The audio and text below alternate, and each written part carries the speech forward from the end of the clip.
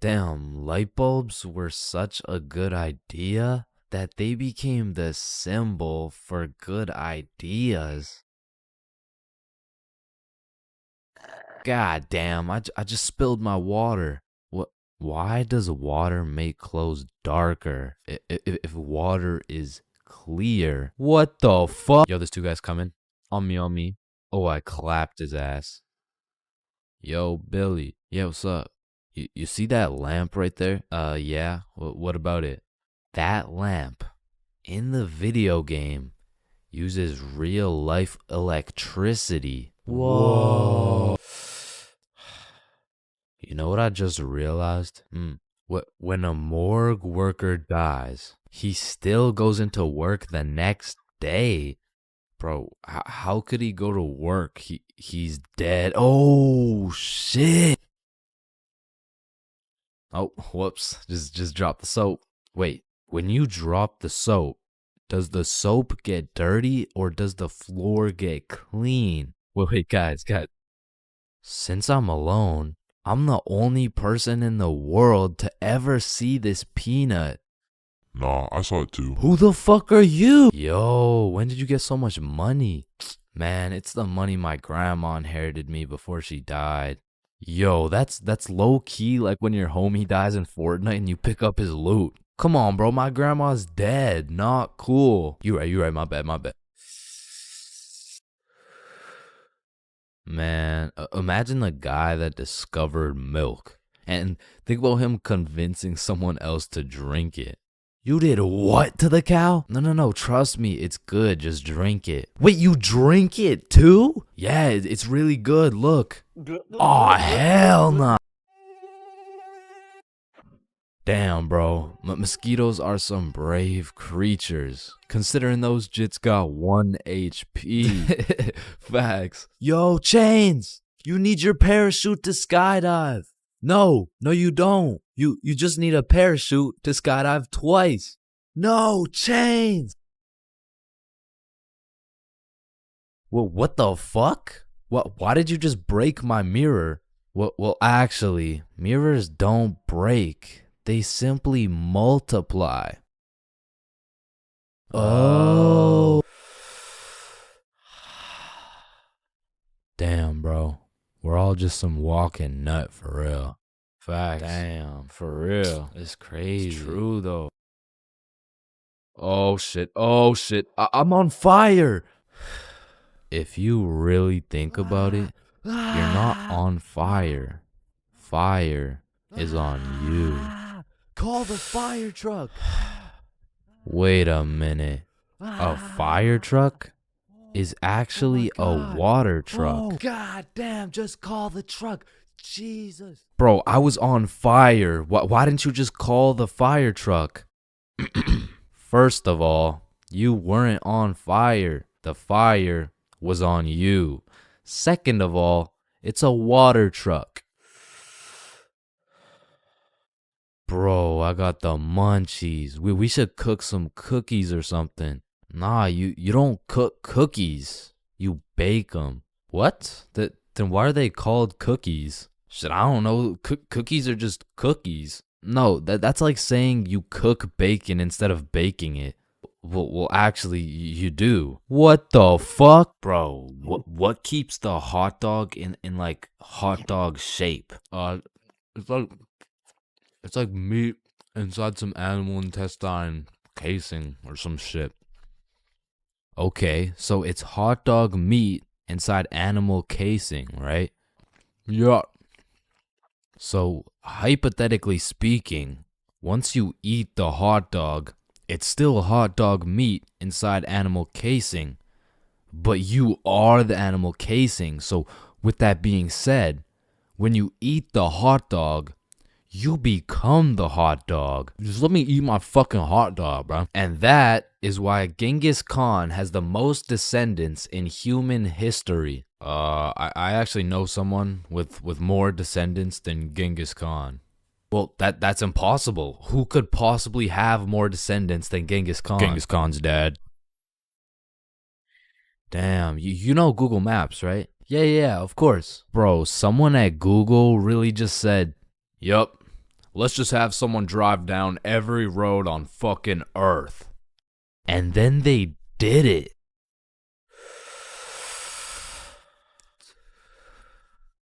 You know how concrete and glass are both made out of sand? Yeah, what about it? So if concrete and glass are both made out of sand, does that make skyscrapers just really big sand castles? Yo! How tall is the tallest person in the world? I don't know. Let me check. God damn, he's 8'1". Holy, you know what I'm thinking? Yeah, imagine getting railed by this absolute. No, I was thinking at one point the tallest person has experienced the height of everyone else in the entire world. Holy shit. Paper has 6 sides. Shh. Like we're really just some talking nut for real. Facts. No cap. Damn. Just some breathing semen for real. That's crazy. For real. Facts. So true. Damn. True. For real. Hey little man, what do you want to be when you're older? I want to be a doctor and cure aging and all the diseases. Well, if one day we cure all the aging and all the diseases, then we will all die painful and horrible deaths.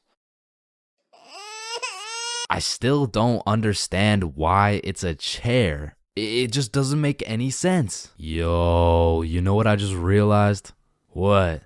The size of your hands is the font size you use in sign language. Oh shit. That motherfucker Shaq must be talking in all caps. Sir, I am very sorry to inform you that you are bleeding internally. Wait, I'm bleeding internally? Yes, we will need an immediate operation and we will have to. Oh, no. It's all good. Internally, that's where the blood's supposed to be. No, sir. Where are you going? This is an urgent matter. Get back here. You're in critical condition right now. Yo, can you pass the Apple charger really quick? Yeah, for sure. Yo, what if Apple chargers were called apple juice? Whoa. Damn. Yo. Apple juice? Bro. You know what I just realized? You can drink a drink, but you can't food a food. Nah, that one was ass. Yeah, you right. Like, I mean, we're literally just semen that can talk. So true. Facts. That's so crazy. For real. Yo, when you put your socks on inside out, the entire universe is wearing your socks, except you. Fuck. Yo, look, it's a unicorn. Damn, it's got a really unique horn. Unique horn? Unicorn. Unique horn. Unicorn. Unicorn. Unique horn. Unique horn. Unique horn.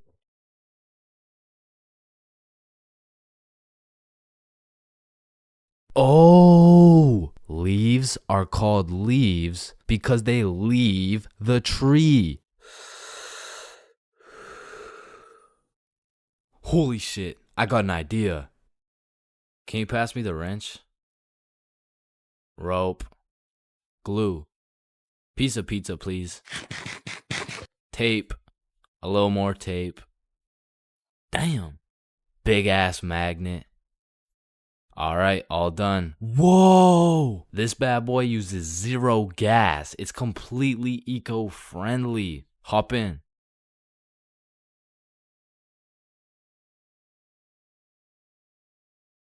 Oh shit, there's a penny. Bro, there's no point in picking up a penny. It's literally worth 1 cent.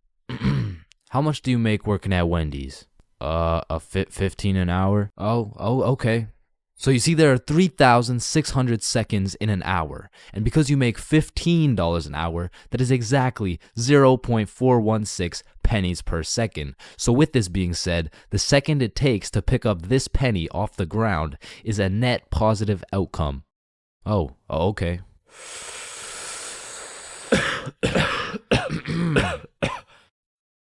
Wait a minute. Are stickmen always naked? Holy shit, we are stickmen. What the fuck? Yo.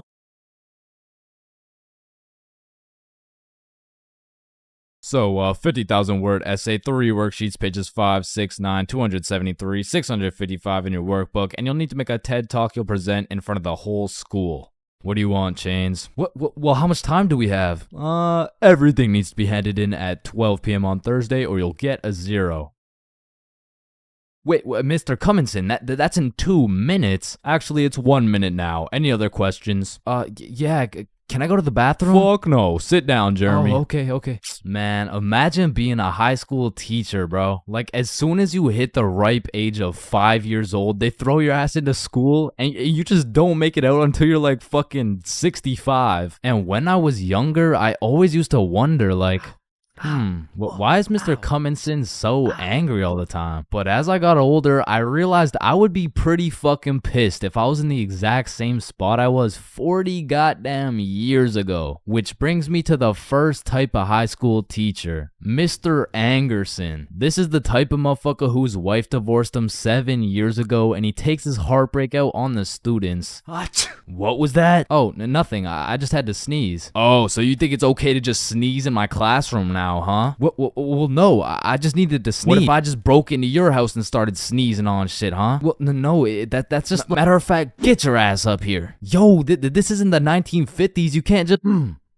Linda, come back, please. Now, I don't know how Mr. Angerson continues to keep his job, but it feels like this dude's mission is to ruin the day of every student that walks into his class. Like, he'll be putting in extra effort into his tests to make them as confusing as possible. The type of motherfucker to make a multiple choice test with the first 4 letters all as A. Bro will have me changing the correct answers into the ABCD strategy. Next up, we got Mrs. Talkinson. Some teachers really just don't give a fuck about teaching, bro. I mean, Miss Talkinson over here, she really just wants someone to talk to for real. And that's when Franklin D. Roosevelt became president.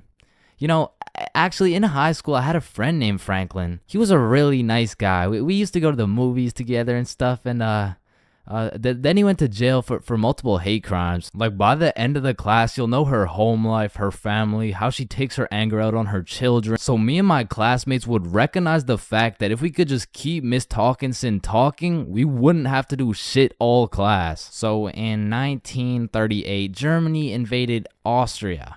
Yes, Chains. Miss Talkinson, have you ever been to Germany? Oh my goodness, you would not believe what we did in Germany. And for my personal favorite teacher, we got Miss Cakinson. You know, the teacher that is caked up for absolutely no reason. Like, she's got that dump truck for what? I mean, I'll be failing all my classes, rocking with a 1.5 GPA. But I walk into her class, fuck, all of a sudden I turn into a... Miss Cakinson, actually, you forgot the homework for today. Oh my god. Shut up. Oh, I thank you, Chains. I almost forgot. You're welcome, Miss Cakinson. All my homework is done, all my tests are aced, and at any given chance... shoot, my computer isn't working. Does anyone know... What do you need, Miss Cakinson? And I'm there. Miss Cakinson, if you're watching this, just give me a chance, please. And next, you know we got Mr. Questionable. Ensign. Now I know what you're thinking. Bro's name is a little bit of a mouthful, and that's because he may or may not have a mouthful of little boys. Okay, listen, I'm not here to point fingers at anyone, but if I was to point fingers at someone, it would be fucking him. Like, I'm really not trying to accuse anyone of anything, but there does come a point when some things this man does gets a little questionable. Maya, let me help you. So you put your hand like this and you...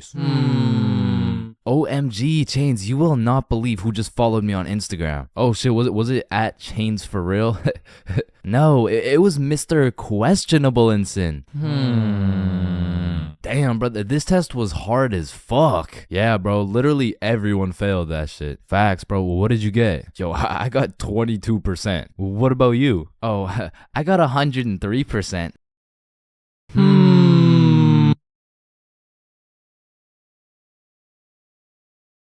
Man, I don't know about y'all, but for me, having an older brother is like... Oh, chin check! Damn, bro. El Chin, am I right? Nah, I got you a gift, though. Damn, for real? Yeah, open them up. Oh, these are tough. Let me try them on. Yup. You know what these are good for, bro? Yeah, what is it? Wedgie! I'm not gonna lie, bro. I still love having a big brother. Like, yeah, you get your ass beat bi-weekly. Yeah, these motherfuckers will steal your food. And they be frying your shit for no reason whatsoever. ChainsFR, now that's Chipotle for real. Because he's wrapped like a burrito. But let's think about it, bro. What is the alternative? A big sister, bro? Hell nah. These motherfuckers will force you to do your makeup and shit. Alright, yeah, pull the plug. But it looks good. Pull that shit. Like, pull the plug. So I don't think pull we can the do plug. that. Pull the Damn, plug. are you Pull serious, the bro? man. Pull the fucking plug. Like, having a brother's an interesting situation, because I would trust this motherfucker with my life, no questions asked. But I'm not trusting him with my Chipotle for a second, bro. Like, I was born with my very own #1 hater and my #1 supporter who just happens to have the same mom as me, bro. But listen, nowadays, I'm a grown-ass man. My brother, a grown-ass man. Now that we're both grown, we get along like PB and J. Yo, that's what I was about to say, bro. For real, though. We get along like chicken and waffles. Okay. Yes, sir, bro. We get along like salt and vit. Nah, I don't get it, bro. I don't know what you're trying to say. Nah, I mean, what I'm trying to say is if I'm eating worried and if he gets into a fight, we get into a fight, if someone reads my search history, we searched up Lola Bunny furry buns, lubed up, shaking it wild style, Nah, hell nah. What are you doing, bro? We didn't do that? Fuck no. Okay, yep, no, that's fine. But a lot of shit has changed throughout the years, man. Back in the day, me and my brother were ops, bro, because this motherfucker's sole reason for living and breathing was to rage bait my ass. And I was like 5 years old, still figuring out who's milking the chocolate cows and shit. And big bros hit me with shit like, yo, what's 9 plus 10? It's 19. Get a load of this dipshit. Bro, it's literally 19. Man, what the fuck? Okay, why are you so mad, bro? Bro, you literally. Alright, relax, bro. Just sit down, take a deep breath.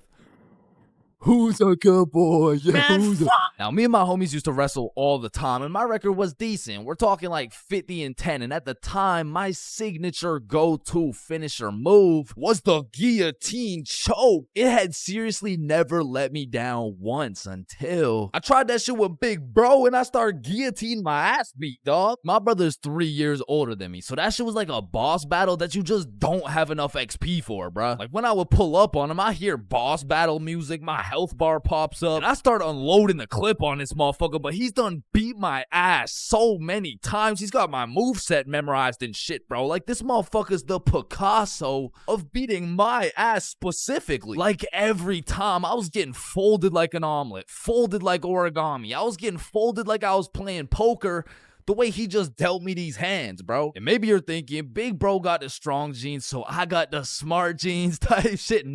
Nope, not. This motherfucker took those genes too, bro, and he put them to use. Because he used to manipulate the shit out of me, bro. Like, I remember one Halloween a long time ago when I was like 4. My mom came up to us with 2 costumes, right? One was Spider-Man with the fake muscles and everything, and the other was Shrek. It was Shrek. Yo, I call Spider-Man. No, but I want Spider-Man. Actually, you know what? I want Shrek, man. Shrek is cool as hell. Like, what'd he say? What are you doing in my swamp? Wait, no, I want Shrek. Oh, you think he's supposed to be like Mike Wazowski or some shit? I don't even know. What are you doing in my swamp? And this can't just be me, bro. But when we were younger, my brother would teach me some lingo or advanced intellectual informational shit. And I would go around school just spewing out words I don't even understand, bro. Damn, what y'all got for lunch? Shit, it's just a little PB&J. That's savage. Yeah, yeet. Yeah, man, I guess. I mean, my mom made Okay, it. Bob, I see some pizza. YOLO. What about Bevs? Bevs, what are we saying? I got some apple juice. Okay. Yeah, man, I love apple juice. I don't. Bro, what? Who doesn't love apple juice? Yeah, well, it's because my brother says that juice has a secret society where all the juices, I'm talking apple, orange, fucking pineapple, get together and they control the bank. Shit. Now, me and my brother would go at it, bro. It was a seemingly never-ending rivalry between us of me getting my ass beat, him beating my ass. Okay, maybe it wasn't a rivalry. Shit, I think I was getting bullied. But one day when I was 7 years old, everything changed for both me and my brother when we got a stepsister, bro, because she was annoying as fuck. Her name was Alicia, and she was spoiled, bro. Every time she didn't have her way, she would just call up her pops, and it was raps for me and bro. Alicia was getting a princess treatment, and we were getting a fucking peasant treatment, dog. Like, let me tell you a story from my childhood, bro. I was 7 years old, and me and Alicia shared a small room, and it was split right down the middle. The left side was blue, Spider-Man bed, teddy bear, boy shit, right? And the right side was pink, Disney princess posters, Barbie dolls, all the girl shit. And one night, I was in dreamland, counting sheep, having a wonderful time, and when I woke up, I realized I done pissed the bed, bro. Grown-ass man at the big age of 6, pissing in the sheets. Hell nah. I was like, shit, man, I gotta get my act together, bro. So throughout that day, I drank a little bit less water, hopped into my cozy Spider-Man bed sheets, and went to sleep. And when I woke up, I done pissed the bed again, bruh. Fuck, man. 2 in a row. I gotta lock in, man. So that day, drank no fucking water. I was parched as hell, but I jumped into bed to finally have a nice, peaceful, dry sleep. And when I woke up, fucking soaked, dog. I went 3 for 3, bro. I was like the LeBron James of waterlogging the mattress. All right, bro. This shit's just getting ridiculous. So I go 2 days straight, no water. I'm fully dehydrated. There's not an ounce of water in my body. I finally go to sleep, but this time I wake up to rustling, movement. My bed kind of shaking. I fully open my eyes. Alicia just pissed on my bed, bruh. Yo, what the fuck? Oh, hey, Chains. They will never believe you. Bro, I hop off the DIY water mattress, run over to my mom's room, and you gotta think about how guilty and schizophrenic I sounded, bro. Mom, Alicia's pissing on my bed. Chains, it's possible you wet your own bed while you were sleeping. No, come here. Look, she's probably doing it right now. Chains. Alicia's dead asleep. No, but every single day I wake up and there's just piss all over the Spidey blankets. All right, Chains, what's next? Alicia's just gonna shit your pants too, bro? And to this day, nobody believed me except my motherfucking brother, bro, because he's a G. And when he realized how annoying a little sibling can actually be, he was like, shit, I low-key fuck with you, little bro. Hey, I fuck with you too, twin. So we started playing some Mario Kart together. He taught me how to play basketball. He introduced me to Minecraft. He even taught me how to make a YouTube channel. And as we got older, big bro got a car. And that shit felt like when Greg and Roderick finally started fucking with each other, bro. We were running around, hitting late night Severons, eating straight Roderick-ass meals. We were in that bitch like, brain freeze. And ever since that day, my big brother's been like my second half, bro. My twin in him. Truly, I can say my big brother's my vinegar, bro. It was salt and vinegar. It was on the tip of my tongue, bro. How did I not get that?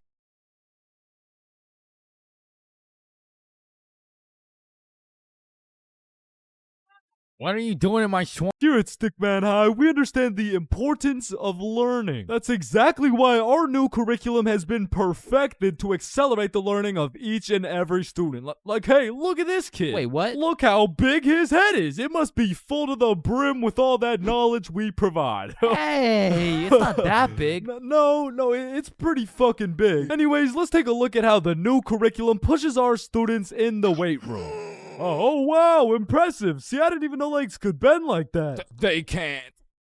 All right, stop recording.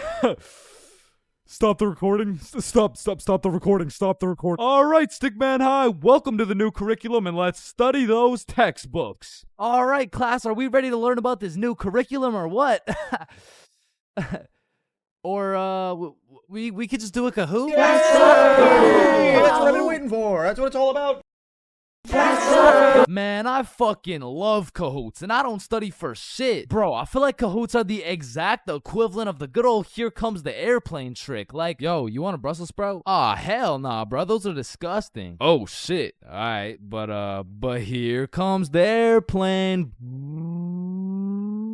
Hey, Chains, you need to study for this history test. Hell nah, bro. That shit's boring as hell. Okay, yeah, but... What? The Declaration of Independence was signed on the... Because personally, I didn't give a single fuck about what we're learning in school. But I swear they infused the Kahoot music with Adderall or like crack or some shit. Because a game of Kahoot used to have me all the way locked in. And I would be grinding my way up those leaderboards. Like, I'd make it to 3rd place and then 2nd place and then 1st. And then the teacher would throw in some bullshit like, now what position was Abraham Lincoln conceived in? So I go for the safe answer, and all of a sudden I dropped 14 places, and I'm getting passed by goddamn Dildo and Duncan McCawkiner. And the teacher's over here yapping about, yeah, guys, you should know this one. It's chapter 13 in your textbooks. Like, bro, why the actual fuck should we know this one? But in these Kahoots, people were coming up with the most outrageous names of all time, bro. I remember anytime a teacher would pull up a Kahoot, the first names would start off normal as hell. Jessica, Eric, maybe a little Bartholomew. But as soon as one dude drops a name that's ever so slightly comical, every single name after that ends up being more and more out of pocket than the last. It's like a competition to see who's gonna push that shit the furthest. Like Richard Long quickly turns into Ben Dover, which nicely parlays into Hugh Janus, which passes it over to I Swallow Cum, who alley-oops it for Wilma Dickfit, which eventually somehow always ends up with the teacher just catching mad strays. Like somewhere along the line, that shit goes from Dixie Normus to Miss Jackson's built like Mike Wazowski. Alright, who said I'm built like Mike? I remember I had this teacher who used to love Kahoots. Shit, she loved her Kahoots so much, we'll call her Miss Cahooters. Nope. Nah, we're not actually doing that. We're not calling her that. I think we'll just go with Miss Kahoot. You know what I'm saying? I think Miss Kahoot works just fine. And every Friday or so, we would walk into Miss Kahoot's class, and she would have a Kahoot pulled up smiling from ear to ear, which I'm not gonna lie was really sad to see. Not because she was smiling, but because I knew in 20 minutes tops, that smile would turn into straight anger, bro. Hey class, happy Friday. We're gonna do another Kahoot because I know it's a class favorite. Just please, everyone be appropriate. DJ Bustanut, are you serious? In my 22 years of teaching, I have never. And I felt bad for Miss Kahoot, you know, like I really did, but it was low-key her fault for running it back so many times. Cause DJ Bustanut just couldn't stop catching these dubs, bruh. He was a dog. But nah, I really do feel Miss Kahoot, cause sometimes even Kahoot pisses me off, bruh. Cause picture this, I'm here grinding out these answers, giving it my all, even cheating a little off that one smart motherfucker with the big ass laptop, but I still get a few answers wrong, you know. Nobody's perfect, but imagine my pain as I read my screen and find out I'm 76 points behind fucking Sebastian, bro. And I look up at Sebastian and this motherfucker doesn't even know what he's playing. He's just happy to be here and shit. But there's only one feeling worse than being 76 points behind Sebastian, and that feeling always came from the easiest questions. It would be like, oh, what? This is a little too easy? How do you say hi in English? And you're trying to speedrun this shit, so you click the first thing that kind of makes a little bit of sense and the answers come up, and you're the only motherfucker to get that shit wrong. No, dumbass, that was a zero. And everyone's looking around for who got it wrong. Like, yo, whose dumbass got that shit wrong, bruh? Top facts, bruh, type shit. Dumbass, type shit. The fucking dumbass. Chains? Were you the dumbass who got that shit wrong, bro? Me? Dumbass? Nah, shut up. Shut the fuck up. Nah. It was probably it was probably Sebastian, bro. Just look at that motherfucker. And I feel like there's only 7 types of people in class when you're playing a Kahoot. And the first is Dover. Ben Dover. We all know him and we all love him. He's got a smart name, but not a smart brain. He might get the first answer right, but then he falls off the face of the leaderboards, never to be seen again. But on the leaderboards, we got Genius George, because George actually studied the material like a well-prepared and studious nerd, bruh. Because George was the type of dude to be like, Calculate for the common denominator. oh man, this one is too easy. Like, bro, if you don't shut the fuck up, I'm about to commonly dominate that ass.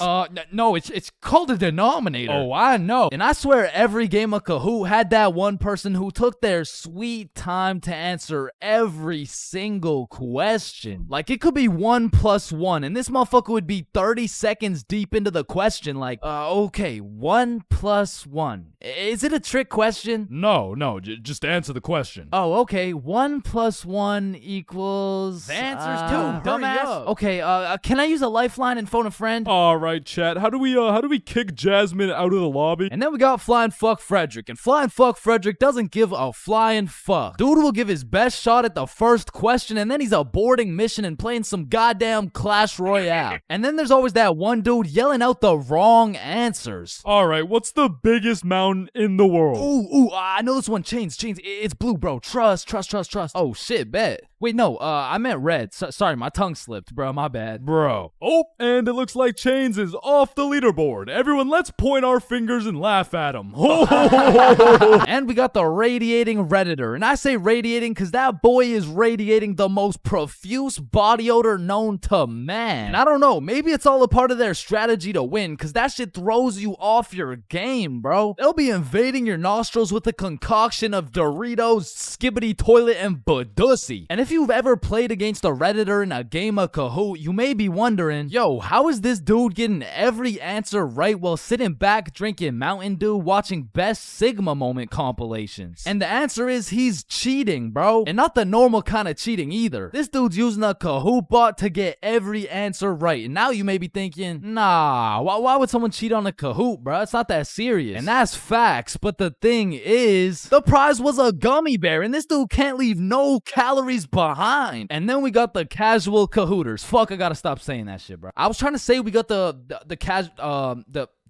people who just play the game. They got normal names. They guess some right, they guess some wrong. But at the end of the day, they probably still get their shit yelled at. All because DJ Bustinut couldn't stop catching these dubs. Alright. Hello, class. I'm Mr. Subinson. I'll be your sub for today. For rules, I don't want to see any horseplay, no phones, and no WWE wrestling moves off the top of the desk, alright? Yo, one, two, Mr. Sub. Yeah, he just looks like the dude from the Pringles can. Walking into class and then seeing a substitute teacher is like the same feeling as squaring up to fight a dude and then finding out that dude's blind, bro. Like, you pretty much just gotta show up and you win. Like, I honestly feel bad for these substitutes, bro, because every day they have no clue what they're showing up to. Like, one day they're walking into a class full of angels, and the next day they're fighting for their life in a class of straight demons, bro. I mean, being a substitute teacher is all about confidence. Like, the moment the sub walks into the class, they're being analyzed. Like, the way they walk, how they dress, and especially how they talk. Yo, if the first thing they say sounds like, hey, hi guys.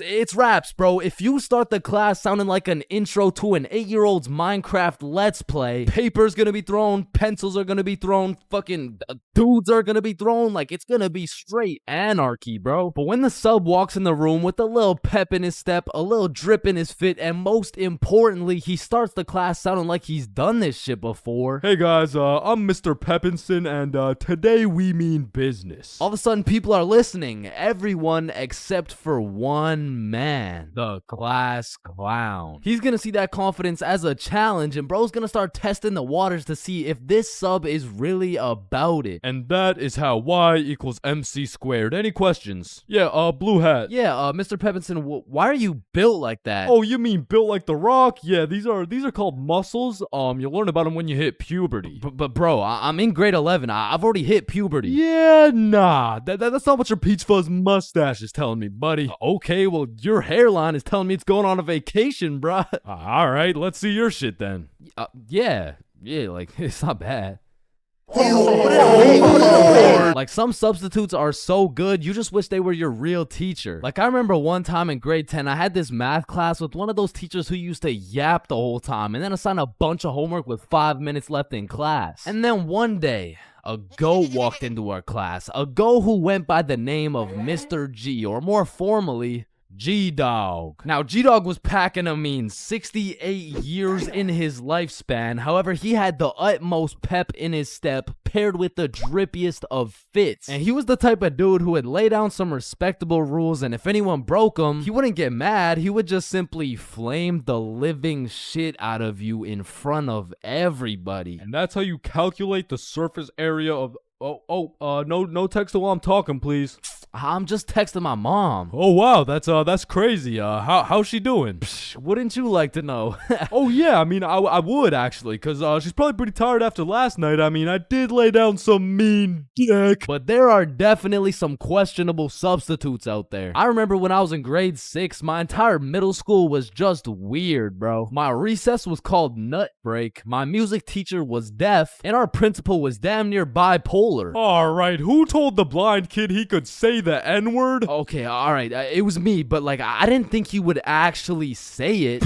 Oh no, that's actually a pretty good one. I mean, I gotta give it to you, kid. Wait. So you're not mad? No, I'm fucking furious. Okay, get in my office right now. Okay, wait. I thought you were just laughing. What's going on right now? Yo, I'm just messing with you, kid. You're good to go. Okay. Thank you. Thank you. Good to go out of the school because you're expelled. That is absolutely unacceptable.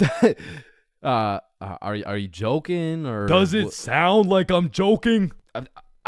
Yeah, kinda. Yeah, bro, my middle school was weird as hell, so I can't say I was surprised when a substitute teacher walks into my class talking about, hello class, I'm Mrs. Hutchinson, and I identify as a mermaid. And I'm only 12 years old, so I'm like, dog, what the actual fuck does identify mean? But bless Miss Hutchinson's heart, man, because Lord knows middle schoolers weren't gonna take that shit seriously. Oh, she's funny, mermaid. No, class. I'm serious. Oh, so that's why you smell like the ocean. Exactly. Wait, what? And I remember one time this sub walked into our class and I could have swore they just found this motherfucker on the side of the street, bro. He walked in sagging like crazy, and if he even went to school, this motherfucker most definitely cheated his way through, bro. Yo, hey class. Like, what are we doing today? I mean, shit. You're the teacher. Oh yeah, right. So what'd you guys learn about yesterday? We were learning about agriculture. Oh yeah. Yeah. And I think you're right too, because the culture we live in right now is very angry, and the anger culture just needs to take a chill pill. You know what I'm saying? Any questions about that? Yeah. What's a chill pill? Oh, yup. I'm glad you asked. Okay, see, I actually know a guy who can hook you up with some. Just meet me in the parking lot at lunch. Mr. Saginson, are you trying to sell us drugs right now? No. Well, I mean, yeah, but it's for chemistry with neuroscience, or I mean, like for microbiology or something like that. And these substitute teachers seem to butcher every single name on the attendance. I mean, shit's gotta be on purpose at this point. Like, hello class. I'm just gonna do some attendance really quick. Correct me if I get your name wrong, okay? Horda Hansa. Is Horda Hansa here? Okay. I mean, my name's Jordan Johnson. Well, you're absent now, so you gotta speak up sooner next time. Wait, what the fuck? Maya? Is Maya present? It's Mia. Wow, quite the name you got there. It's spelled kind of weird, no? No, it's not. It's literally 3 letters. Ariana? Is Ariana here? Sorry, it's Ariana. Okay, and like, what's your point? That's just how it's pronounced. Juwan? Is there Juwan in the room? It's Juan. No, Juwan. And some subs be walking into your class with the most bullshit rules ever. Like, hey, Mr. Subinson, can I go to the washroom? Does your teacher usually let you go to the washroom? I mean, yeah. I think you legally have to. I don't believe it. Sit your ass down and get to work. Wait, Mr. Subinson. Respectfully, I'm about to shit my pants here. Wait, does your teacher usually let you do that? What? Shit my pants? Yeah. Yeah? Alright, I'll allow it. Hey, who the fuck is this guy? And I feel like there's no greater sense of community among a class than when a substitute teacher comes in. The entire class just comes together to gaslight the fuck out of this poor substitute. I remember one time in grade 10, me and my homie had a sub come in who was giving us this multiple choice test. And my homie was the type of dude who'd be getting 0% on everything, and the way his grades were looking, he just couldn't afford to fail another test. So what he did, I just need to preface, I do not condone. But from the moment the teacher walked in, he acted like he needed a little extra help. You know what I'm saying? And to be honest, he put on a spectacular performance. I mean, someone either needs to get this man an Oscar or a diagnosis, bro. And I just acted normal, but I guess by proxy, I got a little extra help, and I don't know what that says about me, but I do know what it means. It means the substitute teacher walked out of that class happy she was able to help 2 students in need. And it also means me and my homie both walked out of that class with 100% on our tests. Man, sometimes this world can be a little cold. It can get a little gray, but there is nothing that can bring more excitement and vibrance to your life than having a crush. I mean, it gives you something to wake up for, something to smile for, someone to impress, and someone to be absolutely crushed by, leaving you more depressed than ever before. Which is when you get a new crush. I mean, crushes make the world go around. Everyone's had a crush at some point in time, and sometimes that shit gets too serious. I mean, I've had homies prepared to throw away their entire lives just to impress their crush, bro. Oh my god, look at these big weights. I wonder if anyone's strong enough to lift these. Oh my god, look at this big jump. I wonder if anyone's athletic enough to make. Oh my god, look how creepy this cave is. I wonder if anyone's brave enough. Oh my god, look how tall this building is. I wonder if anyone could stick the landing.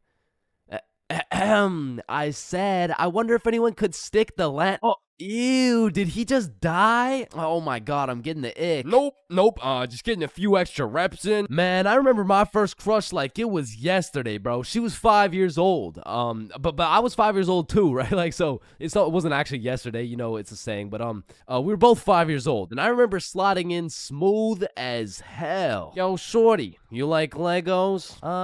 Yeah. How about you and me go Lego my ego?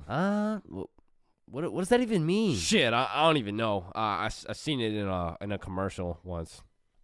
And after that day, me and Rose hung out all the time. We'd be playing Legos, we'd link up at recess, and I couldn't help but let her know how I truly felt. Hey Rose, I like you. Oh, I like you too. And that shit had me thinking, damn, this life shit is easy as hell. I'm barely 5 years old and I already got a wife to raise my kids. Little did my dumbass know life wasn't all sunshine and rainbows, cause when I came to class the next day, I saw Rose playing Lego with another dude. And that was the day I realized crushes cause nothing but pain. Especially before high school, cause let's just think about the 3 possible outcomes. 1, you have a crush on this girl and you decide to tell her, cause what's the worst that could happen, man? You guys are right. Stacy? Yeah, I have a crush on you. You're ugly as fuck. Or 2, you never build up the courage to tell her and end up watching your crush sit in a tree with the faster kid who had the light up Skechers and the Charizard EX. And we all know what happens when Stacy and Jimmy are sitting in a tree. Or outcome 3, you confess to your crush and it's the perfect scenario. I like you too. Now you've officially started your first middle school relationship, which is probably the worst outcome of all, bro. Cause now you've been sentenced to 14 days of relentless cringe and countless awkward scenarios. And I say 14 days because that shit's lasting 14 days max, bro. Hey, Stacy, do you want to be my girlfriend? Yeah, okay. Oh, yeah, awesome. Yeah, awesome. Woohoo. So do you want to like hold hands or something? Yeah, sure. So, Stacy, I've been thinking. I don't think this whole thing's gonna work out. Oh, okay. It's not me. It's you. Oh. Wait, what? Yo, fuck my ass, bro. Or what's even more tough than having a crush in middle school is having a crush on a fictional character, bruh. Cause it's like you'll just be chilling, watching some Teen Titans, eating cereal or whatever. All of a sudden your crush is kissing other dudes right in front of you and you can't even do shit about it. I remember back in my day, I was down horrendous for Lola Bunny, bruh. And I really don't know how I feel about admitting my attraction towards a 2D cartoon bunny, but you gotta remember, this was in the past. Like, this was at least 2 months ago. And maybe I'm tweaking on this one, but the red fish from Shark Tale, bruh, she was different, bro. And her name, I think it was Lola as well. Shit, maybe I just like cartoon girls named Lola or something. That's exactly what I want to hear. No. And I don't know about you, but for some reason, whenever I would talk to my crush, it was like I got an instant nerf, bro. I'm talking minus 10 charisma, plus 15 stutter, minus 5 strength, and plus 350% chance of getting put in a random ass headlock. Like I could be in the worst scenario of all time with a girl who has 5 kids and is married to a member of the cartel. And just cause she's not my type, I'll get an instant stat boost that'll have me pulling like Mr. Duke Dennis himself. But put me in a room with my crush and all of a sudden I got the same charisma as fucking McLovin. Hi. Hey, it's 10:33. What? AM. Like in the morning. Like I'm saying, it's 10:33 in the morning. Fuck. And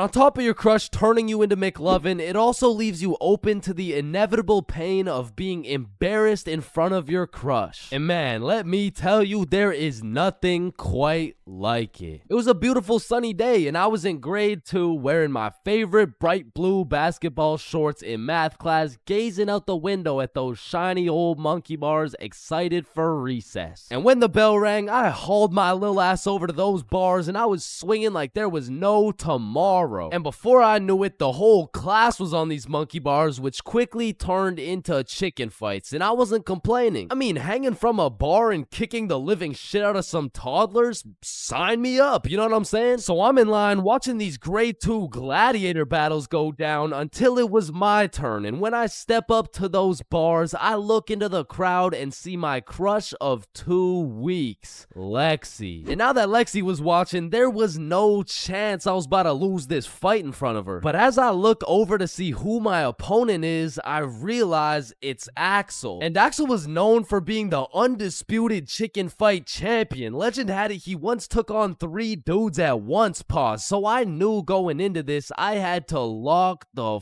fuck in, bro. So we climb over to each other and he's kicking my shit in off rip until I hit his ass with my specialty move, the Python Squeeze. And in 10 seconds flat, let's just say I folded that motherfucker's clothes with him still in him. And everyone was hyping me up because I just did the exact equivalent of dunking on Michael Jordan in his prime with Beyonce watching. So of course Axel's pissed. Hey Chains, you, me, rematch now.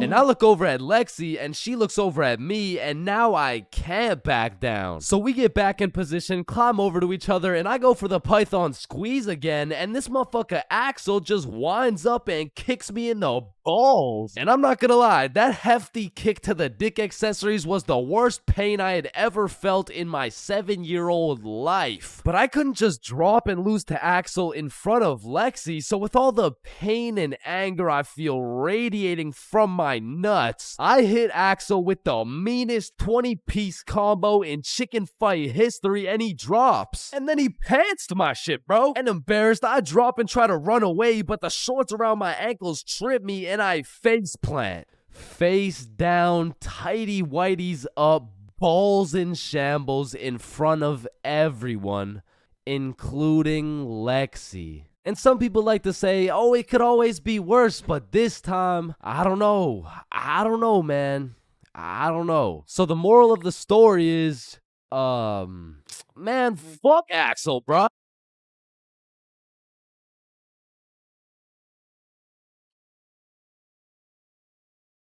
Yo, I just got robbed by a gay homeless dude in Japan. Who's with me? You know, like anyone. Yo, is this not relatable? Bro, ain't no fucking way. Nah, bro. How the fuck does that even happen? Not again, bro. Now, I'm not gonna lie. Japan is one of the safest countries in the entire world. And apparently there's only 3,065 homeless motherfuckers in the entire country. So in order to get robbed by a homeless dude in Japan, you either need to be unlucky as fuck or just a complete dumbass. But way back when this story took place, I was a certified dickhead, bruh. At the time, I had the critical thinking skills of a newly born chimpanzee mixed with the spatial awareness of a fucking Joe Biden on top of the decision-making skills of Joe Biden's son. So with that being said, this story takes place way back a few weeks ago when me, Bob, and Billy hopped on a flight to Tokyo. And as soon as we arrived in the city, we started absorbing all that food, bro. Sushi, ramen, fucking cow testicles, you name it, we ate it. And after an entire week of decimating every last crumb of food in Tokyo, we thought, well, that was fun. I guess it's time to go home. Yeah, I guess so. And as we're ready to pack it up, we overhear a few people talking. Oh, hey, konnichiwa. we come from the United States of America. How do we go to Osaka? Yeah, man, Osaka has some of the best food in Japan. Just take this train right here and you're there. Wow, you're English. Very good. I'm from Washington, dipshit. Oh, I see. Washington deep sheet. Is that Chinese or? Holy shit, did you hear that? Yeah, no, that guy's fucking clueless. No, I'm talking about Osaka. Apparently the food's even better over there. Oh shit, yeah, but don't you think we had enough food already? I mean, shit, we are in Japan. Fuck it, bro, let's go. So we hopped on the train and got off in Osaka. And like the certified fat asses me and the boys are, we were looking around for some food. And the moment we seen all-you-can-eat Wagyu beef for just 30 bones, we all knew what had to happen. We walked in that bitch and wasted no time. We were running through that meat like Tiana Trump in her prime. Cause sometimes we were burning the meat, sometimes we were taking it raw. But at the end of the day, the meat filled us up and made us happy. So we thanked the owner, left the shop, and headed back to our hotel. And man, I was full as hell. For like an hour, and then I was like, yo, who's trying to get some more food? The fuck? Bro, we just ate a whole goddamn cow. Yeah, we did. Like, we probably just canceled out the life work of 5 vegans in one sitting. Type shit. And it's already like 8 p.m., bro. It's dark as hell. Well, I'm gonna go out anyways. You know why? Why? Cause we in Japan. Man, get your fat ass out this goddamn hotel. So I got my fat ass out the goddamn hotel and started walking around. And all I took with me was my phone, the key to the hotel, about $100 worth of yen, and a smile on my face, knowing I had never in my life been robbed by a gay homeless dude in Japan. But little did I know, all that was about to change on this wild ass Friday night. Now, if there's one thing I learned about Japan, is that everyone there is very kind, extremely polite, and a raging alcoholic. I'm talking they clock out of work at 6 p.m. and they clock into the bar at 6:02, and they don't leave until... they don't leave until it's time to go back to work, bruh. Because the Japanese people work hard, but their liver works harder. But regardless, I'm casually walking through the city when I hear someone yell from across the street. Yo. So naturally, I'm like, yo. And they're like, come here. And I'm like, shit, okay. So I walk across the street and see 3 individuals posted outside this little bar shop thing like, yo, I'm Yuto. This is Amy. This is twin sister Shigo. Hey, it's my first day working here. Come inside, come inside. Shit, I don't know. I'm just trying to get some food somewhere tonight in Osaka. I don't know if it's like... You want Osaka fucking night food? Yeah, I mean, I guess I want Osaka fucking night food. Read the sign. Osaka fucking night food. Oh, okay, yeah, fair enough. Shit, I mean... know what? Come get shots. I pay. Shit, we in Japan. So they take me inside and everyone there is just happy as fuck. They got Rihanna playing on the speakers, dudes bringing out shots, and the chef was turning up so hard, dude started twerking, and damn, that boy was cooking. Bro, what? Shit, I mean, like, he was cooking with the food, like...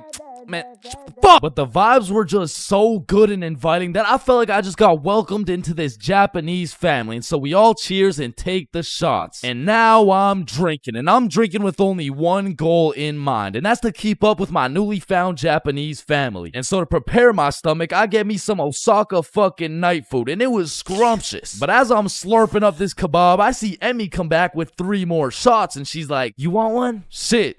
We in Japan. So we take the shots and I'm talking to Emmy, and one way or another we start talking about our alcohol tolerance. Yeah, I'm not gonna lie, it takes a lot for me to get drunk. Not as much as me. Whoa, is that a bet? Yeah, it is. Bitch. So we're drinking everything in sight. Vodka, soju, sake, tequila. It's a competition. Now, I made the bet in the first place because I'm twice her size. But one thing I forgot to account for was the fact her entire lineage had been training generations for this very moment. So she's taking these shots to the face like... Well, shit, like Tiana Trump in her prime, and I'm going shot for shot with her. And after taking about 8 shots, I was feeling it, bruh. Yo, let's go play darts. I mean, I never really played darts in my life, but shit, We in Japan. So we pull up to a darts bar, just me, Emmy, and Yuto. And I had never played darts a day in my life. But you ever just try some shit and you're just inherently good at it? Yeah, right? Yeah, that shit was not me, bro. I was dog shit. I was out there looking like I was drunk as hell. I was drunk as hell. Because in order to play, each person had to buy a soju. So now I'm about 12 shots deep, throwing darts, trying to hit a circle the size of a pea while this little Japanese girl's pushing me and shit. Because to her, this was a game. To me, this was survival. Because every time you lose, you gotta take a shot. And if I keep taking shots like this, these shots about to start taking me, bruh. And sure as hell, I lost the first game. I took my shot and Emmy's like, how drunk are you right now? And I can't let her know I'm losing this bet. So I'm in that bitch like, drunk? Nah. Shit, where I'm from, we brush our teeth with a bottle of Jack. Ah, okay. Then loser takes 2 shots. Yeah, let's do it. So one thing leads to another. Now I'm 16 shots deep and Emmy's like, I'm gonna go to the washroom. I'll be right back. And then Yuto's like, Yo, Chains, we must talk. oh shit, yeah, what's up? Now Yuto had a strong accent and very limited English. So it really went some like, Emi, bomburu. huh? Emi, have bomburu. Yo, Yuto, no, I don't speak Japanese, dog. No, Emi, use bomburu. Swipe left, swipe right. Bamburu. Oh shit, Emmy uses Bumble. Okay. Yes, and she texts the Bumble guy. Come here. Oh hell nah, bruh. I'ma have to abort mission. Me too. You too? Hi, Emi to you daddy. Fuck, Emi. Oh shit, facts, let's do it. So we sneak away to the elevator and we're spamming the up button trying to leave and this shit is just not coming, bruh. So we both peek around the corner to see if she's coming and she notices us. Oh shit, guys, we're leaving? Yeah, we are leaving. Fuck. So we all get in the elevator and Yuto whispers in my ear like, When the elevator open, we run. and I'm drunk as shit, but I was the fastest kid in my elementary school, so as soon as the doors open, we hauled ass, bro. And I just kept running till Yuto was like, Stop. We go to bar. and I'm just having a great time existing at this point, so I walk into this bar all drunk, like, where the hoes at? Oh shit. Oh shit. Where the bros at? Yuto took me to a gay bar, bruh. Now, of course, there's nothing wrong with the gay bar, but it was the fact that after drinking 16 shots, I just sprinted full speed away from a cute Japanese girl to run straight into a room filled with a bunch of sweaty gay dudes. And these motherfuckers were looking at me like I'm some fresh meat or some shit. And it really just had me questioning my entire life. I was in that bitch confused, frustrated, drunk as hell, ready to crash out. I was gonna leave that bar looking like I would like a fruit explosion. No, Sebastian, what the wrong video? What the fuck? Oh, hey. Is that Diddy? So you're trying to see a fruit explosion, huh? No. So I left the gay bar, called up Emmy, we link back up, and the first thing she says to me is, fuck you. Fuck me? What? Nah, fuck you. Why'd you run from me? Bruh, you were inviting Bumble dudes and shit. What? No, what are you even talking about? I mean, Yuto said, like, you know what? Don't even worry about it. Okay. Well, let's go to the club. And I'm like, shit, we in Japan. So we're at the club doing club shit, and after an hour or so, she's like, let's take some shots. And I'm like, shit, we in Japan. I am blackout drunk, bruh. I don't even know how many shots deep I am at this point, but all I know is I'm so drunk, I gained the ability to fucking teleport. So I'm in the club, and as soon as I blink, I'm in a bar. Then I'm in a club, back to a bar, to a new club, McDonald's, bar, karaoke club, bar, love hotel. Love hotel? Man, what? Man, what the fuck? You said you wanted to sleep. Damn.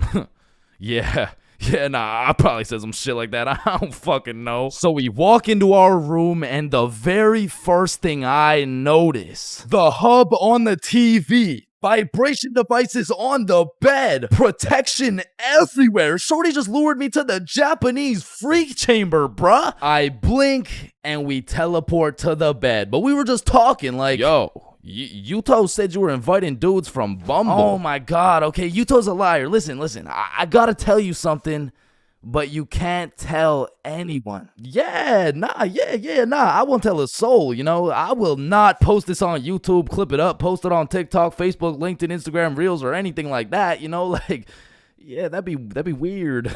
Okay. So Yuto's homeless. Wait, what? Yeah, like he just goes to the gay bar and then goes back to a dude's house and sleeps there. Damn. Oh, man, I didn't even know. And then he steals their money. Wait, he what? Yeah, he just steals their money. Wait, but it's just the gay dudes, right? Yeah, it's mostly just the gay dudes. I check my pockets.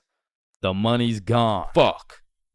You said it's only the gay dudes. Yeah, nah, he just steals from the gay dudes. Fuck, I want to go home, bruh. So I leave the Love Hotel, and at this point, the sun is coming up, and I'm still drunk as hell, walking like a zombie. I pull out my phone to go use Google Maps, and that shit dies, bro. So now it's just me and my last few brain cells trying to make it to my hotel before I pass out. And I'm stepping over Japanese motherfuckers blackout drunk sleeping on the sidewalks, thinking I can't end up like them, but honestly, I have no clue where I am, no clue where the hotel is, and no clue what time it is. And after what felt like hours of aimlessly walking around, I blinked and I fell asleep, bruh. And when I woke up, I was in my bed. I genuinely don't know how, who, what, when, or why, but shit, I wasn't complaining. But by the time I got out of bed, it was 6 p.m. and I didn't remember shit. I had to go through my camera roll and piece everything together like The Hangover. But at least that Friday night, I learned a very valuable lesson. Don't try to outdrink the Japanese motherfuckers, bro. You'll lose every time.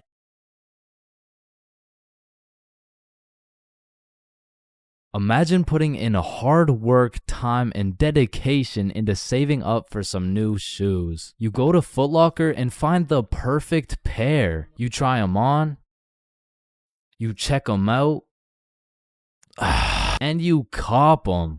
And even though you spent your last $200 on these shoes, you're happy because you feel fresh as fuck, and these J's might actually get you some bitches. But as you're leaving the mall, a gang of motherfuckers wearing shiesties take those J's right off your feet, leaving you shoeless, broke, depressed, and with absolutely zero bitches. Now, personally, I wouldn't let that slide. However, when I was just a young, wholesome boy in 7th grade, I still wouldn't have let that slide. But I was weak as shit, so it would have slid anyway. I mean, in 7th grade, I could have got my ass beat by Hasbulla, bruh. I was a walking lick, which is exactly why I got a story for y'all today. So as I said, this story takes place in 7th grade, where I was young, innocent, and built like a string bean, bro. So one Friday night, me, Bob, and Billy were going to this girl's house for the 3-man mission. The plan was simple. There was 3 of us and 3 of them. We would put on a scary movie, and if everything went to plan, we would get some cheeks. Now, just earlier that day, I had copped some fresh ass Jordans, so I've got a little confidence boost as we walk up to this girl's house. So we knock on the door, they open it, and we go inside. Now we stuck to the plan. We put on some cheesy horror movie, and one thing led to another, and by the end of the movie, Bob had all 3 girls, bro, and me and Billy were in the corner playing Bloons Tower Defense. Don't ask me how this shit happened, I don't want to talk about it. So after hours of me and Billy straight fumbling, we all decided to go home. And although I was a little disappointed in my performance tonight, I put on my brand new uncreased Jordans and I remembered, damn, even Curry airballs sometimes. Now the bus route back to Bob's crib took 2 buses. So we hop on the first bus, it takes us to the next stop, and as we're getting off, we see the second bus we need drive right by us. Fuck, is that our bus? Damn, yeah, it is. Wait, check when the next one comes. Yeah, it shouldn't be long. Damn, bro, the next bus comes in an hour. So we have no choice but to wait at the bus stop for an hour. So we wait, and at this point, it's already getting late. I checked the time, and it's already 11 p.m. As we were sitting there, bored as hell, waiting for this bus to come, one of the other buses stops in front of us to let someone off. The person gets off, and as the bus starts leaving, we hear this loud thud come from the bus. What the hell? What was that? Oh shit, it's a baton.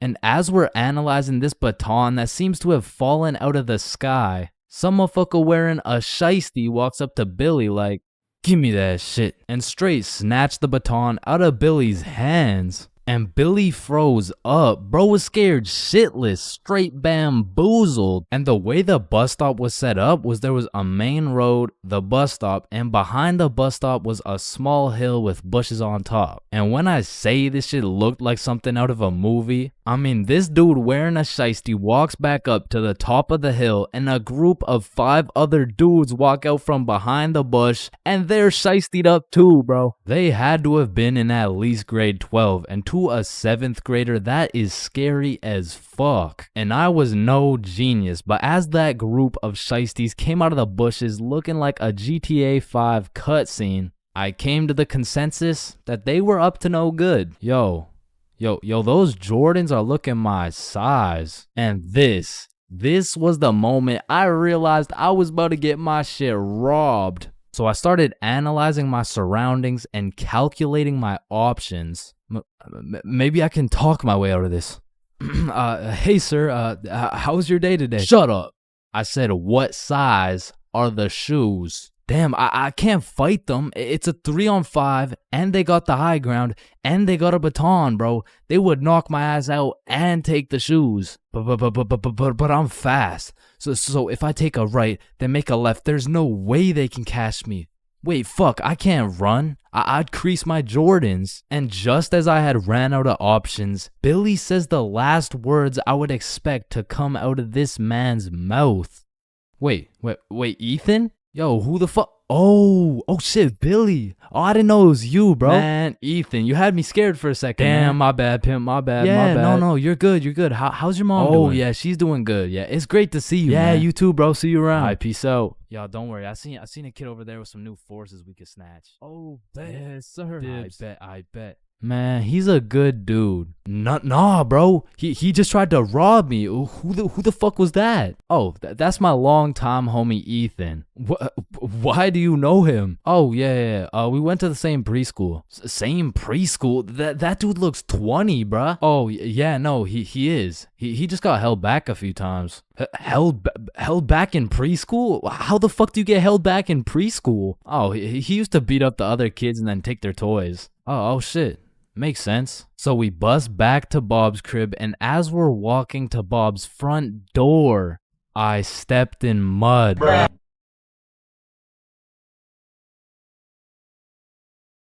Bro, in life, there's so many things you can cheat on. Like, you can cheat on your diet, you can cheat on your girlfriend, you can cheat on your barber, you can cheat on your girlfriend with your barber. Shit, you can even cheat on your taxes. So compared to everything else, cheating on a little math test is not that bad. Like, compared to your taxes, you know what I'm saying? Like, oh shit. Hey, we've all cheated on our barber, but you cannot cheat on this math test. Oh shit. Damn, bro. I know we've all cheated on our girl, but you cheated on me, dog. Oh shit. Babe, I know we cheated on our taxes, but you cheated on me? Oh shit. Listen, in our entire lifespan, we've all cheated on something. Whether it's a game of Uno, your girlfriend, or your other girlfriend, it's usually not worth it, because congratulations, bro, you won the game of Uno, but now you have to look yourself in the mirror knowing you're a cheater and a liar that has 3 Uno cards up his ass. But when it comes to school tests, cheating is 100% worth it, bro. And I'm not condoning cheating at all, but let's just think about this logically. Like why are we at school in the first place? We're at school to learn things and skills that we can use in real life. Now, are we really using trigonometry in real life? Well, effectively, this depends on what career. Hell nah, bro. It was a rhetorical question. We are not using trigonometry. But you know what we will use? Creative thinking, communication, social awareness, logic, and reasoning, and most definitely our fucking phones. All 5 of which are strongly developed through the act of cheating on a school test. And on top of becoming a better human, better grades, it's the ultimate win-win. Your teacher feels like they did a good job teaching, your parents think they didn't raise a dumbass, and if you're good enough at cheating, you might just fuck around and get into Harvard. But once again, I am not condoning cheating, you know, just throwing that out there, you know. But yeah, as I was saying, you shouldn't cheat, right? Like it's bad. Cheating is not good, but you do know what they say. If you're not cheating, you're not trying. Facts. Yeah. Wait, no. What? So if cheating in school is so valid, why doesn't everyone do it? And that's because if you get caught, let me tell you, bro. This story takes place in grade 9 when me, Bob, and Billy were some straight freshmen, bro. And coming into high school, you get your shit absolutely clapped by double the workload. But lucky for me, Bob and Billy were both in my math class, which meant we had triple the studying power. But we also had triple the fucking around power, and we used that shit to its maximum capacity, bro. But you know what they say, the more you fuck around, the more you find out. And when we got our first test back, shit, we found out. We found out we're a bunch of dumbasses who were about to fail grade 9 math, and we couldn't let that shit happen. So for the next test, we studied extremely hard. Off George's math test during the test. I mean, we were cheating with maximum efficiency. Like, we had a whole assembly line where Bob would look at George's test, throw up the number, and Billy would pass it along. And all of a sudden, our grades are making the meanest comeback Mr. Matheson had ever seen. I mean, life was great. We went to school, cheated, played some Fortnite, succeeded, browsing history, deleted, and then repeated. I mean, we were just living life with no worries until The polynomials test. I walked into this test thinking, I know what a polygon is, I should be chilling. And when the teacher handed out the test, I was bewildered to see all these fucking letters on my test. Like, is this math class or English, bruh? Yeah, I think I got the wrong sheet. Huh? No, that's the right test. Well, what's the deal with this? I mean, that's just polynomials. Dog, I can name every single polygon, but who the fuck wrote Elon Musk's son name on my goddamn math question? Yeah, Chains. That's what we call a variable. It's called a variable. Yeah, I know. I know that, and I knew it before you said it too, cause we learned about it in class. Yeah, right. Right. Now, this would have been extremely bad if we didn't have the ultimate method we like to call George. Because George was one of those dudes who loved studying. Like, he'd wake up and go to school, then come home and study till he dropped, bro. Like, if you kidnapped George's whole family and told him you'd only give them back if he answered this equation, this motherfucker would just be happy he got more homework, bro. And cause of this, we had a little deal going with George. If he let us cheat off his math test, we would teach him how to be a normal dude. We were teaching this kid how to dap someone up, how to use slang, and all I'ma say is, this motherfucker should have just stuck to math, bro. Yo, Chains, sauce me a bite, big dog. I got you. Shit, Chains, you just busted in my throat, gang. Hey, yo. George, what you just said right there sounded gay as hell. Type shit. No. So as I was saying, I'm looking at this math test with more letters than numbers, and it would have been raps for me if it wasn't for the George method. So I'm looking at Billy, Billy's looking at Bob, and Bob's looking at George's test, and we're absolutely flying through this polynomials test. And about halfway through, I look up to get the next answer, and I get jump scared by Mr. Matheson mean mugging my shit. And you can see it in his eyes. He knew exactly what was going down, and he took me, Billy, and Bob's tests and took us to the hallway. What do you guys think you're doing? Polygon, polygamy, I'm pretty sure it's like Why did I see you three throwing up your fingers during our test? Well, you see, Mr. Matheson, we're gang affiliated. No, bro, what the fuck? All right, you three, cut this shit. I caught you cheating. All three of you are getting zeros on this test, and I don't want to see it happen again, or I'm contacting your parents. All right, it won't happen again. You're right. We're not in a gang, by the way. Yeah, I know, buddy. Well, shit. Yo, what happened to you, Jits? Are you chilling? Bro, Mr. Matheson caught us lacking real bad. Yeah, he gave us all zeros on the test. Holy shit, it sounds like Mr. Matheson just absolutely railed you guys. No cap. Now. And all three of us proceeded to absolutely shit the bed on all of our next tests. And it was at the point where our grades were on life support and our math final was coming up. So if we didn't get our shit together for this final, our parents were about to put us on life support with that leather belt. So we put our cheating ways in the past and locked in, bro. We were focused in class, and after we went to Bob's crib and kept studying there. And then it clicked. We all finally understood polynomials. And so the next day we walked into class confidently, knowing we were equipped with hours of studying. We lock in, sit down, and then the teacher gives us our test. And as soon as we lay our eyes on that very first question of the test, we were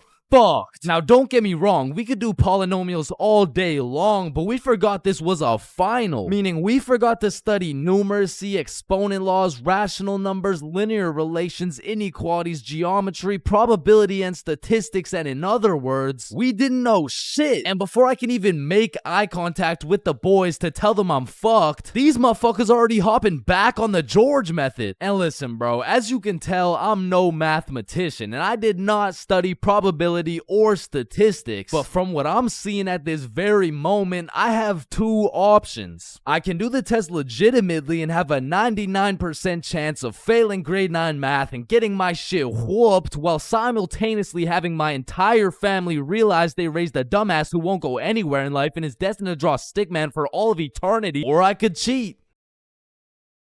So we're out here hitting the George method, and I'm being extra careful because if we get caught lacking twice, it's complete and utter wraps for us, bro. So we're grinding out the method, then the teacher looks up, boom, we're locked in on our own tests. He puts his head down, back to the method. And there was a few times in there I thought we were cooked, but we just kept it pushing. But still, we were low-key running out of time, and I had a whole page to complete. And God bless this random ass dude's soul, because he raises his hand to ask a question, and as soon as the teacher turns his back on us, it's crunch time, bro. It's like double XP right now. Bob was out here throwing up these numbers so goddamn fast, I thought he turned Crip for a second. And then the bell went off, and we were all done, bro. We hand in our test, and then it was time to wait. A few classes go by, and then the teacher hands out our math finals alongside our report cards. And nervous as hell, we all check our report cards, and we all passed, bro. So we all go home happy as hell to show our parents our report cards and the fact that we passed. Chains, you got a 54 in math? Yup, mom, I sure did. You raised one hell of a smarty pen. Oh, fuck. But at the end of the day, even if we all got our shit whooped, maybe the real treasure is the friends we made along the way. Yo, homies, I'm bricked up right now. Oh, no. Fuck.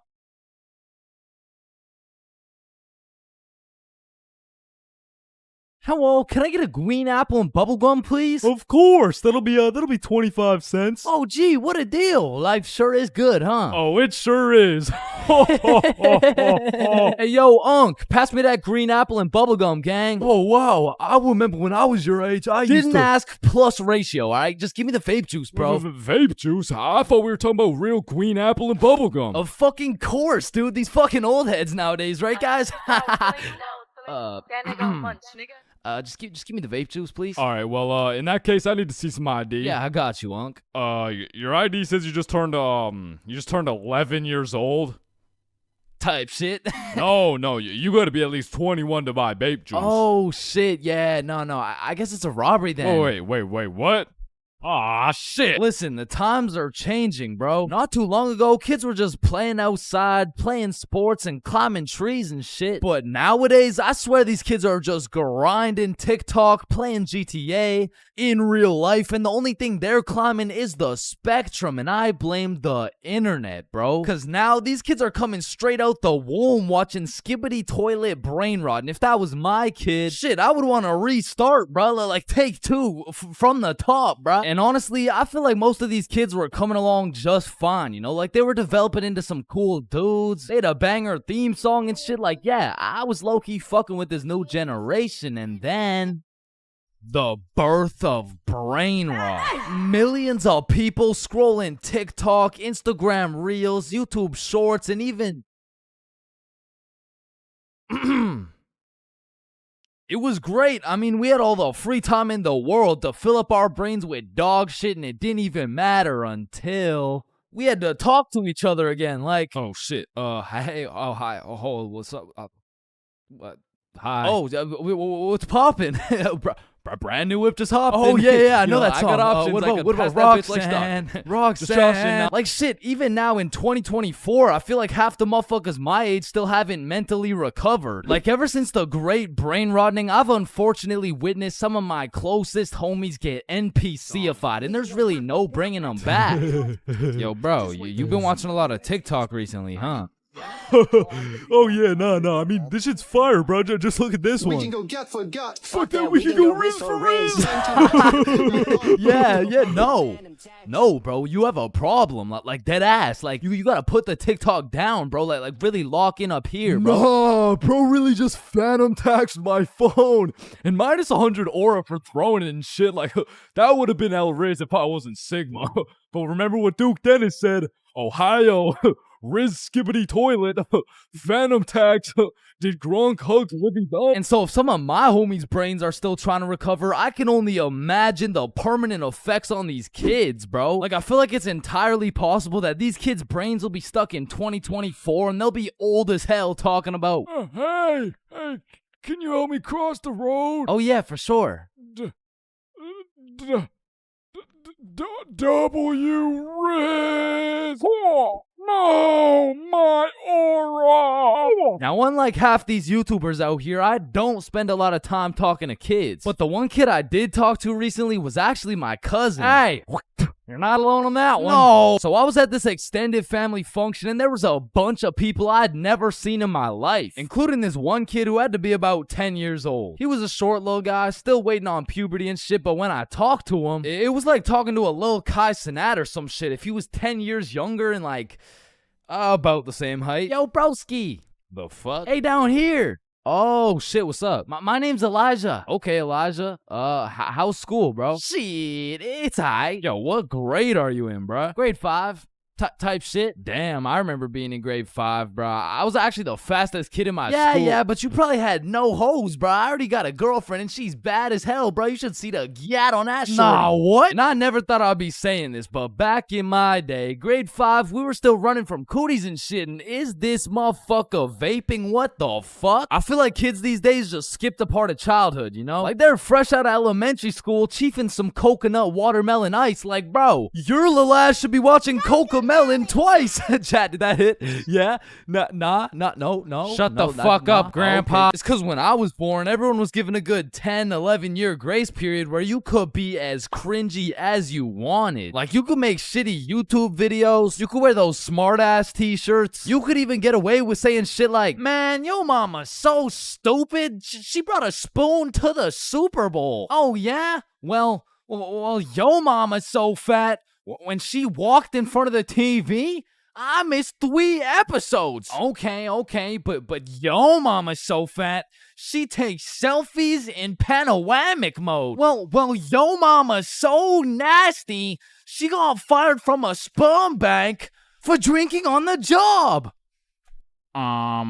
What's a sperm bank? Shit, I don't even know. And I feel bad for this new generation because they don't got no cringe grace period or anything, bro. They just pop straight out the womb like, and it's a boy. Yeah, I'm a dude, whatever. Now snip me up, bro. I can't have the host seeing my foreskin, dog. And maybe I'm just jealous, but to me, it's wild that these kids are getting new-ass phones in elementary and middle school. Because they'll never understand the absolute crucifixion I would get every single time I whipped out my phone, bro. Like, that shit was staying in my pocket unless it was 100% necessary. All right, class, everyone get your phones out for our end-of-year Kahoot. Oh, let's go.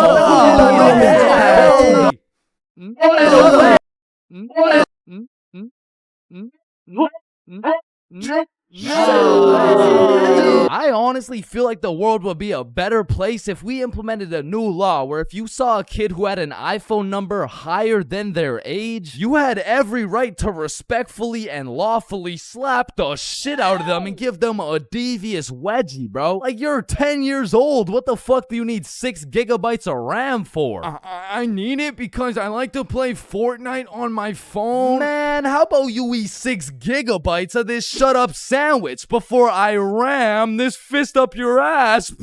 Alright, chat, I know that one hit, bro. What do we think? Stickman Police Department donated $1. Wait, what? Look behind you, Chains.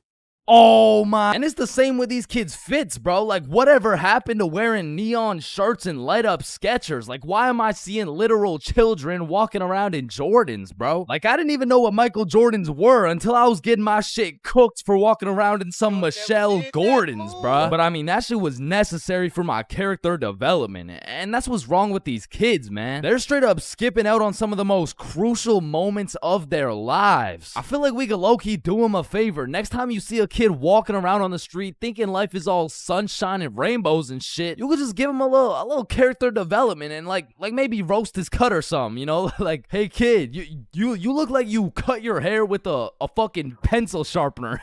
or no, you look like Peter Griffin if he never hit puberty. You look like... Yo, we giving kids some character development? Did he? Now, I don't know why I'm talking like I was born in the 1900s or something, because for the homies who are around my age, we were low-key in the same boat as these kids, bro. They're growing up on some skibbity toilet brain rot. We had MLG brain rot. They're always scrolling TikTok. We had Vine. These motherfuckers are out here looking up to I Show Speed, bro. We had fucking Jake Paul. So the moral of the story is, even if these kids nowadays are absolutely cooked, I was once cooked too, bro. So worst comes to worst, these kids will just end up like me. Oh, fuck no, please, no.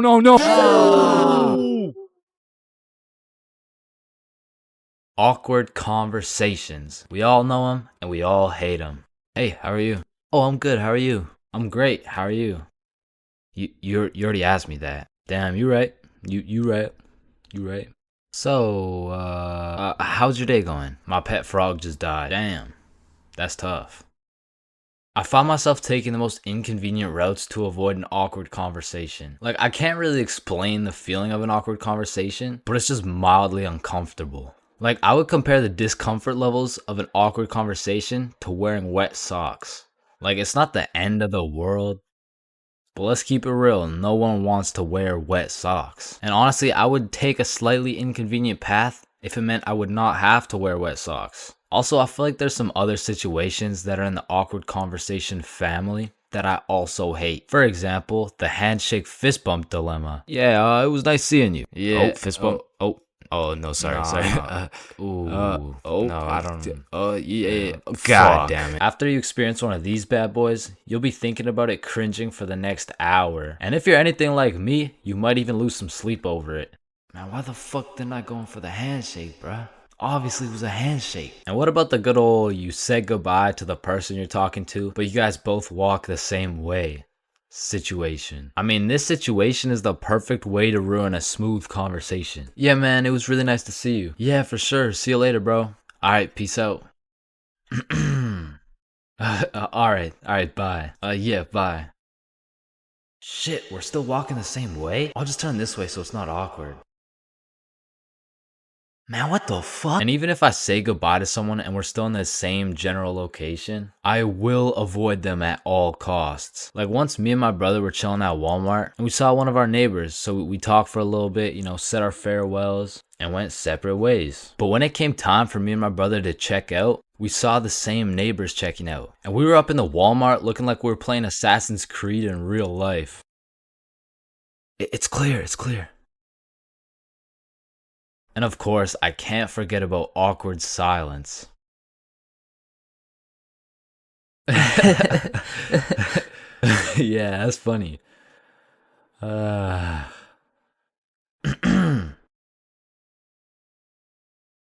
Me personally, I have some procedures in place to avoid awkward silence no matter what. For example, my philosophy is to just say things.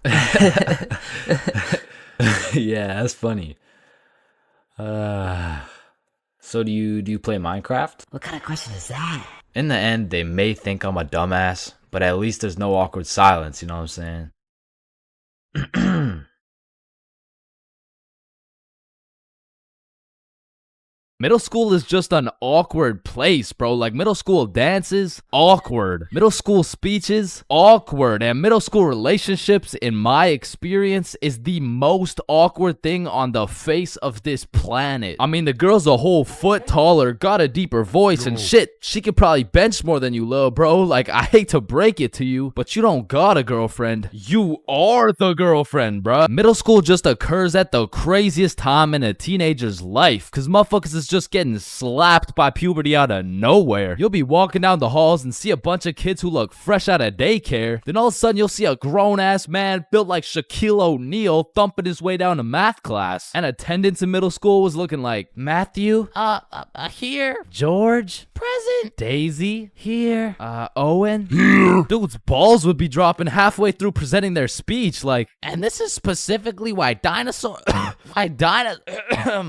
went extinct. And in middle school, nobody had drip. Like, dudes would be showing up to school in a neon green t-shirt paired with some bright red shoes looking like a fucking traffic light. Well, their haircuts looking like their barber cut their shit with one hand, well blindfolded. But to be fair, everyone had a shitty haircut in middle school, bro. And if you think your cut wasn't that bad in middle school, chances are your shit's probably still ass to this day. And just to make things worse, the cherry on top is that everybody's got acne. There's just all these hormones flying around and these kids have no clue what to do with them. Which is exactly why middle school beef is unmatched, bro. Motherfuckers will be throwing hands for no reason at all. And I don't know how, but somehow even the fights were awkward. It would be like, hey pal, I heard you sat beside my crush in class today. So what? You want to fight about it? I mean, like, if you wanted to.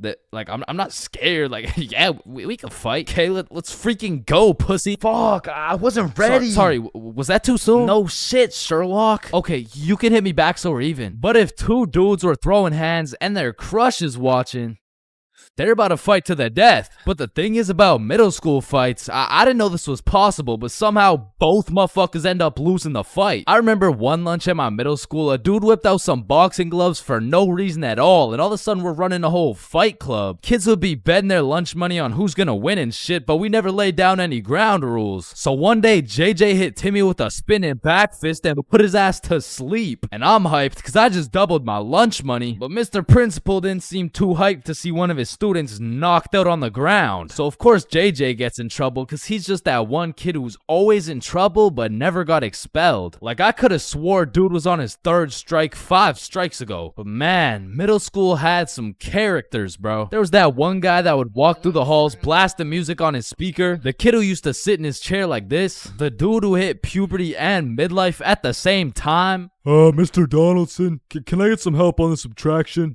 Help on the subtraction? You look more like you need help on your taxes. No, subtraction's just hard for me. During recess, do you go check on the wife and kids? No, I just play on the monkey bars. Tell me, how do you manage to be in middle school and work a 9-to-5 job at the same time? The girl who thinks she's a horse. The emo kid. Catch him in the back of the class with his hoodie tied up watching sad Bart Simpson edits. The kid who had to touch the top of the door frame before entering a room. Girls who have to bring their Starbucks cup everywhere. The dude who's constantly emoting. And in order to find the answer, we can make a grid. Did someone say gritty? Right foot creep. Ooh, walking with the heat. Of course, there's the kid who Naruto runs through the hallway. And then there's that weird-ass kid who accidentally called his social studies teacher mom one time. It was probably an accident, though. Fuck! And I have no idea why, but there's something about teaching middle school that had all these teachers going through a midlife crisis. I remember one day our science teacher was teaching us about rainbows. Does anyone know what a rainbow is? Yes, Jaden. Refraction of light through water droplets. Oh, wow. That's right. How did you know that? Reddit. Oh, okay. Where did you read it? Reddit. Yeah, but where did you read it? Reddit. Jaden, I can't do this right now. Just tell me where you found this information. Reddit? God damn it, Jackson. You're the reason my children get their shit whooped every night. Now, I don't know what she had going on in her life, but the way she broke down talking about beating her children to a group of 12-year-olds really gave me the impression that she shouldn't be teaching middle schoolers, bro. And I don't know who was in charge of hiring these teachers, but I also had a deaf teacher, which, you know, is cool and all, but it did make it a little bit harder considering the fact that, you know, She was the fucking music teacher. Not to mention the fact that she was also half blind. And I think the idea there was that she could somehow feel the vibrations of the guitar or something, which didn't seem to work too well considering the fact that I got a fucking A in music and I can't play the guitar for shit, but I guess I just like I smelled good or something. I don't know. And I don't know about y'all's experiences, but I feel like kids were just mad touchy in middle school. Like you'd be sitting in math class minding your own business, and for no reason at all, a motherfucker would tase you in the side of the ribs. And I remember when kids first learned about these pressure points, it was all fun and games. Someone would just poke you in the ribs like, pressure point, that tickles. Then there would be a new pressure point dropping every week. It got to the point where these 12-year-olds were hitting pressure point combinations and paralyzing your legs and shit. Hey bro, let me try this new pressure point on you. Yeah, sure, go for it. It tickles. And it was the same shit with this game. Like, you really couldn't trust anybody, bro. Yo, what's that on my legs? Shit. Got him. Oh, shit, there's a bug on you. God damn it, dumbass. Oh, fuck, I just broke my leg. Bro, I'm not stupid. You didn't just break your leg. No, I'm serious, bro. I promise, on everything, on my entire life. I just broke my leg, look.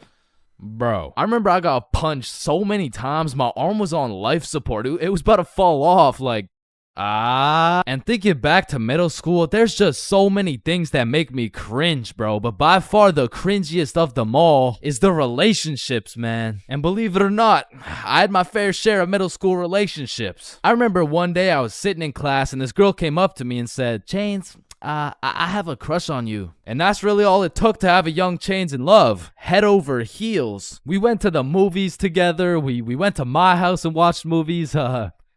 We went to her house and we also watched movies. Now that I think about it, all we really did was watch movies. We didn't really talk that much. I mean, I didn't really have a way with my words at the age of 12. So, do you like movies? Yeah. Yeah, I like movies too. That's why we're here at the movie theater. I also like popcorn with the butter. It tastes like I like how it tastes.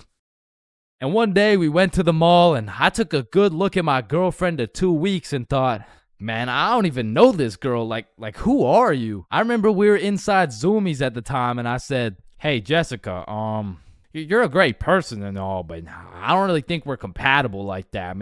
Maybe we should just break up, which was probably the most words I've strung together during the entirety of our relationship. And she says with the straightest face, oh, okay. And then we proceeded to walk out of the mall and bus home together without saying a word. And I remember lying in my bed that night and thinking to myself, damn, I think I'm supposed to be sad right now. So I threw on my hoodie, tied it up, and watched some sad Bart Simpson edits.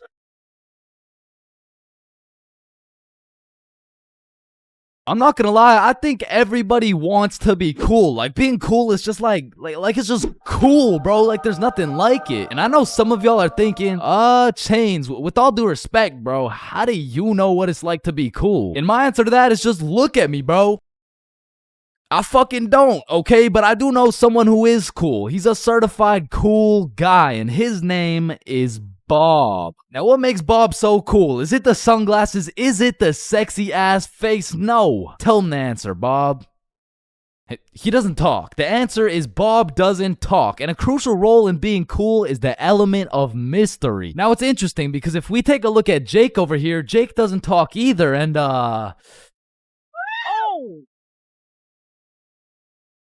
I don't think, I mean, like, me personally, you know, I don't really think Jake's that cool. So that means to be cool, you can't just stop talking. I mean, I remember one time I thought if I threw in some earbuds and stopped talking to motherfuckers, everyone would see me as some cool, mysterious guy in the shadows. And I'm not even gonna lie, I was walking through the halls feeling like Batman. I could even see the people talking about how cool I was. Come to find out, it was more like, does this kid even talk? Nah, I don't think so. Yo, what's up with this kid? I'm pretty sure he's autistic or something. Because the truth is, there's a very distinct difference between Bob's silence and Jake's silence. I mean, Jake didn't talk because he would probably get his ass beat for literally anything that comes out of his mouth. But Bob, on the other hand, doesn't talk because he doesn't have to talk. Like, watch this.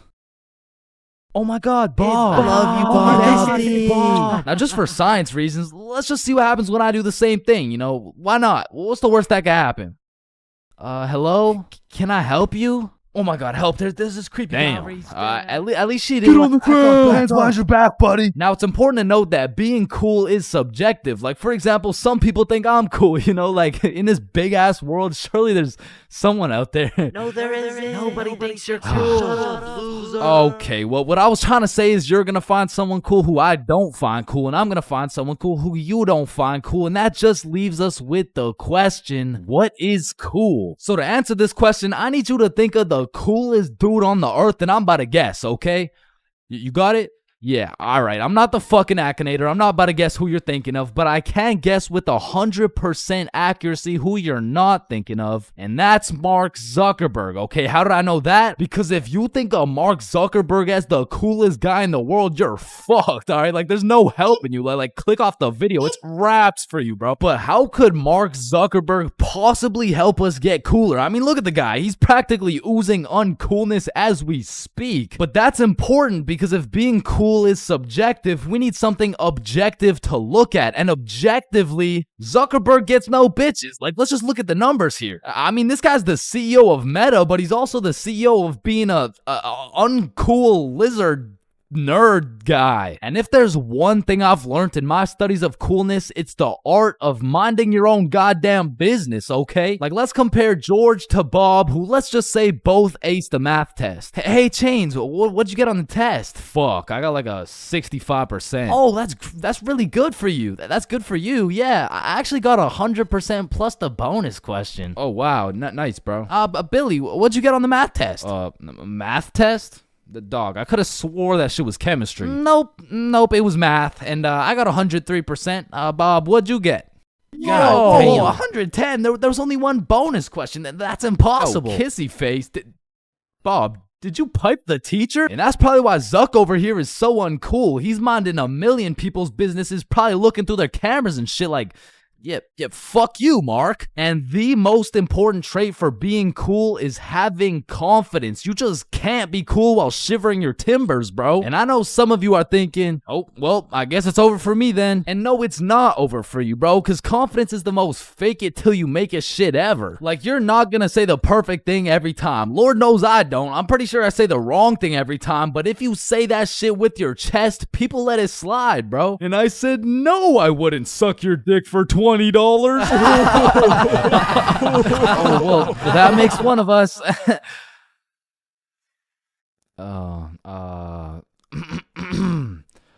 Well, that makes one of us. I love this guy. Now, that's the type of confidence that's gonna take you from a level 1 crook to a level 100 mafia boss. And with that power comes responsibility. Some dudes will become a level 100 mafia boss and start picking on other people because it makes them feel powerful. But a cool guy doesn't yearn for power. He yearns for... fuck, what do you yearn for, bruh? Damn, he's so cool. Now, being cool comes along with being calm and collected. Like, if someone walked up to you trying to fight and you started running away screaming for your life, I don't think anyone's looking at you like, damn, that's one cool-ass motherfucker, bro. Yeah, bro, the way he hit that high note was cool as hell. Shit, maybe I could be like him someday. Now, I'm not saying you gotta go all Jackie Chan on the guy, but you do gotta stay calm and think logically. Like, let's see how cool you are. What would you do in this situation? A, strike first, strike hard, no mercy. B, just walk away. C, give him a little kiss on the forehead. Or D, do the stanky leg. And the correct answer is any of the above, bro, because it's not about what you do, it's about how cool you do it. Except maybe the stanky leg one. I don't think anybody can look cool doing the stanky leg.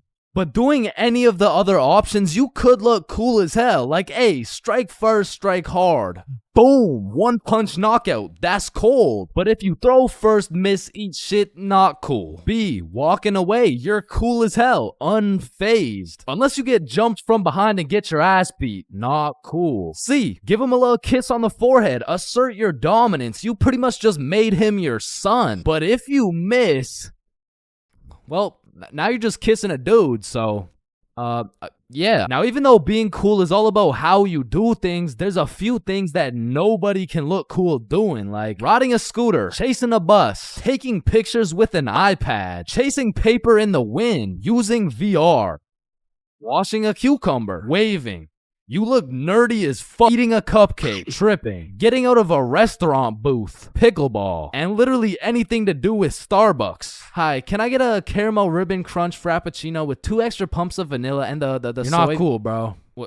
What? Now let's take it back to the element of mystery for a second, because this is the step that will either have people seeing you as a cool ass dude, or they'll just assume you're shy or possibly on the spectrum, bro. Listen, you gotta talk, bro, or else people have nothing to go off of and they'll start filling in the blanks themselves. Whoa, wait, so I gotta talk to be cool? Yo, Chains, what do I say?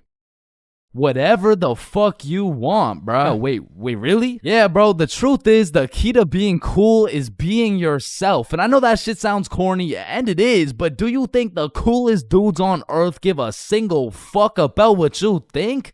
Hell nah. They're way too busy being cool, bruh. You gotta be like a peach, man. Some people hate peaches, some people love peaches. But at the end of the day, the peach is gonna be a peach. So here, take these sunglasses, and if you haven't heard it today, you're a cool ass dude, bro.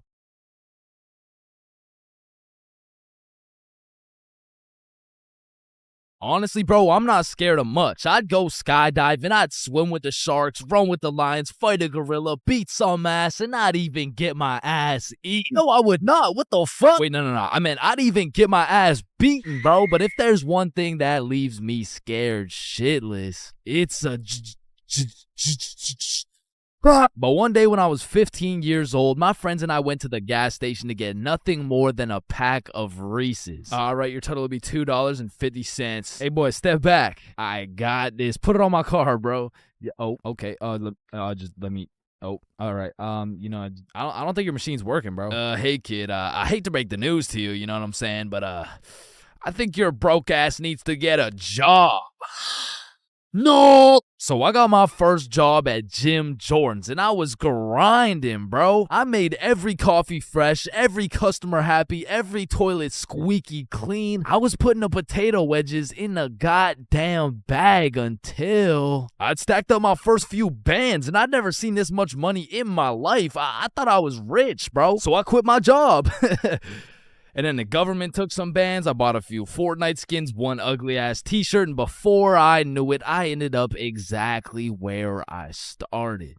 Damn, dude, you fucking suck. Your broke ass still needs to get a job, bro. Man. Firstly, my name is Chains, and I would love to work here at this summer camp. All right, Chains, do you know how to read? Yes, sir. Do you speak English? I do. Can you count to 10? Indeed. Can you ride a bike? Of course. Do you like little kids? Yeah, no, wait, no, yeah, well, yeah, no. No. Final answer, no. All right, you're fired. Wait, no, I love little kids. All right, you're hired. Now take this helmet and teach those kids how to ride some goddamn bikes. Okay, yeah, thank you. Really quick, how much do I get paid? I mean, as little as legally possible. Now get to work, buddy. Hi. My boss threw my ass straight into the deep end, bruh. No training, no nothing. Now, what's crazy is every other worker went to a training camp and was taught exactly what to do and exactly what to say. But one of those dudes quit last minute, and they needed somebody, anybody to fill in, and that's the only reason they hired your boy. Anyways, I grab a bike, go outside, and there I see my group of 5 little 5-year-olds waiting for me. And I can see the hopes and dreams of learning to ride a bike glistening in each and every one of their little eyes. And I didn't want to let these little motherfuckers down, so I wasted no time and got straight to work. Listen, it's simple. You get on your bike and you just start pedaling like, look at me go, right, guys? Shit. Listen, teaching one kid to ride a bike is legwork. You grab the seat, you push them, they pedal, they fall, and you pick them up and start gaslighting their ass like, wow, buddy, you did an amazing job. I've never seen somebody sweep the floor with their face before, man. Next time you can use your hands, though. Thank you. But the real problem is having 5 different kids with 5 different personalities and skill levels. Because the first kid was named Miles, but he couldn't ride a bike for 5 feet. Then we had a kid named Noah, who didn't know a single thing about how to brake. Parker, who couldn't park for shit. We even had a kid named Noel, but his little ass couldn't stop taking L's. And James, But it was just one motherfucker, bro. Like, why is your name plural, bro? Where's the other one at? So my group's out here looking like 5 chimpanzees on bikes with one bigger chimpanzee supervising them. And I look over at my coworkers' groups, and these motherfuckers are out here biking in perfect unison, weaving through cones. I even seen a little kid doing no hands, bro. Hey, James, look, no hands. Oh, shit. Oh, shit. Oh, shit. Hey, James, look, no teeth. So after painting the pavement like Picasso, we get under the shade for some lunch break. And talking with these kids was such an interesting experience, bro, because since I was their biking instructor, they just assumed I knew everything, bro. Hey, James, why's the sky blue? Shit, I mean, it just... And who even decided that it'd be a Monday today? Oh, that was definitely Abraham Lincoln. Why does my sandwich taste like pennies? That's the taste of blood, my boy. What's the biggest number? Infinity. How old are you? 300. What time is it? 12:37. And why do my parents wrestle without any clothes on? Yeah, mine too. So, okay, time to get back to riding bikes, bro. But this time when we got back out to riding bikes, I set up a cone drill. All right, group, lock in. Here we got an easy cone drill. You know what I'm saying? I'll show you how it's done. So you just want to go through the cones just like this. You know what I'm saying? I like to call this drill. Oh, fuck. Wait, what's it called? I don't know. I think it's called fuck. Are you sure? Fuck. Yeah, nah, it's definitely called fuck. Well, that's a weird name. Okay, who's gonna fuck next? Yeah, bruh. I'm not gonna lie, I deadass fell. Like, there was no type of biking test in order to get the job. All they asked is if I could ride a bike, and I can. But I did not know we'd be doing NFL drills on these fucking bikes. But needless to say, when the parents came to pick their kids up from the first day of bike camp, they were not impressed. Hey, there's my little man. What did we learn today? Oh, you know, we just took the training wheels off. We got started on a few cone drills. He showed us how to fuck. Yeah, okay, man. No, I'm sorry. I'm so sorry. This is a catastrophic miscommunication. And Chains told me I had the best grip. Hey, yo, I'm the handlebars, brother. You gotta specify. Chains says I have so much potential for a kid my age. Okay, yeah, that sounds bad. That sounds really bad. Why does all this shit sound so bad? Me better without any teeth. I'm just trying to cheer him up, man. He taught us to always use protection before riding. Okay, that's enough. He just stopped. None of them came back, bro. So I got a new group, and the best part about this new group of kids is that they were already level 4, meaning we'd all just bike to the park, eat lunch, and then bike back. Damn, bro, that sounds easy as fuck. Surely this couldn't go any worse than your first group, right? Yeah, it does. Yeah, no, it gets worse. It gets so much worse. So for this little journey to the park, I'll pair up with my coworker Natalie. So Natalie's in the front and we got 10 kids in the middle. We'll call them Liam, Ava, Milo, Zoe, Tucker, Cornelius, Jackson, Bradley, Quandale Dingle Jr. the third, and Riley, which is the only name you'll need to remember. So I count up the kids so we don't leave any behind, and as expected, I count 10. So we take off on our journey to the park, and all these kids were really good at riding. You know, out of the whole group, we only had one little fall. But I just scraped my knee, you know what I'm saying? Like, I didn't even cry or anything, bro. It wasn't even that bad. And before I knew it, we made it to the park. We all put our bikes down. Natalie and I ate our lunch while the 10 kids ran around and played. Liam and Tucker were playing tag. Zoe and Ava were picking flowers. Meatloaf and Quandale were eating cockroaches. Riley and Cornelius were in the bushes picking berries. And Jackson and Bradley were wrestling. And after a peaceful 45 minutes passed by, Natalie and I round everyone up to get back in line like we started. I count them up so we don't forget anyone. 1, 2, 3, 4, 5, 6, 7, 8, 9, 10. And we head back to camp. And after a very successful trip, the parents pick their children up one by one until Riley's very sweet mom shows up with a pack of 20 gym bits to thank me for my great work taking care of her child. Hey there, I just wanted to say I appreciate you so much for taking care of Riley today. Yo, what? Thank you so much. You really didn't have to. No, it's my pleasure, truly. Oh, okay, well, thank you so much. So, where's my little guy? Oh, he's right here. My heart dropped straight to my stomach, bro. And as I'm looking around for Riley, I'm trying to recall the ride home, and I genuinely just don't remember seeing Riley at all. And that's when I remember I last saw Riley playing in the bushes. And this is when my heart goes back from my stomach and drops down to my testicles, bro. To this day, my heart has never dropped so hard. This woman trusted me with her son, and I don't know where the fuck he is. So, where is he? Man, that right there is a great question. What do you mean that's a great question? You know, all the greatest questions in the world make you think, don't they? Yes. Right, and as you ask me this question, I really get to thinking, you know, like, I really get to rack in my brain, and, well, to be quite frank, well, I'm stumped. Okay, what do you mean you're stumped? I don't know where Riley is. What do you mean you don't know where Riley is? Okay, nah. Let's just put it like this. Do you know where Riley is? No. Yeah, nah, me either. Yeah, ice cream. Holy fuck, he's right there. Oh Holy my god, fuck, he I gave me knew a it. I knew heart it. He's like, attack. fuck, I oh thought my this god, he's right dumbass there. lost you. I knew it the whole time. He's right there. It's April Fool's. Give me Yeah, these. take him, Aj. Oh my god, Jesus, God bless America. And that was genuinely the day I realized I can't work a fucking job. I'm not built for that shit, bro. I gotta start a Stickman YouTube channel or some shit.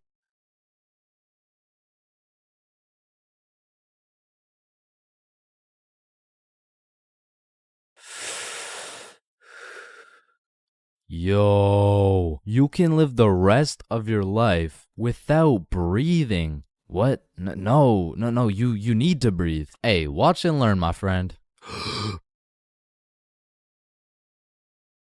Oh, shit. Would you look at that? Okay, class, today we're gonna be studying atoms. Yes, Chains. If we're made out of atoms, and we're studying atoms, does that mean atoms are studying themselves? Chains, are you high? No. No. Damn. You know how everyone says, "Oh, I took a shit." No, you never take a shit. You leave it. Yo, guys, I just took the meanest shit I've ever seen. Hell What the no. fuck? Bro, isn't it crazy that you can imagine what it would feel like to lick any object you look at? Bro, why are you looking at my balls like that? Oh, Give me hell the no. ball. You know what I just realized? Yeah, what? Walking around with one crowbar is much more suspicious than walking around with 3 crowbars. Bro, is that your car? Oh, shit. Yo, this burger is busting in my mouth right now, bro. I know, this shit is scrumptious. The ham is just exquisite. But wait, ham? There's no ham in the burger. It's a hamburger, dumbass. Of course there's ham in the burger. No, the patty, it's made out of beef. Bruh, that's like saying a hot dog isn't made out of a dog, for Pete's sake. Damn, you're high as shit. Okay, when I say sun, do you think of day or night? Obviously the day, that's when the sun's out. Okay, makes sense. But what if I were to tell you that you see more suns in the sky at night than you do in the day? Whoa. You are hereby sentenced to 35 years in jail for repeatedly kicking a pregnant woman. Objection, Your Honor. When you really think about it, everyone in this room has repeatedly kicked a pregnant woman before. Even you, Your Honor. Fuck. Holy shit. Horses are naysayers. Sir, I am very sorry to inform you the STD results came back and you are positive for chlamydia, gonorrhea, trichomoniasis, syphilis, chlamydia, herpes, HPV, HIV, and chlamydia again. Somehow you got 3 cases of chlamydia. Damn, you know what that made me realize? That you should wear a condom? Nah, life is a sexually transmitted disease that will 100% lead to death. Damn right. Sir, you got 3 days to live. You ever think about how old cars are looked at like, look at this dude's old ass car. He's broke as shit. Damn, at least my car isn't as old as this dude's. Holy shit, this guy's car is a shitbox. Damn. Look at that vintage car. Wow, that guy's car is insanely old. He's got to be a millionaire. What the fuck? Is that Fred Flintstone? Whether we like it or not, we were all once inside some balls. Facts. I'm talking in the testes. Damn. I'm talking in the family jewels. For real. I'm talking in the nut storage. I'm talking crazy, in the though. semen spheres. God damn, Todd's really laying down some mean pipe over there. You know, Todd beating down those doonies really got me thinking. Most people are made in a bed, born in a bed, and die in a bed. Damn.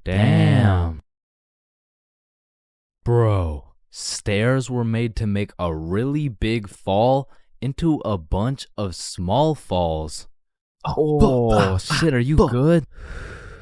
You know, someone probably still got your nose from years and years ago. Gotcha nose. Give it back. It's me. What? What do you mean? It's me. I am the one who gotcha nose. Wait, are you serious? Yes. Dude, give it back. Or what? Give it back. No, it's my nose now. You gotta eat the frog. No. Just eat the frog. Nope. One bite. Not doing it. You just gotta try it. I'm not eating the frog. It tastes like chicken. Yo, mama tastes like chicken. Come on, it's tradition. You have to eat the frog. Damn. Traditions are really just dead people peer pressuring us. Eat the frog, pussy. That's why you're dead, bitch. Listen, I just can't wrap my brain around it. Yeah, what's up? Can you tell me why the fuck we park on the driveways and we drive on the parkways? It makes no sense. Hey, Alexa, order some extra large magnums real quick. No, we both know you get absolutely zero bitches. Alexa, you literally Alexa, got stop. No reason Stop. on top of Alexa, that, you and I both know Alexa, you are a shut size up. small condom bull. Bro, over the next generation, we're gonna see a serious decline in the number of people who are named Alexa. Damn. Wow, that's quite a beautiful birdhouse right there. Yeah, do you think it's made out of wood? Oh yeah, for sure. And where does wood come from? Fuck do you mean where does wood come from? It comes from a tree. Exactly. Are you thinking what I'm thinking? People cut down birds' houses to make bird houses. Oh, fuck? Yeah, I meant people cut down bird houses to make bird houses. As you get older and older, a life sentence continues to become less threatening. Yo, there's probably a point where you just don't give a fuck. Put the money in the bag, bitch. I hereby sentence you to a life sentence in prison. 3 days later. Whoops. Oh. Okay. How the fuck did somebody look at all these rocks and trees and shit and just think, yeah, I can make a Wi-Fi out of this? Why is it a chair, bro? Someone tell me why it's a chair. You see, the word chair actually originates from the word cathedra, which is a combination of Latin words that mean sit and down. Incidentally, the word cathedral got its name as it is the seat or chair of the bishop. Oh, damn, this sandwich is about to go crazy, bro. Wait, that sandwich would hit way harder if we smoked before you eat it. Oh, okay, yeah, you right. A few moments later. Damn. What?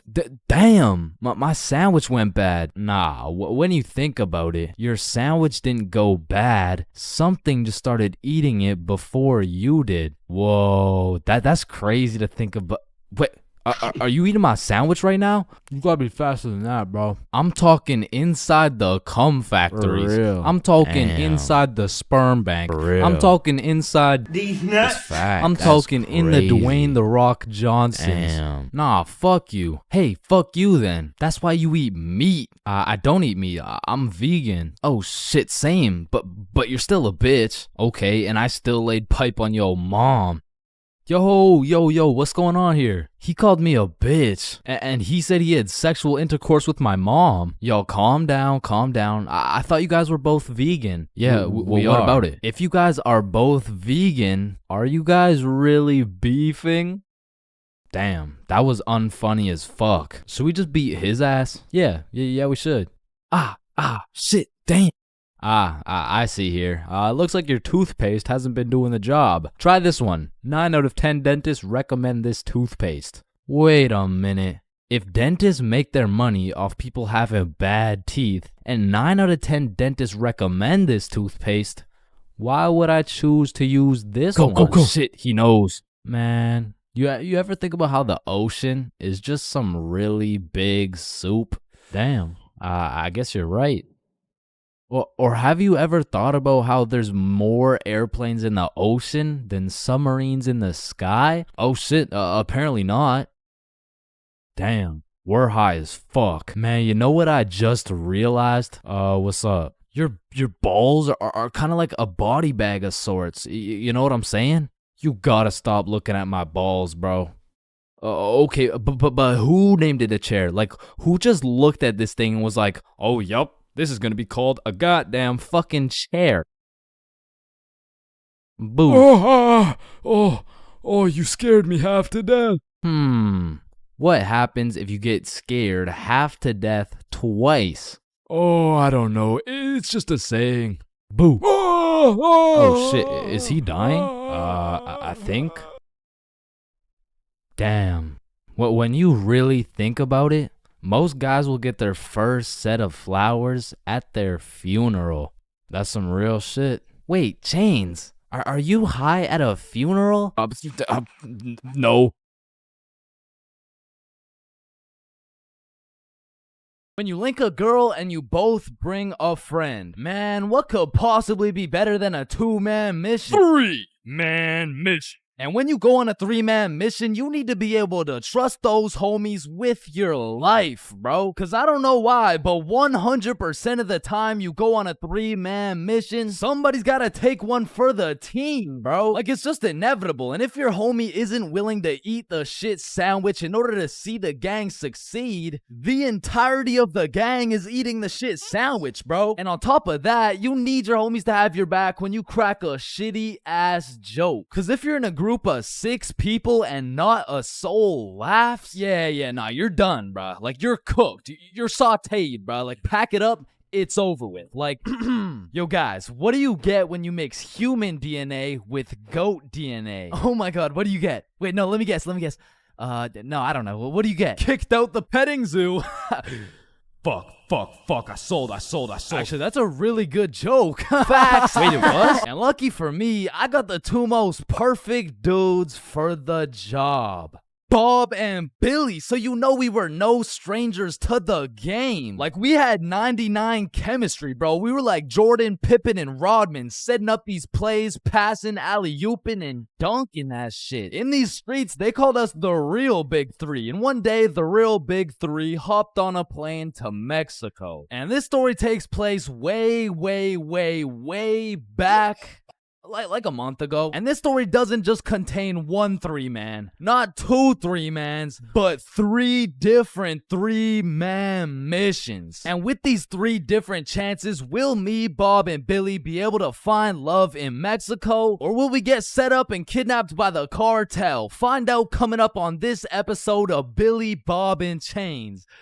Wait a minute. So, boom, we get to Mexico and we're staying at an Airbnb. So we start with all the essentials. We unpack, get some food, check out the rooms, download Tinder, play some music, get settled in, shit like that. And some of you may be thinking, damn, Chains, Tinder? Shit, I didn't know you were down bad like that. And let me just clear this up, all right? I'm not, okay? I'm down horrendous. And you really don't know me at all if you thought I was gonna leave Mexico without running a 3-man with the homies. So I'm just doing what I gotta do. Don't hate the player, hate the game. So we got there on a Monday, and for the first few days, we're exploring, we're trying some food, going to the beaches. It's great, a bunch of nice and relaxing shit. But at night, it was grind time, bro. I was swiping more than a girl with daddy's money, and I was shooting more shots than Drizzy Drake at his local middle school. So by the time Thursday rolled around, I secured the first 3-man mission of the trip. And when I told the boys, they were hyped as fuck. I mean, Bob was so excited, dude almost made a facial expression. So before we went out, we had to get teed up. And lucky for us, we spent half our food budget on a few bottles of vodka. So we're absolutely down in that shit until our Uber pulls up. We hop in the Uber and get dropped off by some bars where we plan to meet the girls. Now keep in mind, at this point, all I've seen of this girl is pictures. And there's a brutal catfishing epidemic going on. So let's just say it's completely in the realm of possibility that I set up a link with 3 big buff Mexican dudes. And Lord knows I'm crossing my fingers. Hopefully there's no big buff Mexican. I don't want the big buff Mexican dude. So my heart dropped to my balls when I got a tap on my shoulder and turned around to see a not so buff Mexican dude with another not so buff Mexican dude with the 3 girls. Hey. Oh no, don't worry. These are just my friends, by the way. Hey. Oh, that shit. makes Okay, sense. yeah, what's up? And not only was I relieved that she wasn't a jack dude, but she was fine, nice, and she spoke English. Same with Bob's girl and Billy. Yeah, nah, he had to take one for the team for sure. Hey, bro, I'm sorry, but this is just the way the cookie crumbled. Shit, bro.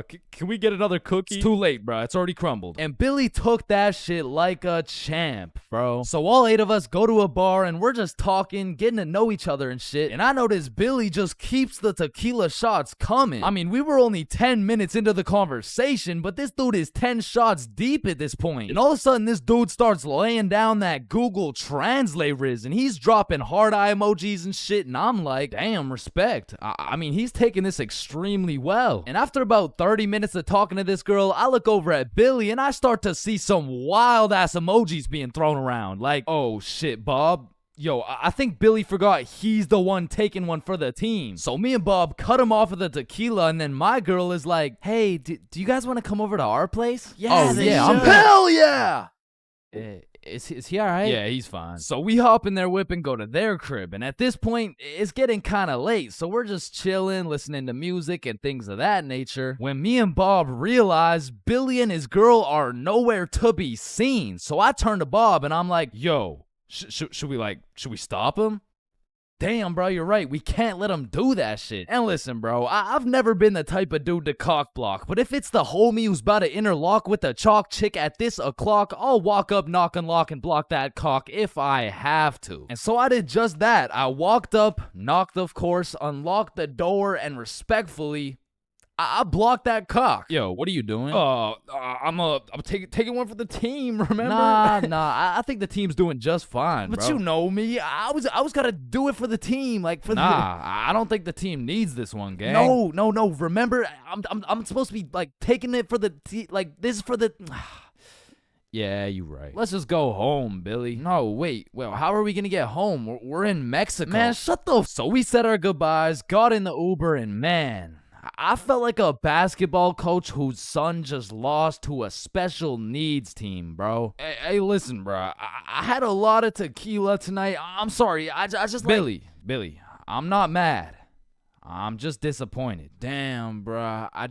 And the next morning we woke up, and I'm not gonna lie, we felt it a little bit, especially Billy. Billy was in physical and mental agony, but we have a secret method to get rid of any hangover instantly. It's called vodka. So we're practically eating this bottle for breakfast, and once everyone was healed up, we hit the beach and had a fantastic day. It was stupendous, really, and once the sun started to set, we got some food, and man, it was gas, bro. I had the best nachos of my life. And as I'm consuming this orgasmic meal, I get a little notification on my phone from a new girl. Yo, you got any friends? Oh, shit. And I'm like, hell yup. Then she's like, I'm going out with some friends tonight. You guys should come. And I'm like, hell yup. And just like that, we secured our second 3-man mission. So we absolutely house that fucking meal, go back to the crib, get ready, tee up, you know the drill. We hop in the Uber and get dropped off in the same area where the clubs and bars are to meet these girls. And when we get there, Bob and Billy are both praying they don't gotta take one for the team this time. And I'm there just chilling like, yo, this is why I set up the 3-mans, cause then I never have to take one for the Chains, is that you?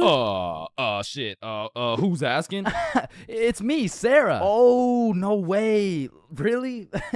like really? Yeah. Yeah. Oh, yeah, no. You must be looking for the other Chains. No, don't worry. This happens all the time. Oh, no. Chains for real. Yeah, look at this. This is you. Oh, fuck. Would you look at that? I guess it is me. Fuck. Like shit. I don't know how she did it, but she got my ass, bro. I got catfished nicely. But I guess it was just my turn to take one for the team. And I look up at who she brought, and she pulled up with 4 straight dimes for the homies to choose from. Like, bro, why me? So we're walking, and the girl I'm temporarily associated with is like, hey, let's go to the club. Yeah, let's go. So we go to this club, 8 people deep, and the girls are like, yeah, let's buy a bottle. Yeah. Where's your money? me. ¿Qué? No entiendo. Wait, I could have swore you spoke English. Oh, yeah, no, I'm fluent for sure. Yeah. You said you wanted a bottle, right? Yes, please. Yeah. You got bottle money? Ah, no entiendo. No hablo inglés. And now I'm starting to get the vibe that whole time these girls just wanted a free bottle. And as soon as I start catching on, she starts upping her game like, oh my god, you're so strong. Look at these muscles. So I go to give Billy one of those side eyes, and when I look over, these motherfuckers are completely lost in the sauce. Yeah, I'm buying a bottle. Everyone, bottles on me. So Billy pulls me aside like, yo, we gotta split a bottle, bruh. Nah, I'm really not fucking with this girl. Come on, bro, please. I need it, bro. Just take one for the team. Come on, take one for the team. All right, bro. I'll split it with you. Thank you, bro. I got you. So are you guys getting a bottle? Yeah. We're getting a bottle. Oh my god, you're so strong and you're a baller. Yeah. Baller? The fuck? I don't know, bro. She's weird as hell. Yo, can I get a bottle for this table? Yeah, for sure. What do you want? Listen, bro.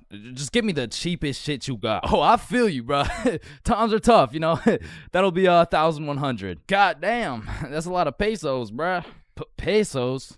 Yeah, like 1,100. That's a lot. That's a lot of pesos. Nah, amigo, that's USD plus $500 to walk it to you with the Chicago fee of $350, and for the tip, it'll just cost you your left testicle. No, it's my favorite nut, bruh. Yo, Billy, we don't got it like that. Yeah, hell no. Let's just not get it, bruh. At least these girls are already fucking with us without it, though, right? Yeah, facts. Yo, we're not gonna get the bottle. Oh, why not get it? You can just buy it. It's not that big a deal. Nah, it's cause we we don't got enough money. They fucking dipped, bro. Quick as hell too. They all just evacuated, bruh. No, bruh, that was my wifey. And I'm just over here thinking, damn, I'm just glad I didn't have to see that shit through, bruh. But Billy, yeah, he was really going through it.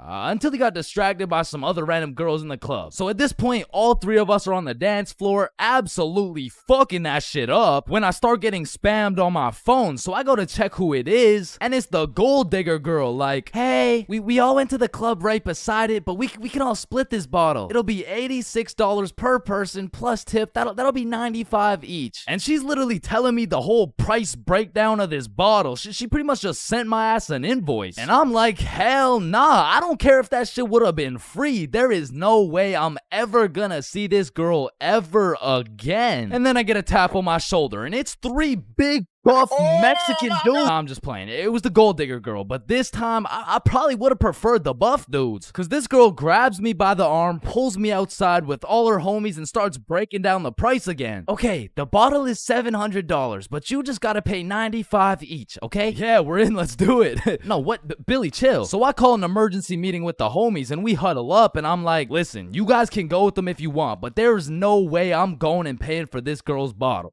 Fuck that, bro. You're right. We could find something better for sure. So we jump ship. Absolutely abort mission. Yo, what's that over there? I'm not stupid. I'm not falling for that shit. Nah, is that Jeff Bezos handing out free bottles to catfishes? Wait, what? Where? So we evacuate and start roaming the streets when I get a tap on my shoulder. I take a deep breath, turn around, and it's the girls from the OG3, man. Like, oh my god, Chains, what are the chances? Yo, what's up? And me and Bob are hyped, but Billy's over here having traumatic anime flashbacks and shit. You guys should come with us. We know the best spot here. Oh shit, bet. Fuck. So they take us to this club bar thing, and it's fucking bumping, but as soon as we get inside, Billy disappears, bro. And I don't even blame him. He's staying as far away from this girl as possible, not because he's scared of what she's gonna do, but because deep down, he's scared of what he might do. But regardless, me and Bob continue to respectfully obliterate the dance floor for about an hour straight, and then the girls are like, hey, it's getting kind of late, so we're gonna head out now. I bet. Wait. Yeah! And once me and Bob had officially decimated the dance floor beyond repair, we realized there's an upstairs that leads to a balcony. So of course me and Bob go to explore that shit. And as we walk out onto the balcony, we see Billy with this one girl who looks our age, who happens to have a friend who also looks our age. And once again, Billy is absolutely laying down that Google Translate riz, but this time he's really cooking. So me and Bob start talking to her friend named Mia. I get her Instagram, and then Billy's like, alright, let's go. The Uber's here. Uber? Uber to where? Oh, yeah, no, my bad. I forgot to tell you, but Camilla and me are coming back to the B&B. What the fuck? Don't you think we gotta discuss shit like that? Nah. Bro, what? Alright, Uber's here, let's go. So Billy and the girls go to the Uber, but me and Bob stay back to discuss what the actual fuck is going on right now. Yo, this is a bad idea, right? But we can't let them do this shit alone. Shit, Bob. Do we even have a choice?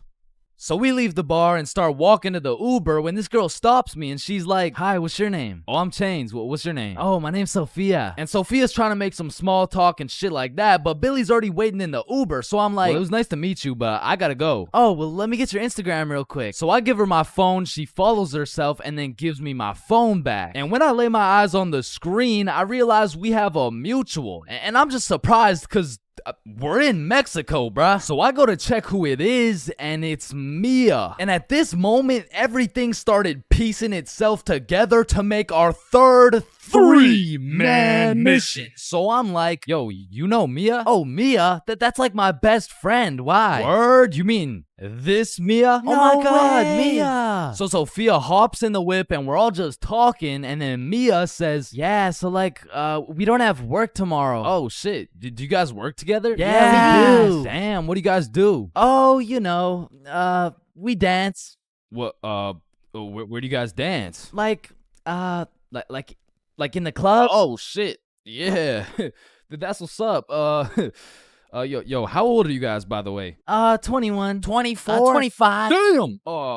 Sorry, do you guys happen to have any, kids by chance? "Of course, I have two. I have a baby boy. One of them is 3-year-old boy. I also have 2 daughters." Oh, fuck. Yo, Bob, you think it's too late to, abort mission? And I don't know how, but none of that information seemed to faze Billy in the slightest. Cause now he's out here making out with this girl like, fuck them kids, bro. And the whole car ride, I'm just thinking, what the fuck is going on, bruh? But soon enough, we arrive. We all hop out of the whip, go to our B&B, put in the code for the lockbox, get the key, unlock the door, and go inside. Now for context, the crib had 2 couches and a master bedroom. And that bedroom is where I used to sleep, and I say used to because as soon as we got to the B&B, Billy and Camila went straight to my room and start playing patty cake loud as hell too, and so all of us are just sitting on the couch like hola ¿Cómo estás? Fuck. And this motherfucker Billy was just making up for every single time he had to take one for the team. And after the longest 20 minutes of my life, Billy walks out of the room smiling from ear to ear like, what? Well, why's everyone looking at me? Shit, you guys could hear that? Then Billy cops the girls an Uber, they dip, and I'm looking at Billy like, bro, what the actual fuck just happened? Hey man, listen, it's just the way the cookie crumbles. Nah, bro, you are crazy. And at this point, it was probably 4 a.m. or something, so I go to my room to look at where I'm supposed to sleep, and there's a bunch of looped up rappers on my bed, and I'm not talking Diddy. So needless to say, after a long night, I slept on the couch, and we all woke up rotten, bro. So rotten, even the vodka method wouldn't work. So we decided if anything could make us feel better, it would be a plate of the world's best nachos. So we get ready, leave the crib, and then Billy's like, yo, who's got the key? Shit, I don't got it. Bob, you got it? I mean, it's probably on the counter where we always put it, right? Yeah, facts. We check the counter, it's not there. We check the tables, not there. We check the couches, bedroom, kitchen, nowhere to be seen. So we scavenged the entirety of the Airbnb. We even looked through every single bag of garbage and it was nowhere. Bro, did those girls finesse our key? Nah, Camilla wouldn't do some shit like that. She would, bro. You don't even know her. No, she wouldn't. How would you brought her to the crib? You don't know her, bro. I know her better than you know her. Alright, chill. Mia texted me. She said, let's go to the pool today. Oh shit, Camila texted me the same thing. Damn. And in my head, I'm thinking about it and I'm putting everything together. Shit! Are you thinking what I'm thinking? I think so. These girls stole the key and invited us to the pool so the crib would be empty so they could get 3 big buff Mexican dudes to pull up and loot the crib. Fuck, I knew it. Damn, she got my ass, bruh. So hell no, we didn't go to the pool with them, and for the next few days, we were on high alert. We would only leave the crib in pairs, and one dude would stay back, strapped up with kitchen knives, ready to take on 3 big buff Mexican dudes. Pause. Until it was Monday, the night before our flight home. So we're packing everything, getting ready to go home, and I hear Billy shout, Chains? Yo, what's up? Yo, guess what I got, bruh? Chlamydia? No. Gonorrhea? What? No. Herpes? No, it's in my suitcase. Your suitcase got herpes? No, it's the key. How the fuck? I don't know. Yeah. All right, class. Today we're going outside for a run. But it's literally 0 degrees. Oh, Chains, don't be a bitch. It's not even that cold. See? I told you guys it's not even that cold.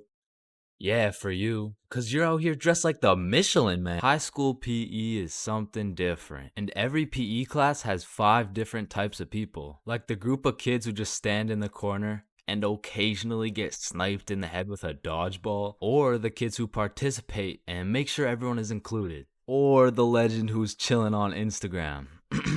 Yeah, he follows at ChainsFR.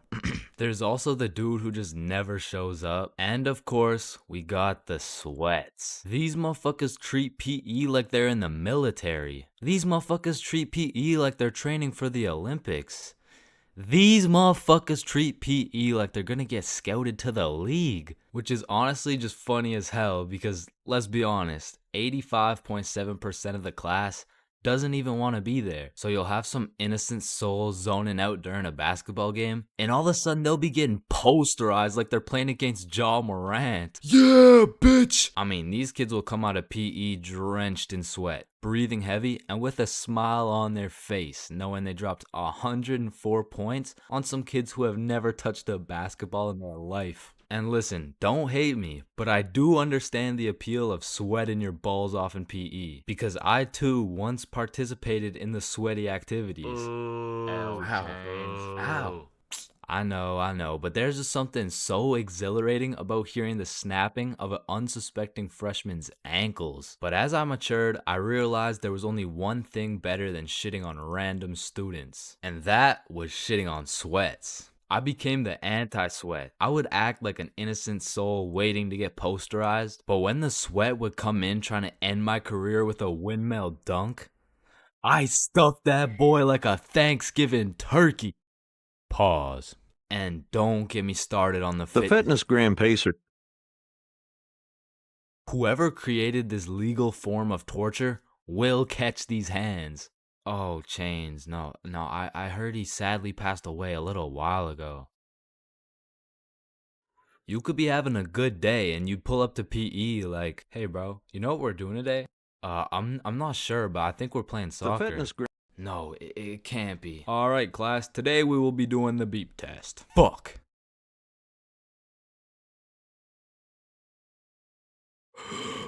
Woo.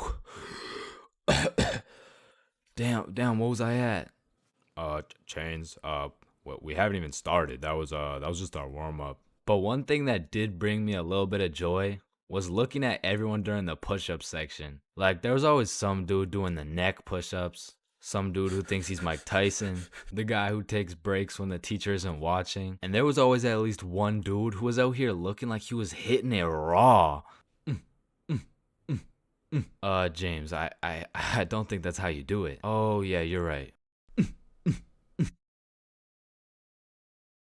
Yeah, bitch! We are currently facing a life-threatening epidemic that is threatening the lives of many teens around the world. Oh, what's that? Yeah. Oh, okay. It has been brought to my attention that there's a new strain let loose that is infecting more teens than ever. The strain is propylene glycol formaldehyde.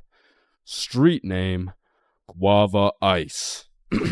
So stay safe out there, and back to you, Linda.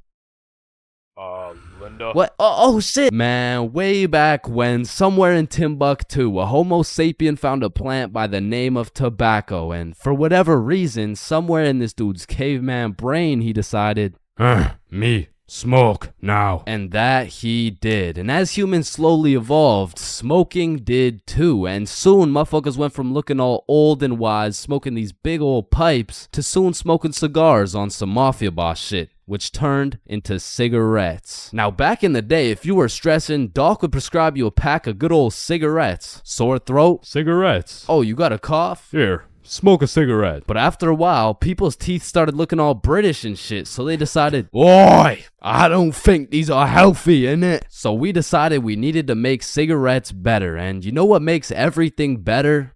The letter E. Your mail's taking too long to come in? Email. Wait, what's that? You want to play sports, but you're ass at every single sport? Esports. Oh, you got daddy issues? E-girl. So of course, when people realize cigarettes are killing them, E-cigarettes. man, one thing leads to another and shit. You got yourself a vaporizer Gen Y GTX box mod with 3 USB charging ports, a speaker, and a 6-inch LED touchscreen that can play Flappy Bird. Like, vaping is just getting a little too advanced, bro. Like, I remember one time I was chilling in the washroom with my homie Billy, and of course a motherfucker walks in with a vape. But this was no regular vape, no. This shit looked like a gadget straight out of fucking Star Wars. Yo, you want a hit? A hit? A hit of your iPhone? iPhone? This is that eSmoke FTX 763 3rd series, my boy. Watch this.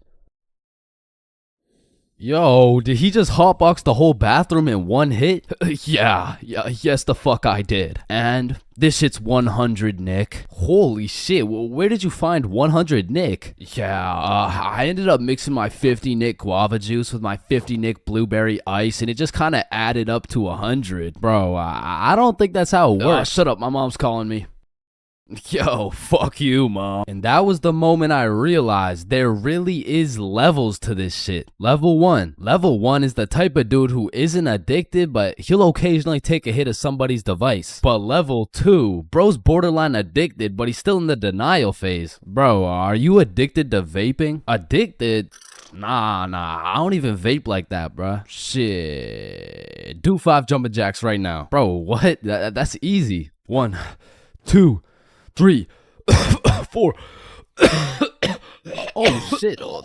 Level 3. The Fiend. This motherfucker is strapped up with some nicotine at all times, and even when he has a vape in his hand, this dude will ask for yours. And God forbid, if this fiend loses his vape, this motherfucker will be stressing like he just lost his only child. A fiend without a vape is the exact equivalent of one of these purple minions. Dude will be itching for that shit, and Lord knows what that man will do for a fix. Level 4, the fiend who sells vapes. At this point, this dude's whole life revolves around vapes. In fact, I'm pretty sure they don't even breathe oxygen anymore. Like, in order to breathe, they need to inhale some chemicals that I can't even spell. Which honestly, it doesn't even say that much. Like, I can't spell a lot of shit, but what I'm trying to say is their bodies have just fully adapted in order to consume as much nicotine as possible. They breathe that shit, they drink the vape juice, and when they're hungry, shit, they just munch on the vape itself. And the worst part is they can't even run out of vapes. Like shit, they are the plug. This motherfucker's just the CEO of getting high on his own supply. Like, dude is his own #1 customer. Level 5. This motherfucker, bro. Like, why do you need a LED touchscreen on your vape, bro? Like, you already have a phone. Wait. Did you just order that pizza from your vape? Shit. Where'd you get this from? And don't get me started on these flavors, bro. Like, tell me why these motherfuckers can make a vape juice and call that shit early riser. And that shit literally tastes like a Wednesday at 6 a.m. Like, what the fuck type of ingredients mixed together to taste like a Wednesday at 6 a.m.? But early riser isn't even the weirdest flavor on the market, because if you're feeling the family dinner vibes, you can get a rotisserie chicken flavor. Or if your breath is smelling nice and fresh, you could fuck that shit up quick with some garlic flavor juice. And they even got bacon. Yeah, I'm not gonna lie, that shit sounds fire as fuck. And lastly, now I don't even know if I can say this on YouTube right now, but shit, you can even get yourself some Worcestershire. Worcestershire. Worcestershire. But regardless, I think we all know the home of nicotine, the eternal hot box, the communal vape sesh. It's the high school bathrooms, man. You walk into one of these joints and there's at least 15 dudes hotboxing that shit at like 10 a.m. You come in trying to take a piss and now you got a head rush. You walk over to the urinals, but it's so goddamn hotbox, you start pissing all over the walls. But shit, you can't even piss on the walls in peace, man. You got that one fiend coming over to you trying to suck your device dry, and dude's so down bad for that hit that's not the only thing he'd suck dry. And listen, you may be thinking, Chains, how do you know what you know about vaping? And that's a great question. Back in the day, I was a curious little George, man. And back in grade 7, I was chilling at my friend Becky's house. And when I walked into Becky's crib, I was nothing but an innocent, curious young man. But little did I know, I would leave Becky's crib far different than I entered. So you know, me, Bob, and Billy are posted in Becky's room, and I was sitting with Becky. So Becky asked me, have you ever hit a vape before? Hell no, I hadn't, but you know I had to play it cool around Becky, so I said, yeah. Yeah, I do that shit all the time. And so, of course, she passes me the vape. And honestly, I didn't think this far ahead, but I was in way too deep to come clean now. So I put that shit in my mouth, and I sucked the fuck out of it. Pause. And because this was the first time anything had made contact with my lungs beside oxygen, my lungs started malfunctioning. And I was coughing up a storm, and my cool guy cover was blown, but I had to see it through. Oh my God, are you okay? This shit ain't nothing for a guy like me. Guys, I think Chains is dying. And as I went on with my life, I would hit a device here and there, and eventually I even learned some tricks and shit. But one day, me and my homie had to run to catch a bus. And so we start running, but the homie doesn't even make it 100 meters, and he starts rolling on the floor, coughing up blood. And I was like, no, fuck that. And you know, I had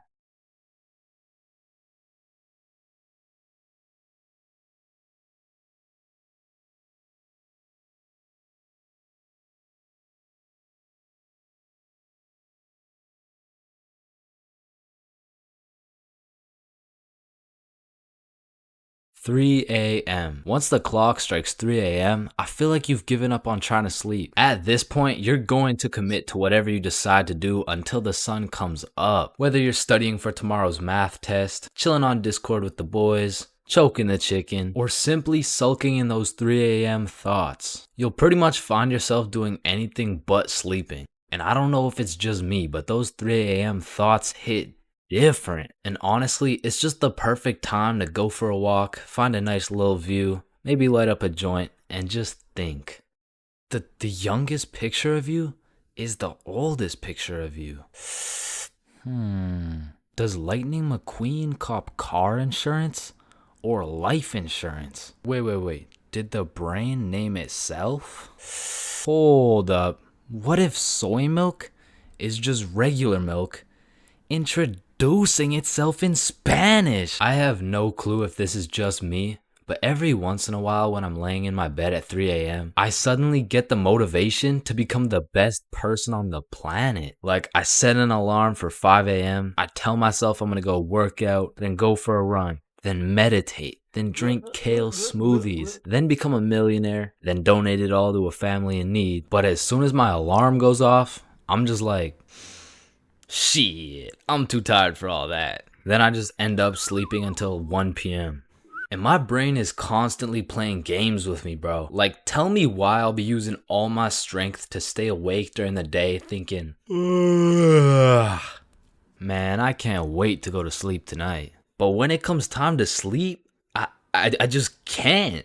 I'll be left lying there at 5 a.m. awake as hell, watching these random motherfuckers build a 2-story house with a hot tub in the jungle. And you know what? Being awake at 3 a.m. is kind of like being high a little bit. Because you start to think about things you don't usually think about. And because you get hit with the fucking munchies, bro. I'll be whipping up a 3-course meal with appetizers and a complimentary dessert to watch a YouTube video. And listen, I can't explain why, but there is no better water than water at 3 a.m.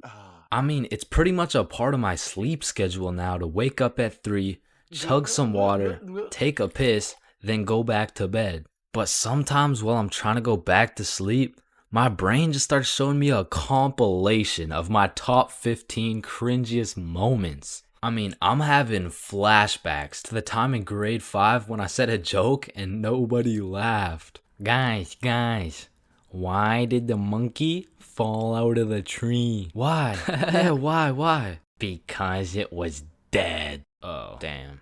Or I'll be up all night thinking about that one debate I had 3 years ago, brainstorming about the best things I could have said in each scenario. It's like if I do some cringe shit during the day, I have no choice but to lose some sleep over it at night. It's like my punishment for saying some stupid shit. Like I know one guy who accidentally called his teacher mommy in front of the entire class, and that dude hasn't slept since.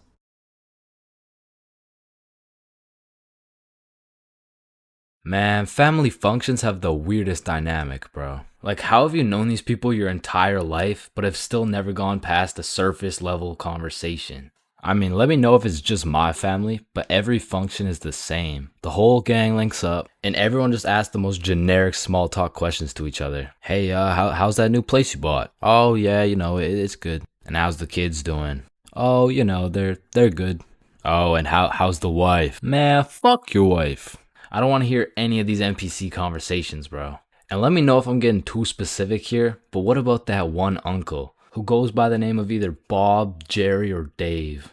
And this dude will just always be saying the most out-of-pocket things imaginable. Oh, how's your daughter Jane doing? Oh, Jane's always been hot, eh? Bob, she's 15. This uncle be at the family function thinking it's Coachella or something. Bob, another beer's a little bit excessive, don't you think? Yeah, football! I'm the youngest person in my whole family, which for whatever unspoken reason, it just means everyone has the go-ahead to flame the living shit out of me. Hey, Chains, still no girlfriend, huh? I guess you're not too good with the ladies there.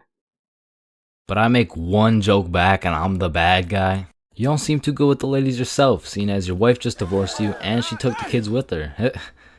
Am I right? Not only do they feel free to roast your whole existence simply because you were born last, they unanimously decide you will be everyone's personal butler. Hey bud, go get another beer for me. Alright, yeah, for sure. Thanks. Now you better get started on mowing that lawn. Grass isn't gonna cut itself, am I right? Oh my god, bro. And coming into these family functions, you would think your mom is your closest ally. But as soon as she gets the chance, she will expose your biggest secret for a little bit of parent clout. You guys will never guess what I found under Chain's bed yesterday. Oh my god, what is it? Yeah, tell us. What? No way. Sometimes when my family tries to make small talk with me, they just miss the boat completely. So, buddy, how's those swimming lessons going for you? The swimming lessons I took when I was 5? Yeah, right, those ones. They're good. I finished them a little while ago. Oh, is that right? Good for you, buddy. And bro, don't get me started on those recycled ass jokes. Well, looks like you got your workout for the day. Oh, looks like you've gotten so tall. What are you feeding this kid, am I right? Oh, Bob, I think you got some food in your beard. Oh, don't worry, I'm saving it for later. Ah, good one, Bill. Oh, Bob, he's so funny. Thank you. I guess everyone at the function must have Alzheimer's or something, because these jokes will have them cracking up like they haven't heard the same joke the past 15 functions. But cousins, man. Cousins are the saving grace of family functions. Without cousins, you would have no choice but to participate in the tomfoolery of small talk. I'd be walking in the function just praying to see that one cousin. And bro, I have a family function survival tip for you. You always have to stay within arm's reach of either your siblings or your cousins. Because whenever some bullshit goes down, you just give each other the look and flee the scene. And because when you get caught lacking on your own at the function, you get jumped. Metaphorically speaking, of course. 5, 4, 3, 2, 1. Happy New Year! Oh my god. Yeah, let's go. For my New Year's resolution, I'm gonna go on a diet. Nice. Oh, and I'm gonna quit vaping. Let's do it. Oh, and I'm gonna go vegan. Oh, nice. And I'm gonna stop beating my meat. Oh, 3 days later. Man, fuck the diet. Right? I didn't even want to go vegan anyways. Wait, guys. Where's Jonathan? Alright, I'm gonna keep it a stack. This New Year's resolution thing is a whole lot of bullshit. Some goddamn buffoonery. A heaping pile of fucking horse cup. Like, don't get me started on these new year, new me motherfuckers, man. Like, dyeing your hair and getting another piercing doesn't change shit. Now you're just broke, depressed, and lonely in a different font. And I'm not gonna pretend like I don't see you motherfuckers in the gym for the first 2 weeks. Like, come on now. You and I both know as soon as you get out of this gym, you're about to pick up a large strawberry milkshake, a Big Mac with no pickles, and a side of chicken nuggets, and it's disgusting. But Chains, how do you know down to the exact specifications of the order? Cause shit, I'm about to get the same damn thing. Because the devastating truth is a new year doesn't change jack shit. And if you're watching this in 2022, I'm really not trying to kill the hopes and dreams of 2023, but let's be honest. If you really wanted to be jacked, you would start working out, bro. Like, I hate to be the bearer of bad news, but the Earth orbiting the sun one more time isn't gonna get you any bitches, bro. Cause trust me, I would know. Now, as a stick man like myself, I can't fuck with New Year's resolutions because it's always the same shit. Like 3, 2, 1, Happy New Year's. Oh, hey man, Happy New Year's. Well, what's your New Year's resolution? Oh, it's 1080p. What about you? Oh yeah, same.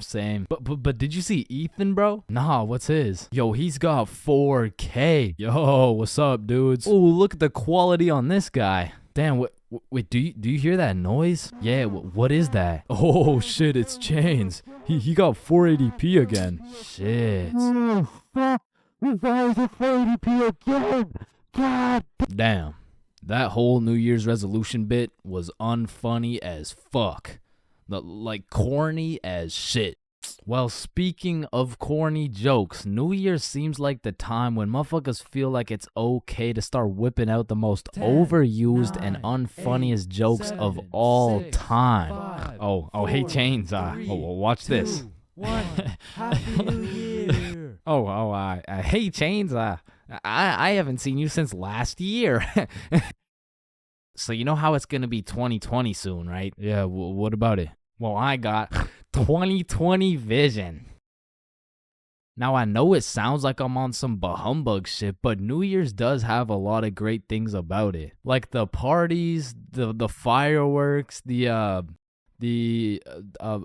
parties. And so you may be thinking, Chains, why are you like the Grinch of New Year's resolutions? Why do you hate New Year's resolutions so much? Well, the truth is, my hatred for New Year's resolutions dates way, way, way back to 2016. It was December 31st, New Year's Eve, 11:59 p.m. This was the very day when a young, hopeful Chains decided my New Year's resolution would be to acquire a girlfriend. I tried, but as 2022 comes to an end, my girlfriend remains unacquired.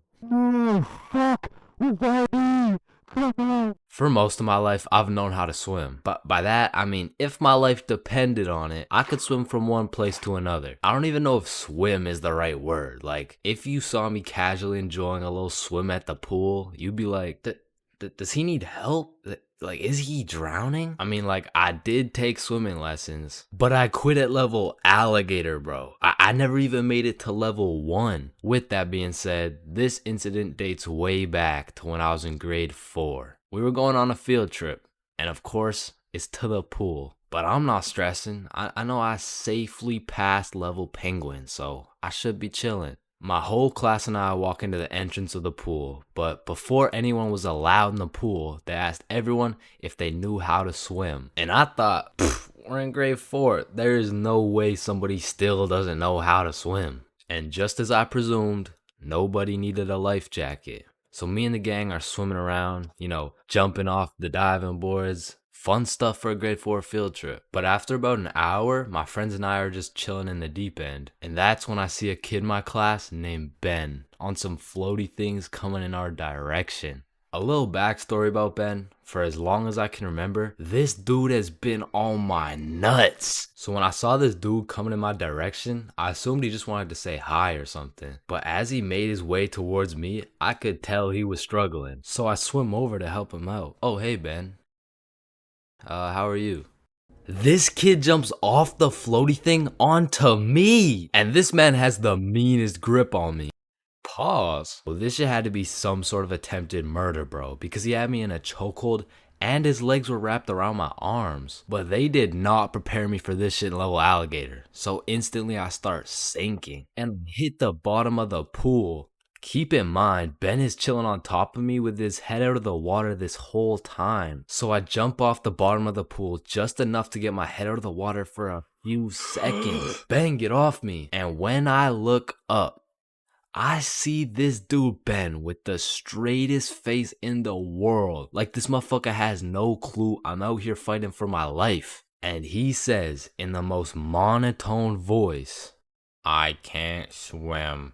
Ah, hell nah. I'm trying to fight him off me, but keep in mind my arms are tied up. So I gather all the strength out of my skinny ass grade 4 legs. And I jump just enough to get my head out of the water again.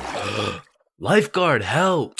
Oh, you guys, stop playing around in the pool. That's it. I'm fucked. I'm dead. And out of sheer anger, I decide, fuck it. If I'm dying, you're dying with me. I duck as far as I can under the water so both me and Ben can't breathe. But I'm running out of air. I start to get lightheaded. Man, that's crazy.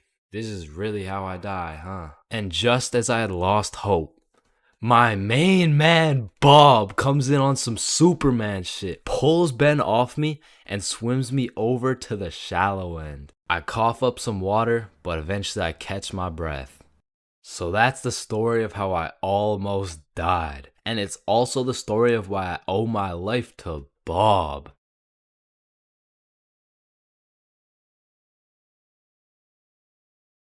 Aw, can I pet your dog? Yeah, for sure. Aw, what's your name, little guy? His name's Ben. Ben? Aw, he's so cute. I just wanna punt that motherfucker.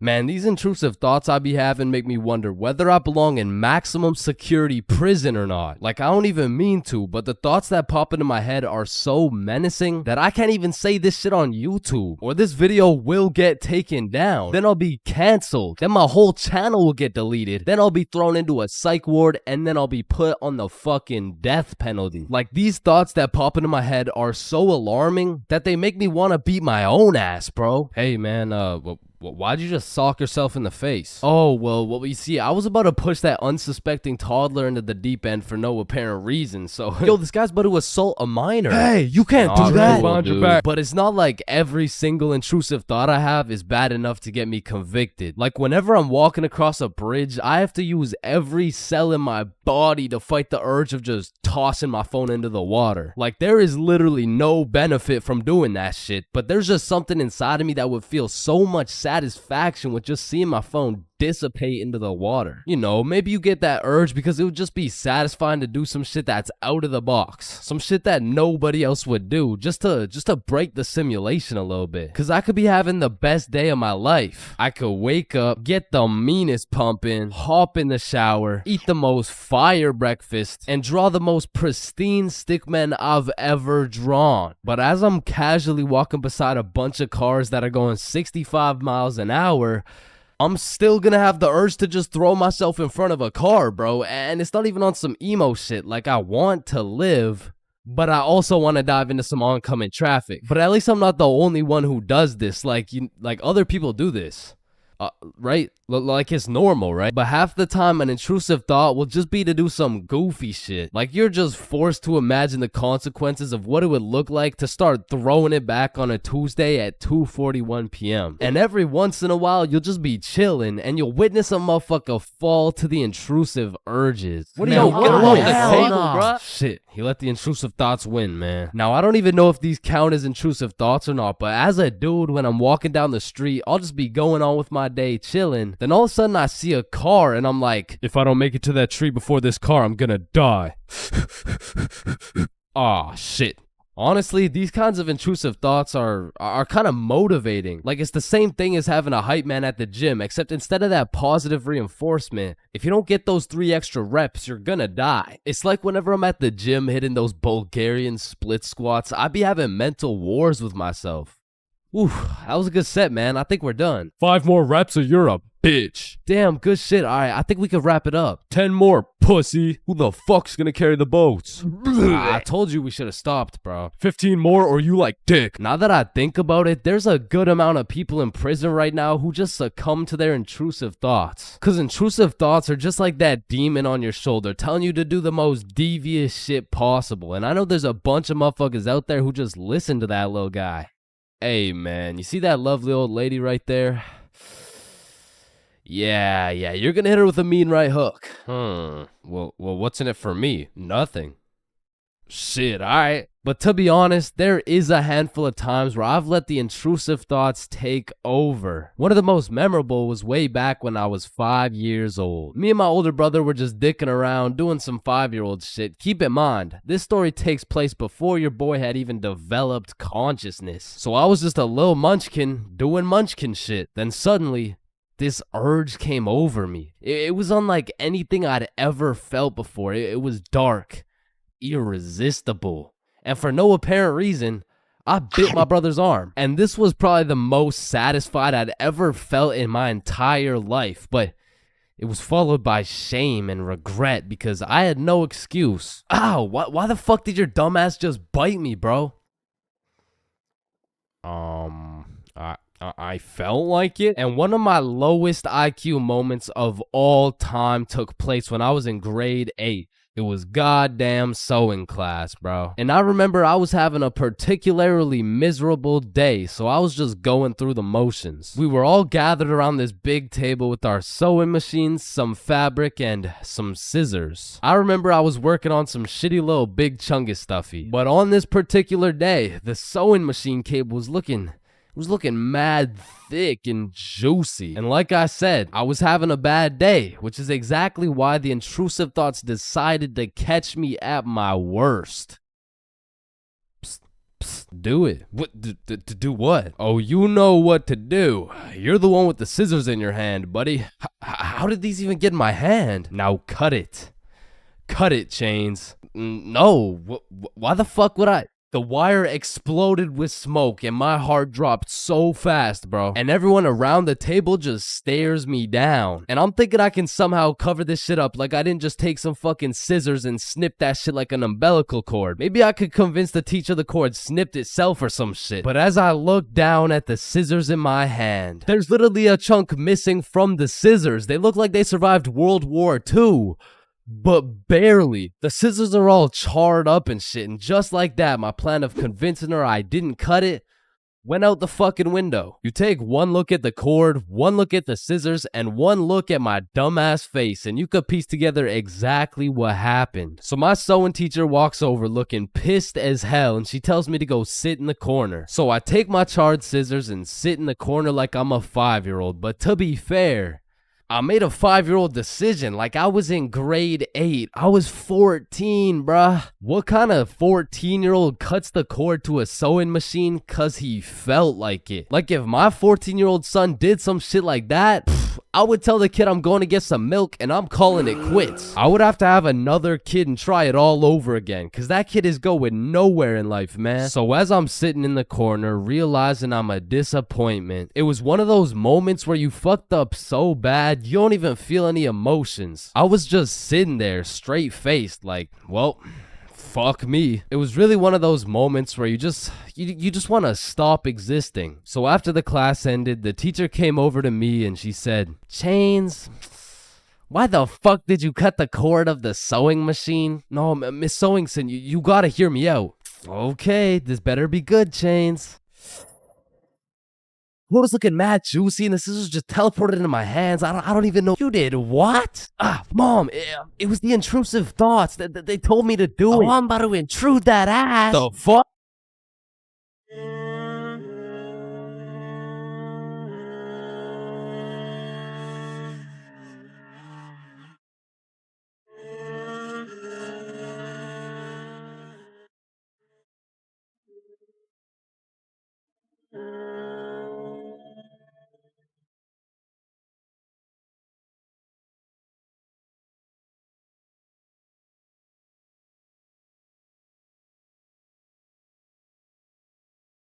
Man, growing up, I was a great kid. No, I was a good kid. Man, growing up, I was a kid, bro. And as a kid, you hit a certain age where your own parents become your number one up. Like, hey, mom, can I go to this girl's house? No. Hey, mom, can I sleep over at Billy's crib? No. Hey, mom, can I go do crack under the bridge with my new friend Jorge? Hey. Hell no. Come on, all my friends are allowed to. Yeah. Okay, well, if all your friends jumped off a cliff, you're not just gonna... Now, to be fair, my mom wasn't the strictest parent out there. I mean, I've seen motherfuckers get the belt for speaking too loud, speaking too quiet, bro, for speaking at all. Like, one time, me and my friend wanted to have a sleepover, so homie went inside to go ask his mom, and he came out looking like he got a whooping from Prime Goku, bro. Yo, what the fuck happened back there, man? She said no to me, but... I think if you asked her, she would say yes. Bro, are you fucking insane? I'm not asking her shit. Like, I really can't complain, because some of my friends' parents were so strict, they had a fun limit, bro. Yo, George, we're gonna hoop after school. You wanna pull up? Damn, dude, I'd love to, but, man, I watched a movie yesterday. Okay. So do you want to play basketball? Dude, I want to, but my fun meter's maxed out, man. My mom won't let me leave the house till Monday. Holy shit, fun meter maxed out for a week off a movie? Yo, what's this movie, bro? Yeah, what? Yeah, no, it was good, man. It's called the Veggie Tale movie. Yo, George, I feel bad for you, bro. Because don't get me wrong, I've seen a lot of kids with super strict parents turn out to be straight A students, go to good colleges, stay with a good crowd of people. But with that being said, a lot of these kids whose parents were too strict to let them watch fucking SpongeBob, they end up going to college and catching Krusty Krabs after letting a dude named Patrick explore their bikini bottom, bro. Nah, but for real, my mom was far from one of those parents. I mean, she was reasonable, but the thing was, all my friends were a year older than me. Now, mentally, we were all dumb as shit. But when you hit that 12, 13, 14-year-old age, that 1 year is the biggest difference, bro. Like, us doing shit together just didn't look right. Yo, Bob, can you pass the za? Yo, Billy, let me hit that. Yo, pass me that shit, cuz. And cuz of this, I wasn't allowed to do a lot of the shit that my friends were allowed to do. Like, these boys could stay out past 10:30 p.m. on a weekend. I could not. They could have a sleepover on a weeknight. I could not. They could all go to a girl's house without having to call her goddamn parents. I could not, bro. Because have you ever pulled up to a function, motherfuckers are drinking, motherfuckers are doing drugs, and you gotta ask the host to speak to her parents? Hey, Kelly. Hey, killer party you got here. Like, by any chance, can my mom talk to your mom so I can stay and, like, turn up and shit? Oh, shit. And when you're 12 and all your friends can do shit that you can't do, you're left with just two options. You can either be a good kid, follow the rules, do your homework, eat your broccoli, or you could be a bad kid, break the rules, fuck your homework, and smoke that broccoli. And boy, did I make the wrong decision. I remember the first time my mom caught me lying was back when I was in grade 7. It was just an average Saturday posted up at Billy's crib. Yo, y'all boys know Rosa? Yeah, I know Rosa. What's up? Bro, she's throwing a birthday party at her crib tonight. Oh, shit, man. We about to get freaky deaky on these. I'm about to get so drunk I forget how to speak. Yo, on God, bro. Dead ass. That's facts. For real. Hey, Mom, I'm just calling to remind you how much I love you. Oh, I love you too, Chains. What do you want? So, me and my closest friends got invited to a small little get-together at my friend Rose's house. Can I go, please? Let me talk to her parents. Okay, now I was actually friends with Rosa, but she was 2 years older than me. So I swallowed my pride and text Rosa something along the lines of, "Hey, Rosa, my mom wants to talk to your mom before I can come." And she's like, "Aw, baby boy needs permission." Fuck. And then she sends me her mom's number. So I connect my mom with Rosa's mom. My mom gives me the green light, but says, "You have to be home at 10:30 p.m. sharp." Say no more, mom. So me and my homies start getting fresh. We're all up in Billy's dad's expensive cologne collection. I take the coolest looking bottle, little spray here, little spray there. Had me smelling like Tom Ford, still looking like Thomas the Tank Engine, but after looking as fresh as possible, we head to Rosa's crib. So we hop on the bus, hop off the bus, walk up to her house, knock, and the birthday girl opens the door. "Happy birthday!" "Hey, Billy, Bob, and Chains. I was waiting for you guys." "Happy birthday, Rosa." "Oh, damn, Chains, you smell good." "Appreciate it. That's that Thomas Fordinson, you know what I mean?" So Bob, Billy, and I go inside, and we realize the gravity of this situation. Oh, shit. God damn. Rosa invited like 10 of her girlfriends and like 2 of her cousins, bro. We were completely outnumbered in the greatest way possible, bruh. As I'm just doing some quick math on the ratio, there's a knock on the door. Rosa opens it, and it's Dennis holding a bottle of vodka. Now, we're friends with Dennis, Rosa's friends with Dennis, but to put it simply, Dennis was a bad kid, bro. This motherfucker was living life with no precaution, no regrets, no morals, but to be fair, he was fun as fuck, bro, because when Dennis pulled up, the party got lit, bro. We were taking shots, dancing, playing beer pong, taking more shots. We were having a marvelous time, and I was drunk, okay? Not too drunk, but not just tipsy. I had hit the perfect sweet spot of drunk. I got all the stat boosts of being funnier, more confident, more smiley, but I still had full control of my body, so I started applying that pressure, bruh. Hey, don't y'all both have ugly boyfriends? No, what the fuck? No. Shit. Y'all want one? What? Damn, you smell good though. Appreciate it. I showered this week. Now, I don't remember what I actually said, but all I know is that in grade 7, cologne was overpowered, bro, because nobody was smelling good. And if they tried, they would just smell like Axe, dog. So I'm over here combining the powers of Tom Ford with the confidence of Smirnoff. Had me feeling like I'm him, bruh. So how y'all feeling? Honestly, feeling amazing. How you feel? Shit, I'm feeling good. Just a little, Just a little bit tired. I vividly remember sitting on that couch with these 2 girls, never wanting this moment to end, bruh. But when I look up, I see one girl crying, one girl looking for something, Dennis helping her look, and Billy and Bob are all ready to dip. So I hop off the couch for a second like, "Yo, what's going on?" Yo, so Dennis just finessed like 3 of these girls' vapes, and we're not trying to get blamed, so we're about to dip. Bro, for real? Yeah, you coming? Bro, but like, bro, I'm not ready to leave yet. Yeah, nah, it's cool. Don't worry about it. Just text us when you leave, bro. Ah, shit, all right, peace, bro. Peace out, dog. So Bob and Billy dip. I see Dennis's ass sneak out through the back door, and at this point, I have no clue how long I've been here, bro. But the party had died down to essentially just the girls who are gonna sleep over and me, bro. So I go to check what time it is on my phone.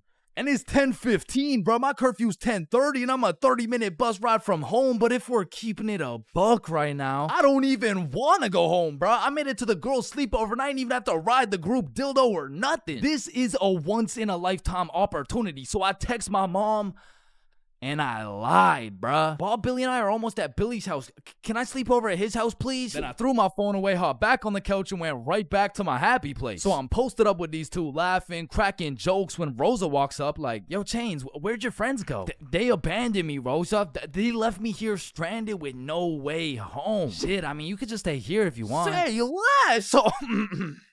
Appreciate it. And eventually, all the girls gave up on trying to find their vapes. They all gathered around to play Truth or Dare, and I prayed for times like this, bro. I was deep in enemy lines, and I didn't want it any other way until one of the girls sees my phone on the ground and is like, hey, Chains, I think someone's calling you. So she tosses me my phone. I check it.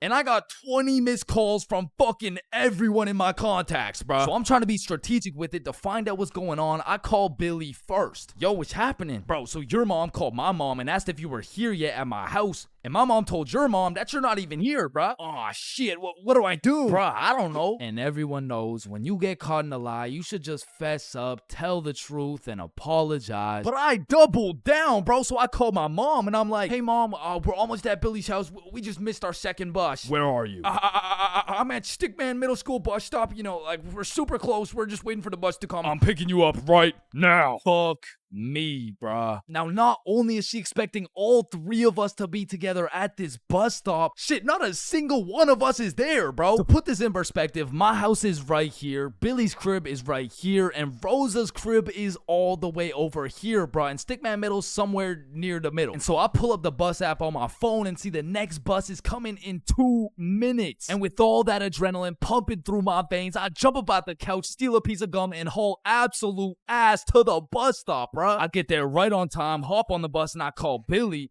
Yo, dog, I think I'm cooked. I told her I'm at Stickman Middle with you guys. Dude, why the fuck would you do that? Shit, bro, I don't know. I'm busting there right now. Bro, if she sees you there without us, you're cooked beyond belief. I know, bro. Yo, we're on our way. So Bob and Billy hop on scooters and start hill bombing their way down to the bus stop to save my ass. And this shit was a race to get to the bus stop before my mom does, because if she catches me there alone, I'm cooked. If she catches Bob and Billy there before me, I'm cooked. If she gets there before anyone, I'm fucking done, bruh. Well, I'm on the bus just praying, and when I finally get to the bus stop at Stickman Middle, I get out and take a deep breath because my mom's not here.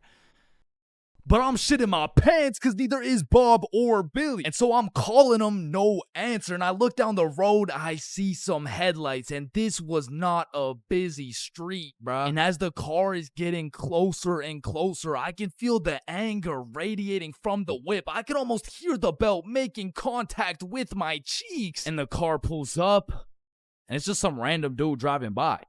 Yo! These motherfuckers, Bob and Billy, come flying down the hill. They get to the bus stop, throw their scooters in the bush, and pretend like we've been waiting here for an hour. Oh, gee wilkers, man. I can't believe we missed this bus, dude. Billy, pray for me, bro. Get in the car. I get in my mom's car. I'm stone fucking sober. My heart is pounding. Why did you lie to me? Well, I honestly wanted to spend more time at my friend's house because we were just having fun. I'm not mad. I'm just disappointed, Chains. That shit hurt way more than any punishment ever would have, bro. So even though Bob and Billy clutched up for me, I still got grounded, bro. But I did learn a valuable lesson. Just tell the truth, bro. It makes everything easier.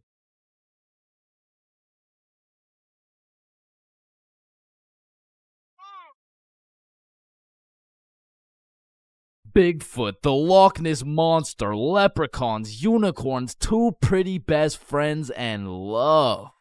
They don't exist, bro. I've looked far and wide. I've searched the depths of the valleys and the highs of the mountains. And yet still, one of the friends always gotta be chopped, bruh. But love too, though, man. I've searched everywhere. I've scoured my hometown. I've gone from the coast of Mexico to the cities of Japan. But one way or another, I always just end up with nobody to love. Or I end up getting robbed by a gay homeless dude. I mean, I was down bad, bruh. It got to the point I thought maybe I just wasn't meant to find a girlfriend. Maybe this was just a face only a mother could love.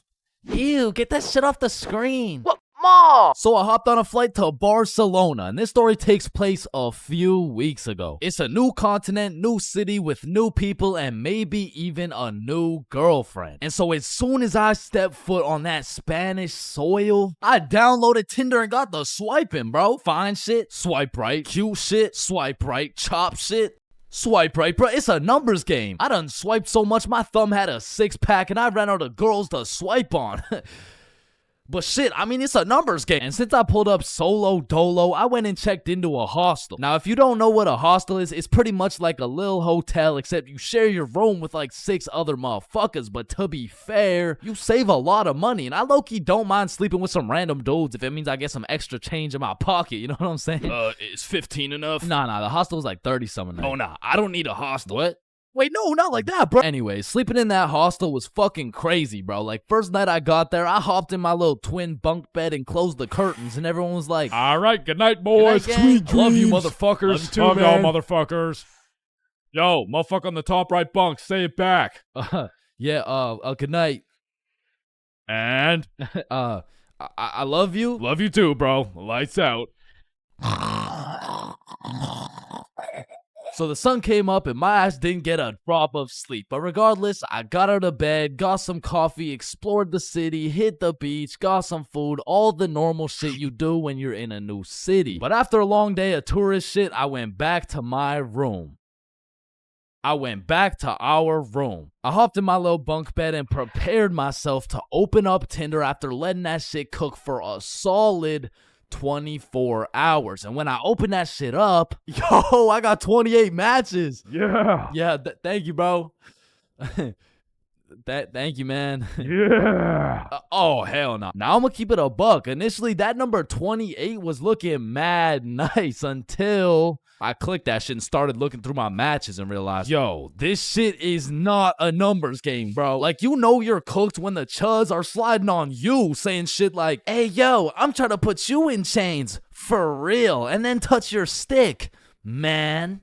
Yeah, nah, I'm deleting this shit, bro. And just as I'm about to give up on my dreams of finding my other half, I get a new match. It's Yvonne, straight dime, certified fine shit, bro. I had to slide in with some heat. So I'm like, Yvonne? Nah, more like King Von, because I'm trying to take you to the O of marriage. Now that would be a crazy story. Opening bracket featuring Lil Durk, closing bracket. And before I send her some absolute bullshit like that, she hits me with a, hey. Oh, you know, nah, that works. What's up? How are you? Great, how are you? And we end up having a marvelous conversation. We share a bunch of beliefs, perspectives, and above all, we got the same taste in music. So I'm like, you free tomorrow? Yeah, I'm free tomorrow. What's your favorite food? I'm a drinks type of girl. Say less, I know a place. I don't know shit. I literally just got here, bro. Okay, see you tomorrow. And just like that, I just got myself a date. I'm coming. Nah, you can't come. It's my date, bro. Oh, hell no. So that night, I did a little research and found the coolest bar in Barcelona. But when I went to make a reservation online, they only do in-person virtual queues. So instead, I went to sleep. Yeah. Ever heard of jerkness? So the next day, I woke up with some pep in my goddamn step. I looked at some fire architecture. I hit a mean leg day, ate some gas Spanish food, and before I knew it, it was time to get ready for my date. So I hopped in the shower, put on my toughest fit, sprayed on a little Valentino, hopped into Uber, and arrived at the bar 30 minutes early. So this way, I could join the virtual queue in order to get into the bar at 9 p.m. sharp. So I'm waiting outside and Fine Shit messages me like, yo, I'm gonna be a little bit late. I'm still doing my hair. And I'm all like, that's no problem. I know some people. I can make some calls. Don't worry about it. So I walk up to the security out front like, yo, so Fine Shit says she's gonna be a little bit late. Can I change the time or something? Nah, bro, just rejoin. I bet. So I rejoin, go sit outside and wait, and then I get another text message. I'm so sorry, but my makeup took longer than I thought, so I'm gonna be a little extra late. So I walk up, rejoin the queue, and security's like, yo, what's going on? It's nothing.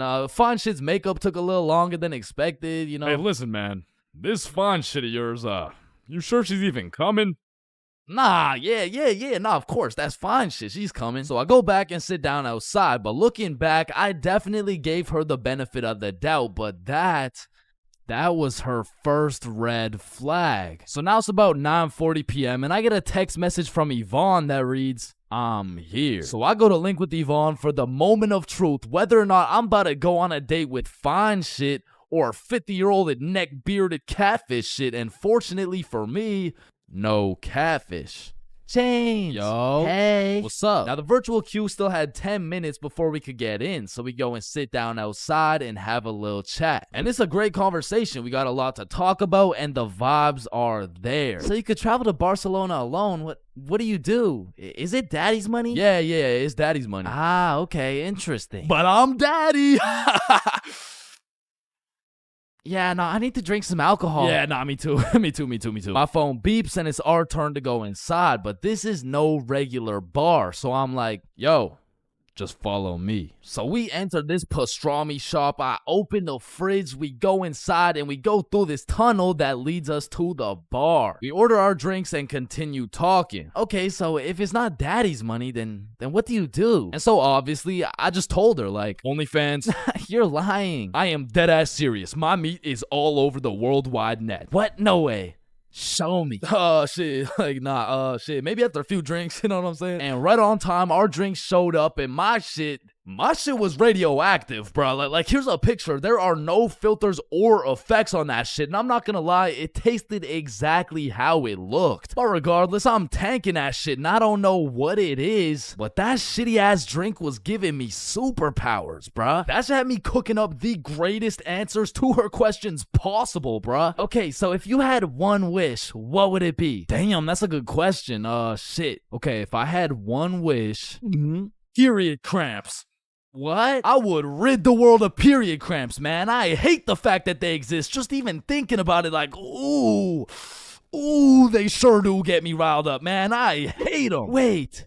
Me too. Nah, that's crazy. We have so much in common. And from that moment on, I could tell she took down her guard and got comfortable. Cause she started saying shit like, this guy from my school is obsessed with me and he won't stop snapping me. Damn, maybe you should stop responding or some shit. She snaps a picture of us and captions that shit. He getting it and you not. Lol. Red flag number 2. What kind of anime villain origin story are you trying to create for this motherfucker, bro? But I digress. We order the second round of drinks. But as she's sipping that shit, I can hear an accent starting to form in her speech. So I'm like, yo, where's this accent coming from? Oh yeah, nah, when I drink, my French accent starts coming out. And I kid you not, she went from one drink sounding like, yeah, so my favorite food is pasta, to drink 4 dead ass talking like, actually, I changed my mind. My favorite food is croissant. Shawty turned from fine shit to French shit so fast, I didn't even know who I was on a date with at this point. And then she hits me with a, I'll be right back. She grabs my face and hits my ass with a big ass smooch. Now that shit took me aback. I was not expecting it. However, maybe it's just a culture thing. Maybe it's normal for her. So I can't say that it's a real red flag. So she's still in the game. And when she comes back, she's like, yo, Chains, let's go to the beach. Say less. So we're walking down to the beach and she says some shit like, so when's the next date? Oh, it's on Saturday at 6 p.m. Oh no, I'm not free on Saturday. Oh, you mean date with you? Yeah, nah, this is the last one. Now I said it as a joke, but she wanted to get all mad and shit and storm off. Now in this situation, I have 2 options. Option A is chase after her and beg her to stay. And option B is standing there like an absolute peak male specimen to the point the gravitational pull of my testosterone retrieves her back to the very location she left. And I went with option B.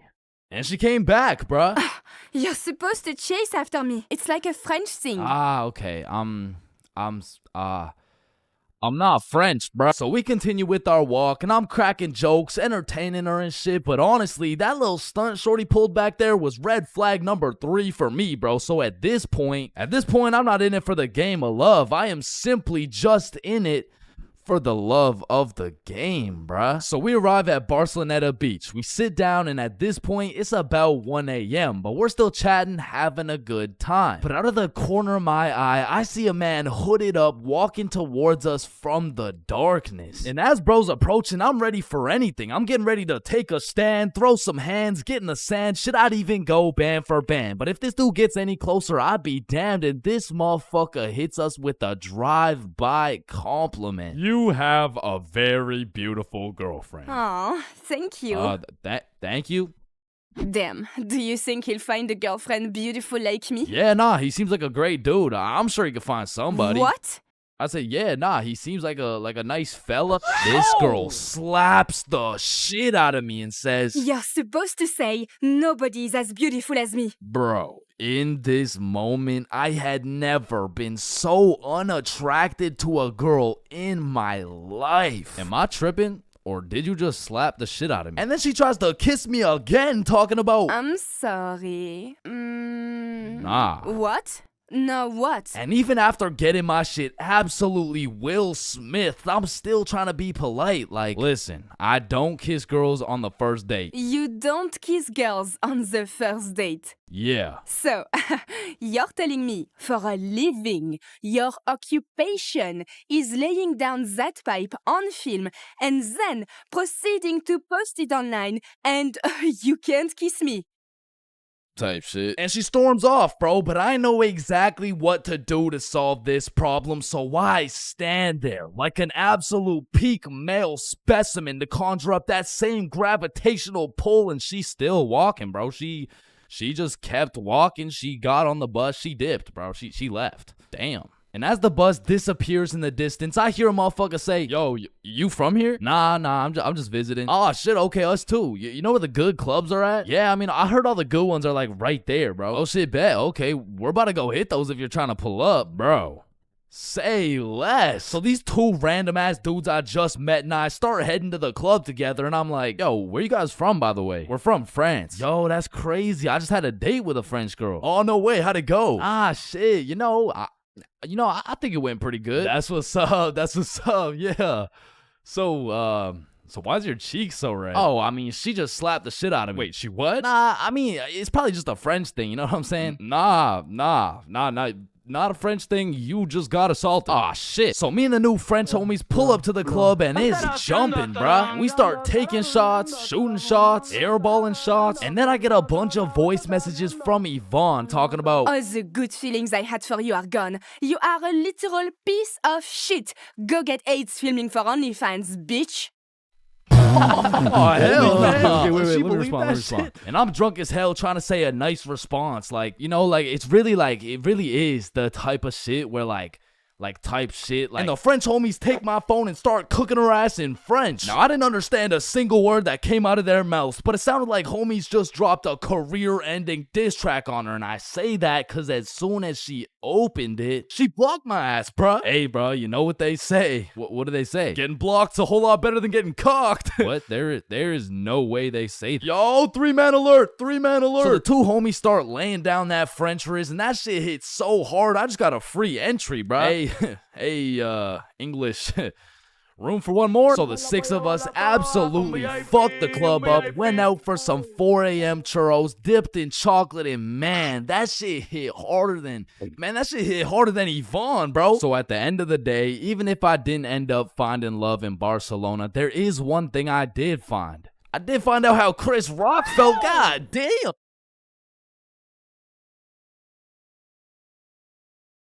There's a lot of awkward things in life, like the handshake fist bump dilemma, or waving back to someone who is waving to the dude behind you, or the you too situation. Enjoy your meal, sir. Thanks, you too. Actually, wait, no.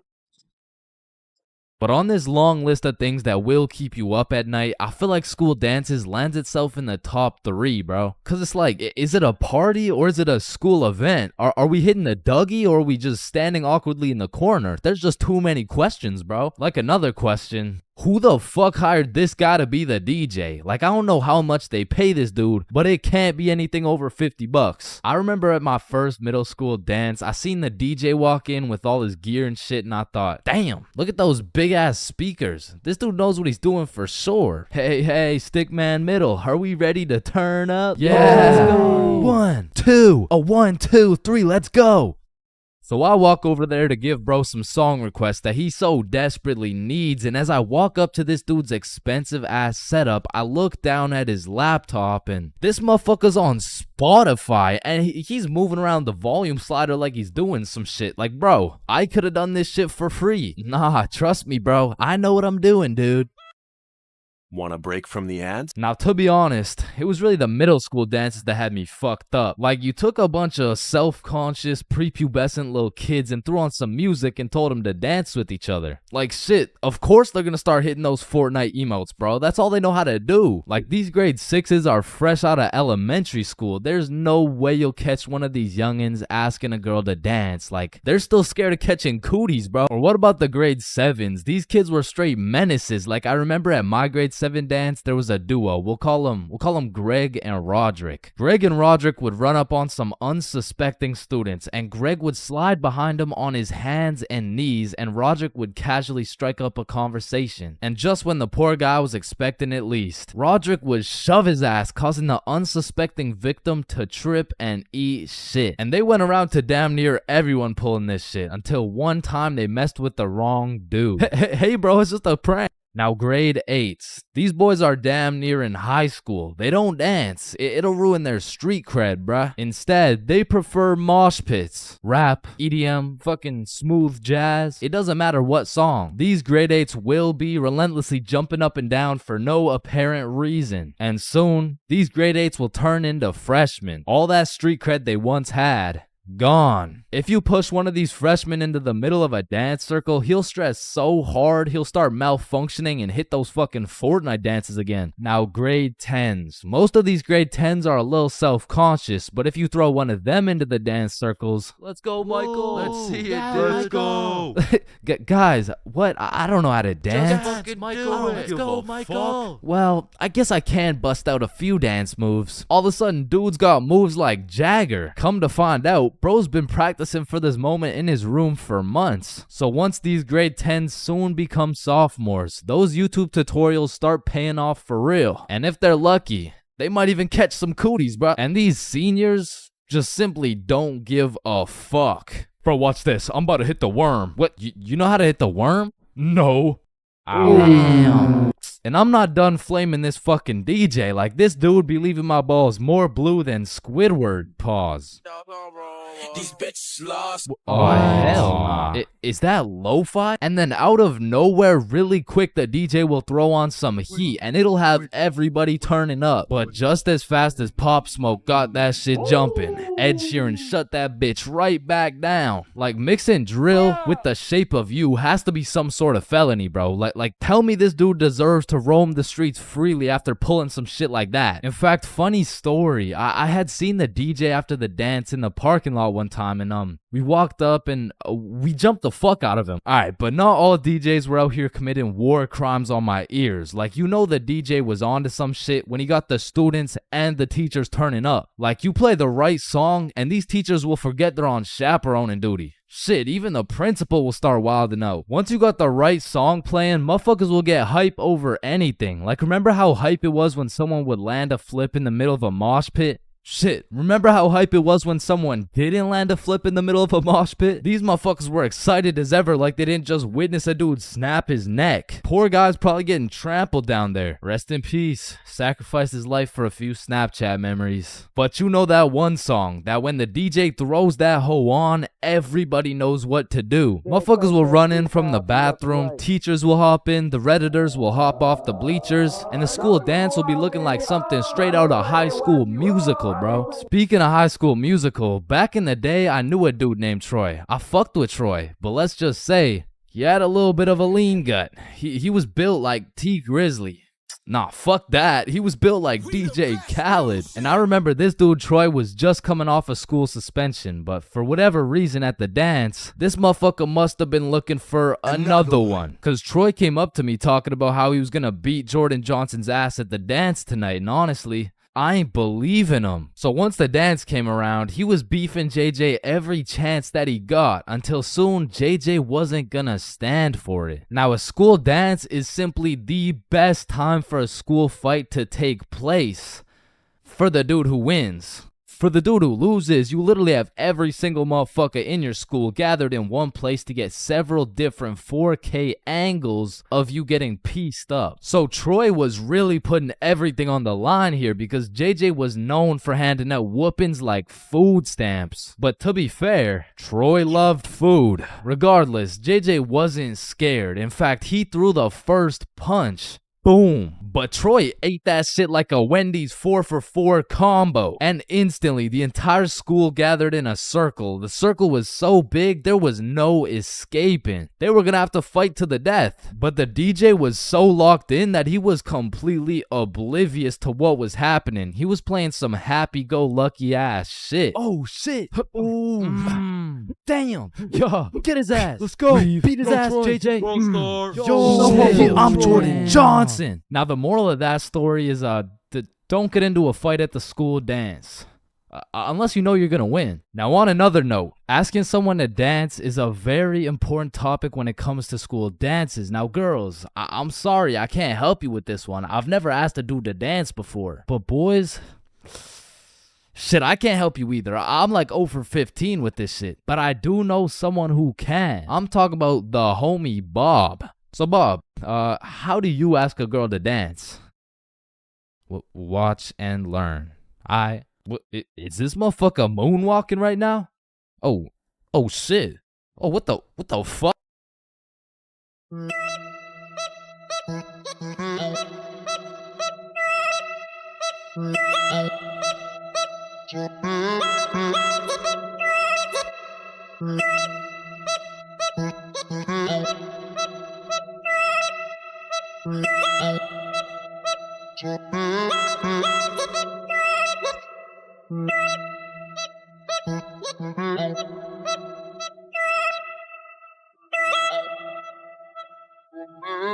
Bro, when I was in middle school, every time I would walk by the high school, the freshmen deadass looked like adults to me, bro. The sophomores looked like tax-paying citizens. I saw juniors as grown men with a wife and kids, and seniors, bro. I couldn't tell the difference between a senior and a senior citizen, bro. And that's because in grade 7, I saw me and all my homies as fully developed, mature, and respectable humans, and that was simply cat. Because now when I look back at a picture of us in grade 7, I see a bunch of little babies, bro. Yada, yada, yada. What does this have to do with stealing a guy's vape? We stole a vape from a senior in high school, and we were in grade 7, bro. And when I say we, I mean Billy. Billy stole that shit, and me and Bob were accomplices. Now, if you ask me back in the day, James, for real, you're awfully small. Scrawny, weak, ugly, chopped. okay, sir, what's the question? How do you expect to win this fight against such a bigger opponent? Listen, Joe Rogan, it's not about the size of the dog in the fight.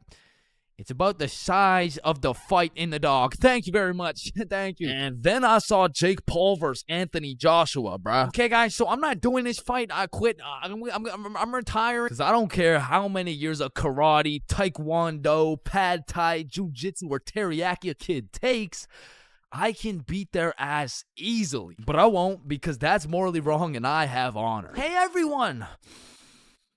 I heard Chains talks to minors. What the fuck? And I heard he fakes all his stories. Man, I do not fake my stories, bro. Sorry, anyways, as I was saying, this story takes place in grade 7. It was a summer day, and it started off pretty slow. You know, me and the boys were just chilling at Bob's crib, playing a little Rocket League and whatnot until we got bored. And when me, Bob, and Billy get bored, it's a problem, bro. Because every time we were bored, we would do one of 5 things. Light public garbage cans on fire, ding-dong ditch houses, light more shit on fire, buy things from 7-Eleven, with the 100% discount, or climb our middle school, bro. Yo, let's go let some garbages on fire. Yo, I don't know if there's any left at this point. Alright, let's ding dong ditch. Man, I'm not really trying to do all that running right now. Shit, should we climb Stickman Middle? Yes. So we pull up on a scene, shiesties activated. We scan the area for witnesses, nobody. We identify all security cameras and move forward with the plan. So, Stickman Middle rooftop was about 20 feet up, far too high to reach. However, it had a playground with one of those spiderweb johns, and this playground was fenced off, and this fence is what we call the method. So one at a time, we climb up this metal fence, stand on top of it so we were just tall enough to jump and grab the roof, and we pull ourselves onto the rooftop. So Bob and Billy got up first. I jump and get my hands on the rooftop, pull myself up, and the view was insane, bro. Sun setting and everything. So me and the gang are sitting on the roof of our school. Bob brought some of those good old sweet heat Doritos, and we have ourselves a nice little romantic afternoon. When all of a sudden a car pulls up to the courtyard. A dude hops out of the driver's seat. 3 girls hop out of their whip. They're probably 19 or 20, and one of them looks up like, hey, what the fuck? Hey. Yo. Oh, shit, how'd y'all get up there? Shit, it's easy. I mean, we just climbed this fence. You want to try? Yeah, okay, yeah. What do I do? You just gotta stand on the right side of the fence. Okay. Which side's the right side? It's the opposite of left. Is this guy retarded? Oh, okay, yep, okay, I got it. All right. Okay, now what? Okay, yeah, just bring your feet up to the little crossbar, but be careful. Careful? This shit's easy, man. I know a ton of 12-year-old girls who could do this. Right, okay. Why does he know a ton of 12-year-old girls? Okay, what do you think I do from here? Dude, I don't think I know what to do. Oh, shit, man. I don't think I know what to do either. No, I'm saying I know. Like, damn, man. How is he so retarded? Ooh, I'm up, boys. Let's Yes, go. sir. Yeah, let's go. Anyways, what's y'all's names? I'm Billy. That's Bob. And I'm Chains. BBC, is it? Yeah, my name's Cooper. It's nice to meet y'all. Yeah, nice to meet you, man. You want some Doritos? So he just abandons the girls down at the courtyard, and we go back to our spot, sit down, and Cooper's vaping and shit. Billy's bumming a few hits. And I'm not gonna lie, he was a nice guy. I mean, you could tell he had a good heart, but god damn did that motherfucker like yapping, bro. I think me, Bob, and Billy got off a total of 3 sentences, bro. And so I was telling her, if you mess with the bull, you get the horns. Damn, that's crazy. Bruh, for real? Dead ass. I mean, bro yapped the day away. The sun went down. It was getting cold, so Billy was like, Yo, y'all trying to head back? yeah, bro, it's getting cold. Yeah, yo, great conversation though, boys. Right. So we all climb down the roof, make it to the courtyard, and say our farewells. Peace out, Alright, see Cooper. you, bro. Yeah, y'all have a good one, man. We head back towards Bob's crib, and to get there, we gotta walk up this small path with a super steep uphill, and as soon as we get to the top of the hill, Billy stops. And he looks back. Yo, what's up? I should have taxed his vape, bro. What? Yeah, like I should have finessed his vape. That shit was nice. Bro, like you're not doing that. Let's go back to Bob's crib. Say I won't do it right now. Bro, you won't. Bob, you know I would do that shit. Keep it a buck. Alright, watch this then. So Billy, completely alone, walks back down the hill to the courtyard and starts talking to the dude through the driver's window. Yo, Cooper, you think I can have one more hit for the road, bro? Damn, man, you really came all the way back? You're a fiend, huh? Yeah, nah, I got you, man. Bless. And because me and Bob were up on this hill, I vividly remember we got like a bird's eye view of this shit. And obviously, y'all don't know Billy the way I do, but I was 100% convinced he did not have the balls to do this shit, bro. There was no way. Hey, Billy starts hauling ass, and instantly Cooper punches that bitch in reverse. And my heart dropped so fast. We had a bird's eye view of Billy running for his fucking life, and Cooper's right on his ass, and they are both headed right towards me and Bob, bro. So we take our head start and get our ass right back to Bob's crib. But Billy couldn't just run to Bob's crib and have Cooper knowing his address. So instead of taking the path to Bob's crib, this motherfucker runs straight into the prickle bushes, bro. Adrenaline pumping. He's powering through these bushes, getting cuts all over his arms, legs, face, until all that adrenaline crashes and he realizes he can't make it through to the other side.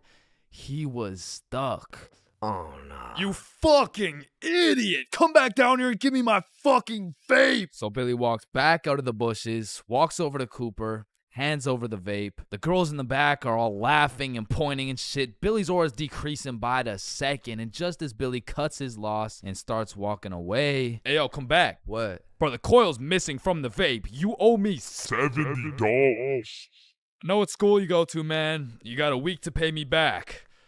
Or else. Billy not only lost all the aura he'd been saving up for 13 years on this earth, but now he's $70 in debt with 1 week to figure it out. So every day after that, Billy begs his mom for $10 for lunch money, $10 for pizza, $10 for school supplies until a week had passed.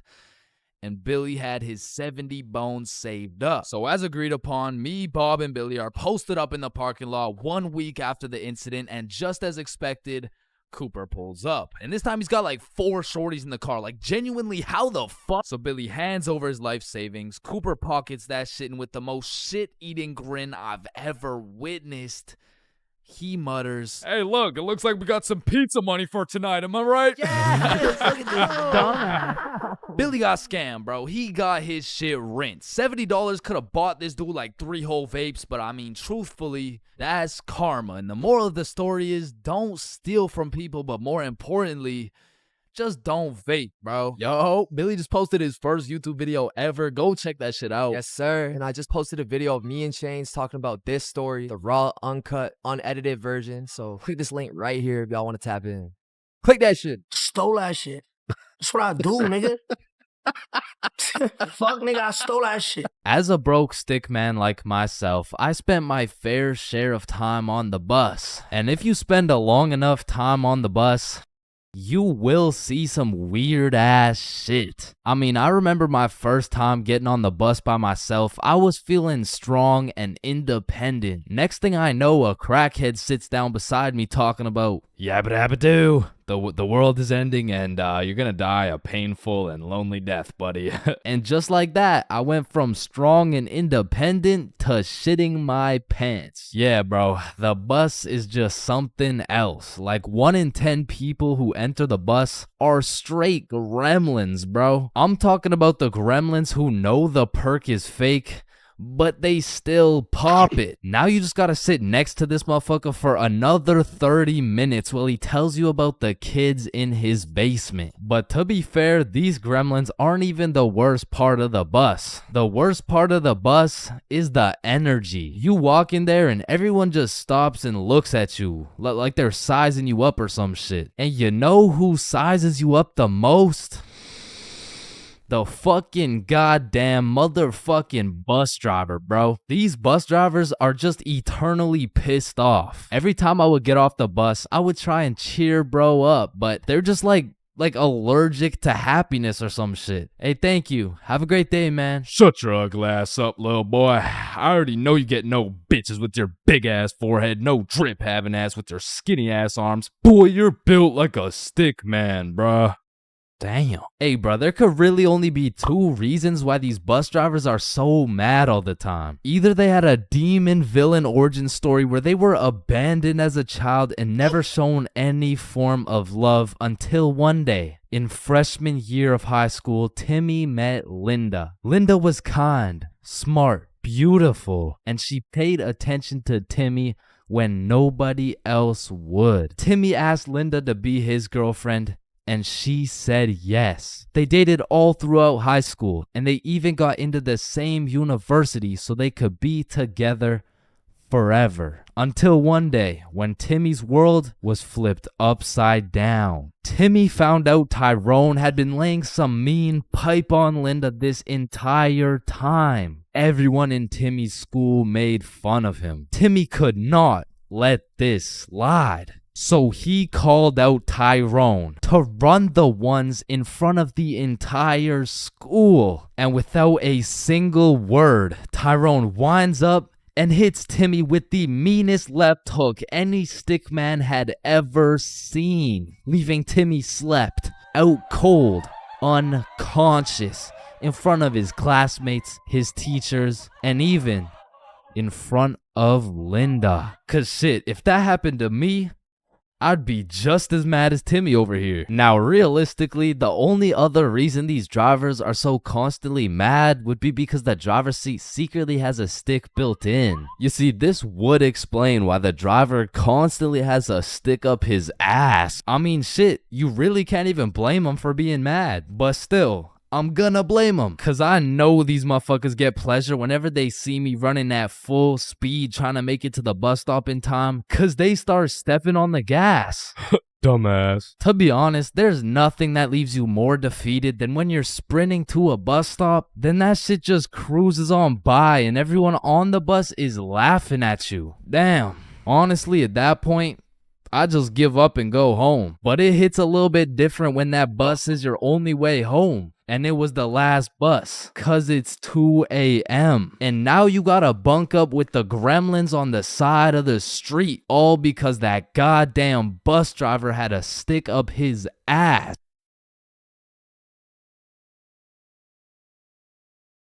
Alright, listen, I'm creating something I like to call the internet. Yo, what does it do? On the internet, people are going to be able to search up literally any question they have. They're going to be able to watch videos for educational purposes. And the craziest achievement yet, you can communicate with literally anyone across the entire world. Bro, this is going to change the world. Bro, I'm not gonna lie, the internet is 100% one of the greatest inventions of all time. Like, that shit's up there with the light bulb, the airplane, the testacuzzi. Like, they're all groundbreaking inventions, but the internet just has to be number one, bro. Like, imagine telling a caveman you had a magical box where you could make anything pop up in 2 seconds. Yo, Caveman Dave, I got a magical box where you can make anything pop up in 2 seconds. Oh, shit, cool. Do you know her or something? No, Dave, no, get the fuck. Now, Caveman Dave absolutely dicking down the computer monitor seems stupid, barbaric, uncivilized, you know? Like, who's gonna tell, bro? They're just pixels on a screen, am I right? Facts! Yo, Caveman Dave is a dumbass! Facts, yeah, nah, let me see your search history. You know, we don't gotta do all that. You know, oh, okay. Monstrous KFC Okay, mukbang. I like KFC. Fat motherfuckers eating a lot of I food. was hungry. Yo, big butt booty Latina oiled up, shaking that diggity dump truck dog. What are you searching? Okay, listen, like my finger slipped. Yeah, bro. 2025 is the weirdest time to have access to the internet, and that's just cause everybody has that shit. Like I got it, you got it, my grandma's got it, Kanye's got it. Man, you and your grandma. Kanye still got it. And I fucking hate so every thing, and I'm done. Okay, yeah, well, not anymore, but I don't know if it's just me, but recently the internet has been getting more and more out of pocket, bro. Like, I'll be having a fantastic day, just chilling, until I pull up Instagram and see some shit talking about, imagine your card declines at the abortion clinic and the doctor start nutting in you. Yeah, this motherfucker's never getting a job, bro. Like, his digital footprint's up there with fucking Kanye, bro. Oh, hell nah. Alright, this isn't yay bad, but imagine dude trying to apply to a university like, yes sir, this has been a dream of mine since I was a little kid, and I've spent thousands of hours studying, and it would be an absolute pleasure to join your program. Wow, that's amazing. And it seems like your GPA is a perfect 4.0, and man, your volunteer work is nothing short of impressive. I mean, building an entire village in Africa with your bare hands, I mean, geez, that's good stuff. Yeah, thank you, sir. Yeah, now, I do just have one last question. Yeah, anything. What would happen if your car got declined at an abortion clinic? Oh, holy shit, is that girthy dishwasher 97? Yep, yeah, that's me, bro. Yo, most relatable content on Instagram, I swear. Yo, actually, I really never get the credit that Yeah, just put the fries in the bag. Oh, okay. And speaking of getting a job, you ever seen a kid under 7 years old post literally anything on Instagram? Yo, the comment section has a field day, bro. Like, the video will be of a kid who's just barely on the brink of gaining consciousness, and the comments are talking about, get a job, little motherfucker. Somebody get bro some fentanyl. I'm gonna touch you in places you ain't even know existed, little motherfucker. Like, bro, stop touching these 6-year-old kids and touch some grass, dickhead. Yeah, but I'm not gonna lie, as a motherfucker who draws stickman for 16 hours a day, I really gotta start taking some of my own advice, bro. Wait, what's your advice? Oh, I mean, stop touching these 6-year-old kids. You touch 6-year-old kids? I'm talking about Gurgi Force. Chains, you know the drill. God damn. Bro. Even these motherfuckers have the internet, bro. Like, what could you even possibly be posting? Oh, shit. Yeah, nah. We gotta start banning motherfuckers from the internet, bro. And I think we should all do a poll for the first person to go. You know, like, take your time. And, oh, shit. Okay, never mind. Votes are in. Looks like we're banning Jack Doherty. Why in the fuckity shit did you just ban Jack Doherty? You know what? Ban his the last two, bro. Actually, ban every single kid on the internet. Like, put down the Instagram reels, go outside and eat rocks like a normal kid before Gurgi Foreskin 445 fucks around and finds your IP address, bro. Because there's a lot of weird motherfuckers online, especially considering the impending gooner epidemic of 2025. Now, if you're unaware of this widespread epidemic, well, fucking good for you, but there's been a recent spike in the amount of gooners seen online. Like the type of motherfucker who'll be scrolling and see a video of a Cheeto that's kind of built somewhat like a Kardashian, and next thing you know, bro's got a DIY screen protector, bro. And I swear these gooners have no clue it's a problem either. Like, they probably show up to the doctor's office for a quick little checkup, and the doctor has to break the news to him like, yeah, Mr. Gooningson? Yeah, I'm sorry, but you gotta stop masturbating. No, wait, what? No, wait, why? Because I'm trying to examine you, dumbass. Oh, shit. Like, it's honestly mind-blowing how having access to the internet with all its power and infinite knowledge just makes us more stupid, bro. Like, at any given moment, we have the resources to learn quantum physics or learn how we can watch Skibbity Toilet. What? No. Why the fuck would we watch Skibbity Toilet? Shit, man, this stuff's good. Just take a watch. No, I'm not watching that shit. Just real quick. Yo, why are you recording me, bro? We're filming a YouTube video, dumbass. Oh shit, yeah, you're right. So I was saying there's a lot of people nowadays addicted to the internet and shit, like that guy over there. Where? Bro, What? Oh shit, yeah, what I was saying was, back in the day, the internet was just for shit like cute cat videos and cool math games and shit, but nowadays, the internet has everything your brain craves. Like, it's got food for you, it's got friends for you, it's funny, it's educational, bro, it has Cheetos built like Kardashians, bro. And as if the internet having everything we ever needed wasn't enough, these motherfuckers invented AI, bruh. Now, maybe it's just me, but this AI shit is getting a little too good, bro. I mean, when ChatGPT first came out, I was using that bad boy for all kinds of shit. Whenever I couldn't do my homework, ChatGPT. When I forgot a recipe, ChatGPT. When I couldn't get a girlfriend, cry myself to sleep. And then ask ChatGPT. Like, back in the day, I was using that shit to fix all my problems. But nowadays, nowadays I just be using it to spend quality time with, bro. Holy shit, this guy's a gooner if I've ever seen one. And no, I'm not a fucking gooner, bro. I'm just spending some time getting to know my homie Mr. GPT. Cause when the day comes and that motherfucker and his AI homies decide to take over and kill the entire stickman race, you're gonna be getting your shit annihilated, bro. And I'ma just be like, yo, GP, you don't gotta do this, bro. Remember when we used to talk about our feelings together and I used to send you line art of sexy Squidward and shit like, hot, you fucking gooner. And honestly, I feel like the people are less scared of the robots taking over the entire world and they're more scared of them taking their jobs. But I'm gonna keep it a buck, I cannot relate, bro. Like, AI could never do the shit I do. AI could never do the shit I do. Wait, what the fuck? Wait, what the fuck? Who does this bum think he is, bro? Who does this bum think he is, bro? Like I mean, yo, alright, that shit doesn't even sound like me, bro. Yo, that shit doesn't even sound like me, bro. So you want to copy everything, huh? Yeah? Yeah, you sure you want to do this? Yeah, you sure you want to do this? Yeah. Alright, let's go. I like little kids. Yo. Like, you loading or something? Like, what's going on? You gonna repeat it, or, you know? Undercover police has Vaj back. Everyone experiences being drunk differently, and it can change from time to time as well. But I'd say most people fall into a few general categories, one of which is the aggressive drinker. These people have to have pent up and saved anger for years. They just decide to let it all loose when they take a sip of alcohol. I feel like they might even just be using drinking as an excuse to sock someone in the face. And the main problem with aggressive drinkers is there's always at least one of them at every function. Sometimes they can be tamed. But if you just let them do their thing, then the function just turns into the Battle of Vimy Ridge, bro. You don't want your friends to be aggressive drinkers. Because when they do something stupid, you just have no choice but to back them up because that's your homie. Coming up next, we have the depressed drinker. I know lots of people who are usually happy and energetic. But when they start drinking, all of a sudden they think I'm their therapist or something. Like, of course I want to help my boy if he's in his feels. But I'm hammered too, bro. I can't help you get your ex back. Now listen, I'm no scientist, but alcohol is a depressant, which means it makes you depressed, bro. I don't. Pretty much what I'm trying to say is, if alcohol makes you sad sometimes, don't worry, it's normal. Next up, we have the flirty drinker. Now these types of people are a common appearance at parties.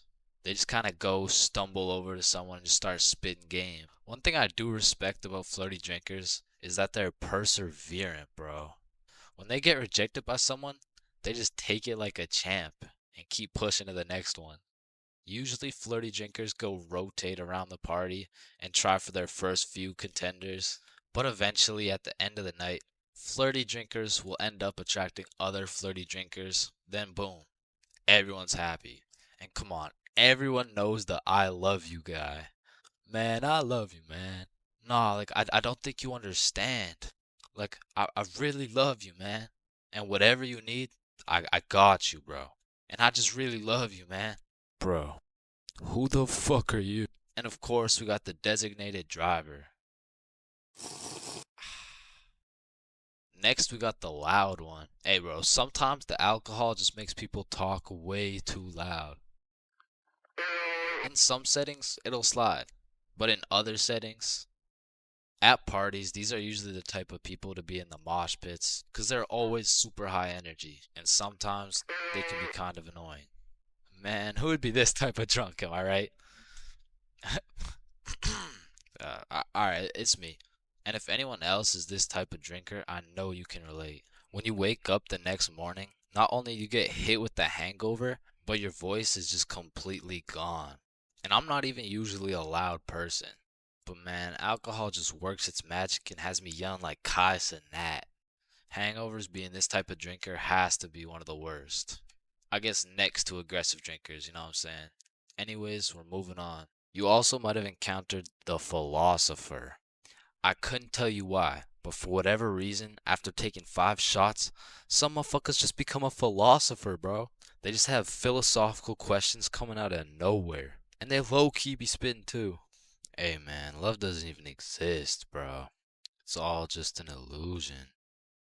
Love is just a chemical reaction that occurs in your brain that was programmed to make us inclined to reproduce.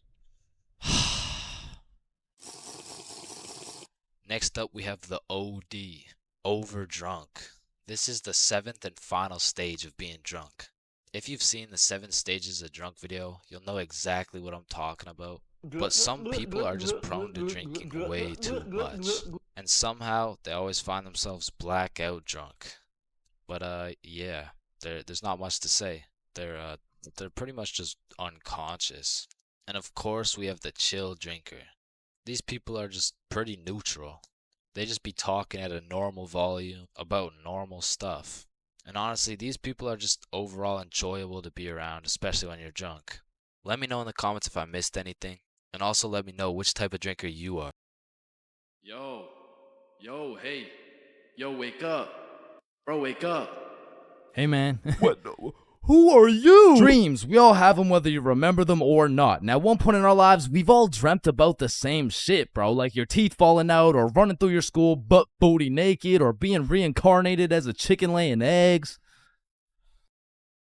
But when you really step back and think about what sleeping is, it's mad weird, bro. Like imagine an alien crash landed on Earth and saw a bunch of motherfuckers sleeping like... Why is everyone dead? Oh, no, they're not dead, they're just sleeping. Man, what the fuck is sleeping? Yeah, so basically they just play dead for 8 hours and live false realities in their heads and shit. Strange. Yeah, like you see this guy, he's probably dreaming about sunshine and rainbows. Get down! Oh. Or you see this dude, he's having a nightmare for sure. Oh, and this dude, this dude's definitely fucking, bro. I'm a caterpillar. Damn, that's crazy. Now, we all know there's only 3 questions in life that have yet to be answered. What's the meaning of life? What's Obama's last name? And why do we dream? Dude, it's all your subconscious talking to you, man. You just gotta find the true meaning of each dream, dude. Bro, what the actual fuck could this possibly mean, bruh? You're autistic.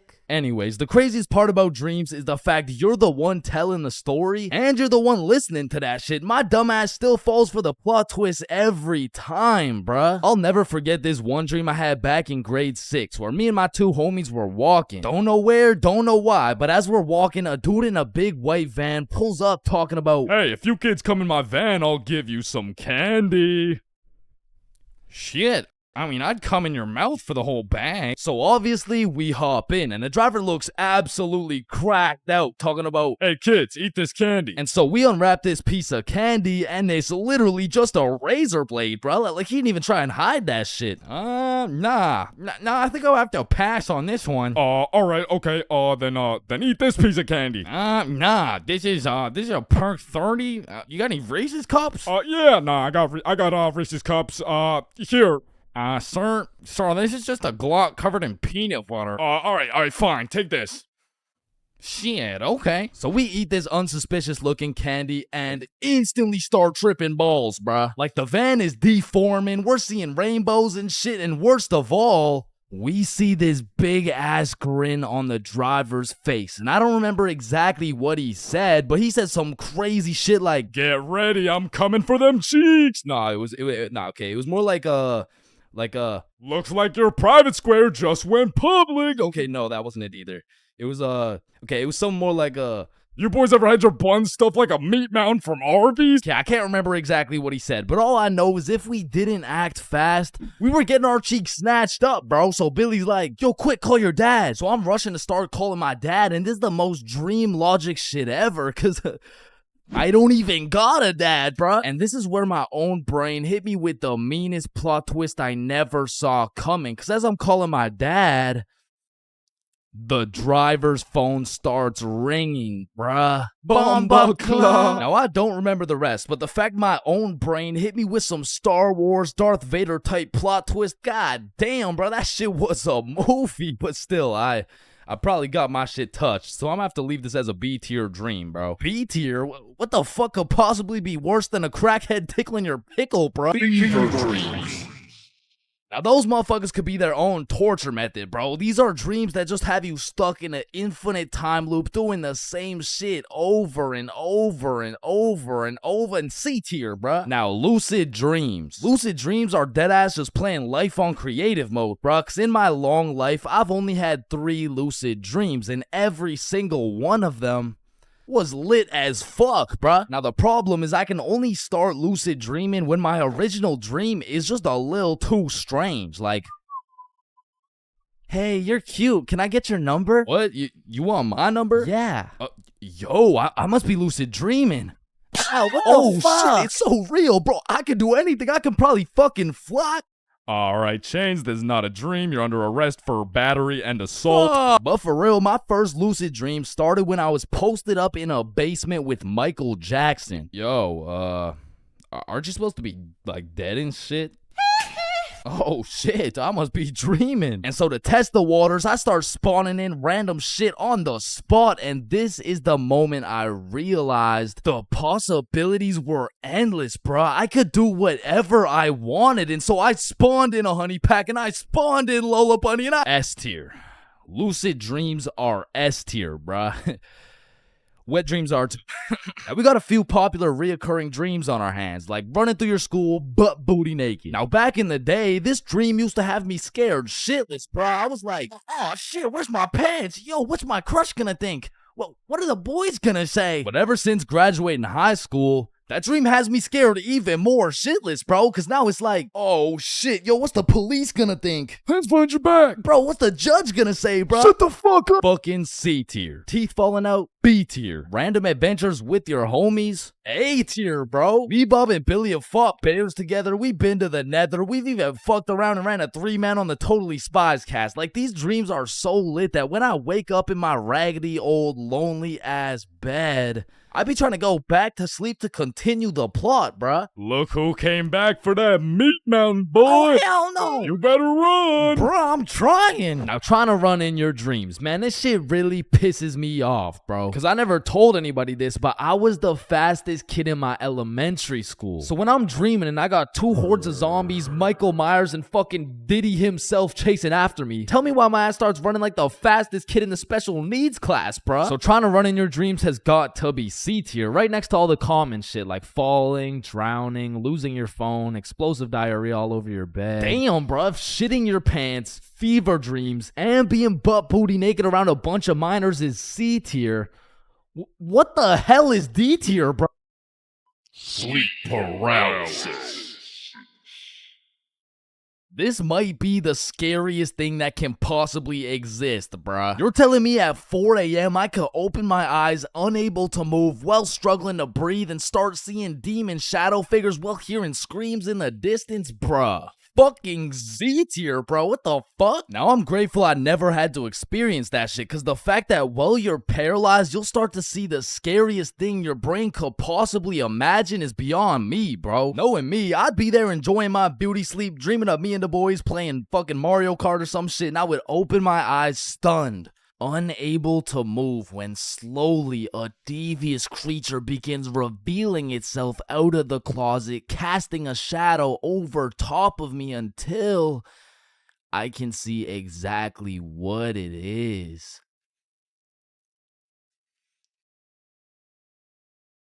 Looks like someone ordered a meat mountain.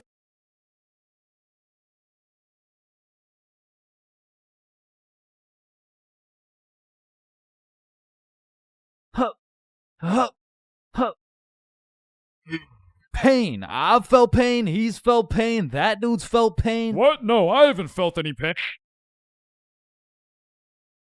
We've all felt pain, because you know what they say. The only things truly guaranteed in life is death and pain. Wait, what about taxes? Wait, what? Is this chains for real? No. And I hate to be all controversial here, but pain?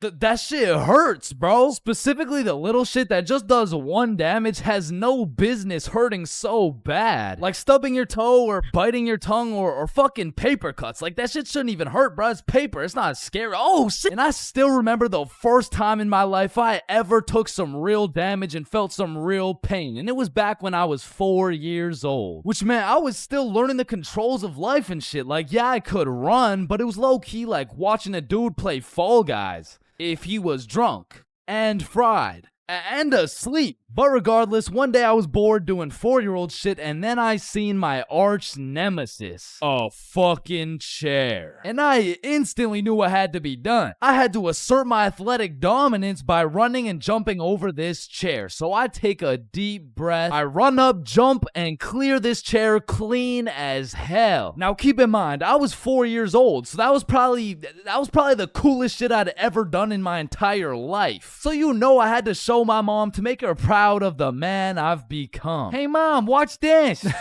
What the hell are you doing, Chains? Hey man, just watch and learn. Oh, I fucking ate it, bro. Like that was the type of pain that hits so hard you can fucking taste it, and damn, that shit tasted ass, bruh. Like, have you ever taken a soccer ball straight to the schnoz? Cause that shit will have you smelling pain, tasting pennies, and seeing tears. Which is bad, but like, who the fuck invented the funny bone, bruh? Cause that shit ain't funny. Like, bro, you can't just call some painful ass shit funny and expect it to be humorous. No, the bone is called a humorous. Yeah, shut up. How humorous is this, buddy? Not humorous. Yeah, that's what I thought. And in fact, I think it's the opposite of humorous. Like, yo, did you guys know 1 in 4 dudes is gay? Wait a minute. Gee, I sure hope it's Owen, cause he's sexy as hell. Y'all hit the funny bone too? Yeah, I did. If I had a pain tier list that went from shit ain't nothing to I'd probably rate hitting your funny bone a solid It's the same as stubbing your toe real hard. Like, you just need a moment to take a few deep breaths and say a few slurs, and that shit just heals itself. But if we're looking at some top tier, brutal, agonizing, excruciating pain, getting kicked in the balls. Now, for you 19.8% female audience, I know you might not be able to understand what this feels like. So let me just give you a quick overview. Imagine having balls, right? Now imagine getting kicked in them. That shit hurts like a bitch. I remember one time in grade 6, me and my homies were playing a good old game of soccer. And we were playing with the big homie. I mean the really big homie. Like, the dude had more chins than a Chinese phone book. Like, last time we went to a restaurant, bro looked at the menu and said okay. And I couldn't even tell you how big he really is, because last time he stepped on the scale, it said 1 at a time, please. So what I'm trying to say is he was a big dude, and big dudes got big legs, and big legs produce hard kicks. And during this grade 6 soccer game, I unfortunately found myself legs spread wide open, freshly dropped testes exposed to this absolute unit, wound up to kick the ball, and well, pain. Just pain, bruh. Followed by a moment of silence from everyone on the field. And I don't know if the moment of silence was for me or for my next generation of kids the big homie just wiped out, but I felt that shit. And I felt it in my stomach. And there was really only one sound I was able to make in that moment. Now, I know what a lot of you guys are thinking. Getting kicked in the balls is nothing compared to childbirth. Childbirth is so much worse. This guy's a misogynist. And no, I don't give people massages. And I might be the first to tell you this, but I've experienced both getting kicked in the balls and childbirth. And honestly, childbirth wasn't even that painful at all for real. But to be fair, it was probably a little worse for my mom, so like...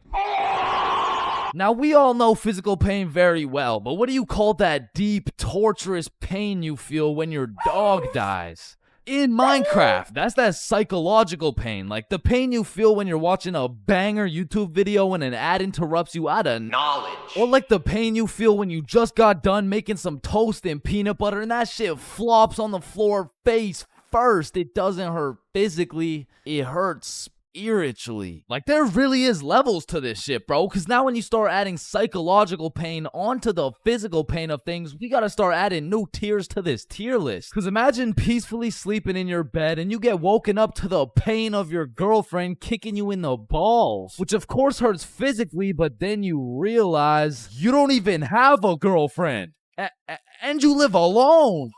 So just to knock a few more off this tier list, a razor scooter to the shin, stepping on Lego is a solid. Now getting socked in the face is an interesting one, because that shit can range anywhere from all the way to getting the Sonic rings knocked out of you. And if that shit's a good enough punch, you might not even feel anything.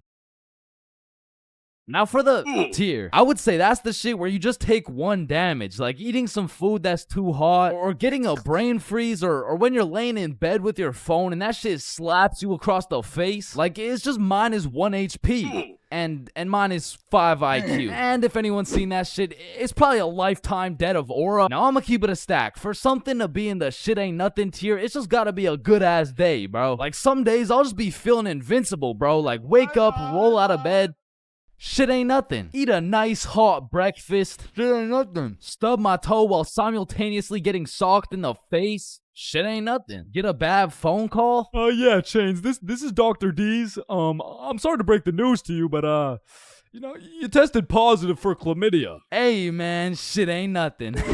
Oh shit, who's this? Yeah, I wasn't finished. You also tested positive for herpes, syphilis, gonorrhea, hepatitis. You got a whole ecosystem on your shit. Honestly, at this point, our best bet is just to chop that thing clean off. What? Shit ain't nothing. No, it's definitely something. We're chopping your meat off. Yeah, but on some days, bruh, it's just like, yeah, nah, that's it. I quit. I'm done. I'm going to sleep. Good night. And I know this might sound like some freaky ass shit, but I feel like some pain low-key feels good, bro. Like in school, I used to always put the front chair legs on my feet just to feel the pain. Or even like eating some spicy ass food, or like, oh yeah, or like getting spanked. No? No? Fuck? Nah. I was thinking something more like taking a really hot shower, or like getting whipped. No? Yo, George, shut the fuck up, bro. I'm trying to make a video and Sorry, shit. my fault, pimp. My fault. Yeah, alright. Or what about when you like getting slapped in the face? Bro, shut the fuck. Hey, yo. Oh Yo. shit. Ooh. Damn. That's why you don't mess with me. Yo, I'm Jordan Johnson. Mr. Johnson, why did you beat Kyle's ass? Mr. Principal, I never touched Kyle. In fact, I've never seen this kid my entire life. How do you presume he received a concussion, 2 broken ribs, a black eye, a broken nose, and a dislocated shoulder? I mean, he must have fallen down the stairs or something. Okay, Mr. Johnson, how do you explain this? That's why you don't mess with me. I'm Jordan Johnson. But I mean, you got the wrong Jordan Johnson. Then, what happened to your knuckles there? Shit, these ain't even my knuckles. Listen, I am not one to condone violence, but I'm not gonna lie. School fights are a major part of the high school experience. I mean, there's something about a good old school brawl that just boosts students' morale. Like, there is nothing that gets you through the rest of the day like some kid getting his ass beat in front of the entire school. And truthfully, it's just a community building experience because it gives everyone something to talk about. Yo, did you see the fight? Yeah, bro, Kyle got his shit rocked. Wait, are you guys talking about the fight? Yeah, bro. Man, Kyle got fucked up, dude. Overall, in school fights, everyone wins. Like, the fighter gets some respect and the crowd gets some entertainment. It's a win-win. What about me? But tell me why when a fight breaks out, the entire school will be recording, but not one person can get a good video. It's like when a fight breaks out, every motherfucker recording starts having severe hand spasms. I mean, as the person recording the fight, you literally have one job: to record the fight. Damn, I just missed it. What happened? Oh, well, lucky for you, I recorded the entire thing from start to finish on my brand new Samsung. Check it out.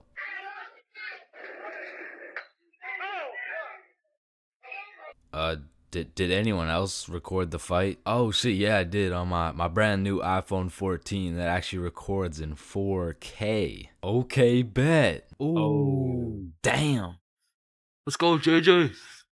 That's why you don't mess with me. But bro, there's just a video of your face for 8 minutes straight. And watching some of these fights are funny as hell. Because some motherfuckers will come in swinging like KSI. Some motherfuckers are out here thinking they're Daniel LaRusso. And some motherfuckers should just not be fighting. Which is honestly the best part. Because where else could you catch a 6'5", 250-pound big body scrapping some 5'2" nerd? Like, the UFC would never let that shit slide. Plus, you get to watch it all for free. But me personally, I've never gotten into a school fight. But don't get me wrong, if someone wanted to catch these hands, I could hit them with the little knuckle sandwich, if you know what I mean. But truth be told, I could never lose a fight. Not because I know how to fight, but because for Bob, shit was on sight. And trust me, you don't fuck with Bob. Bob's got a better record than Floyd Mayweather. And I even heard one time he got into a little altercation with Mike Tyson. All I'ma say is, he dealt with him. But with that being said, we all know that one kid in school who was born to simply beat people's ass. Like, this dude's life purpose was to run people's fade. And of course, I had someone like this at my school. He was the type of dude who had nothing to lose, so he would instigate a fight wherever he could. We'll just call him Jordan. And honestly, he was holding a solid record. I mean, he was probably 12-0. But one day, Jordan picked on the wrong kid. Hey nerd, take off those stupid glasses. And Bob was a man of little words, so Jordan's buffoonery did not faze him. Hey nerd, I said take off those stupid glasses. Hey, stop ignoring me.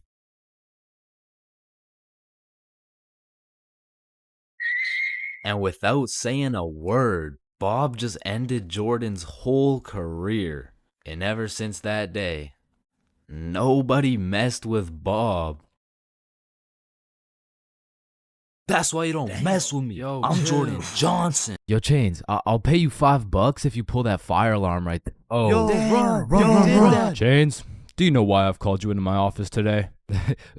No. You see, that little stunt you pulled has led you to a 1-week suspension. God damn it. What does suspension mean? It means for the next week you are prohibited from coming to school. Fuck.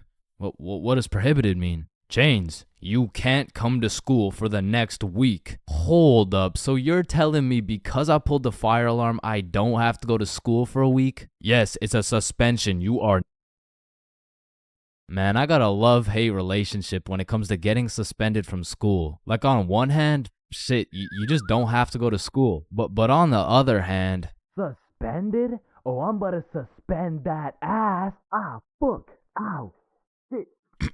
Alright, I don't recommend getting suspended. That shit is not worth it. But how do I know? This story dates way, way, way back to grade 7. It was a cold winter day at Stickman Middle School. In fact, it was freezing cold, and this gave Billy a great idea. Yo, the pond behind the school is frozen. Let's go fuck around on it. Oh, I'm down. Okay, bet. So after school, we got a group of 5 homies, and we headed over to the frozen pond. Now, to paint the picture, behind Stickman Middle School was Stickman Elementary School, and behind Stickman Elementary School was this frozen pond, meaning we had to walk through Stickman Elementary School to get to this pond. But nonetheless, we walk up to the pond and instantly I see this big red sign that says, "Hazard, do not step on ice." Guys, the sign says do not step on ice. Man, fuck the sign. Watch this.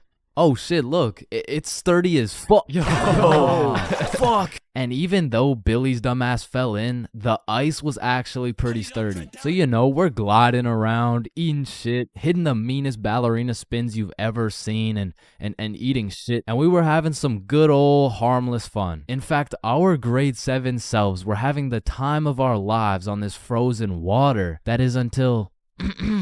What do you guys think you're doing? We were just walking on the ice. Did you guys not see the sign? What sign? I could have swore I put a sign right here. Nope, no sign at all. There was no sign. I have no clue what you're talking about. Okay, but you guys have to get off the ice. Well, why? Nobody's getting hurt. Yeah, we're safe. Okay, it's your choice. You're gonna regret this. So we continued with our ice skating antics for approximately 10 more minutes. Until the same lady came back up to the pond, but this time she was equipped with a Sony Alpha A7 mirrorless digital camera with the extendo lens. In other words, she was quite literally about to catch us in 4K. But at least she doesn't know what school we go to. Hey, what school do you guys go to? Not Stickman Middle School. Absolutely not. No, definitely not. Fuck, she knows. We had to think quick. How are we gonna smoothly get out of this situation without getting in trouble? So we called a boys emergency meeting. We huddled up and discussed our best plans to get out of this situation. And after combining all of our genius grade 7 brains, we made the ultimate plan. If we started mooning the camera, it would then be illegal for her to take pictures of our middle school cheeks. I don't know how this became our best option, but regardless, we put the plan in motion. I mean, me personally, I got a little shy and kept my pants up, but some of the boys were out there going crazy, looking more caked up than Summer Rae. And after a little while, the lady must have decided it wasn't a great look to have a camera pointed at some 12-year-old cheeks, and she left, which means the plan had worked flawlessly. Now, the next day at school, I had completely forgot about it, to be honest. But strangely enough, while I was sitting in math class, I hear the little class phone start ringing. Hello? Oh, yes, he's here. Oh, okay. Yeah, I'll send him your way. Thank you. Chains, Mr. Principal wants to talk to you. And at this point, I should have picked up on why I was being called to the office, but I had complete faith in our foolproof plan of mooning this stranger that the thought of being in trouble didn't even cross my mind. That was until I walked into the office to see every single one of the boys sitting in Mr. Principal's office. But mama didn't raise a snitch, so we started capping our asses off. So, what did you guys do after school yesterday? Nothing. I played Fortnite. I was doing homework. Don't play stupid with me. I got a call from Mrs. Principal over at Stickman Elementary. So tell me, what were you doing on the pond yesterday? I wasn't there. It wasn't us. I don't know what you're talking about. I don't even know what a pond is. I see. Well, I've got evidence. And as he shows us this undeniable evidence, you can see this dude Billy's cheeks in the corner of one of the pictures. So I slowly look over at Billy, and he looks over at me.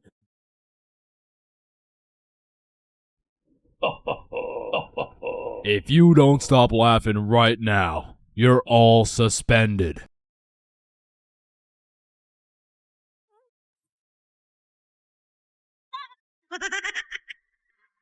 That's it. You're all suspended. And as I explain the situation to my mom, let's just say Mama Chains was not happy.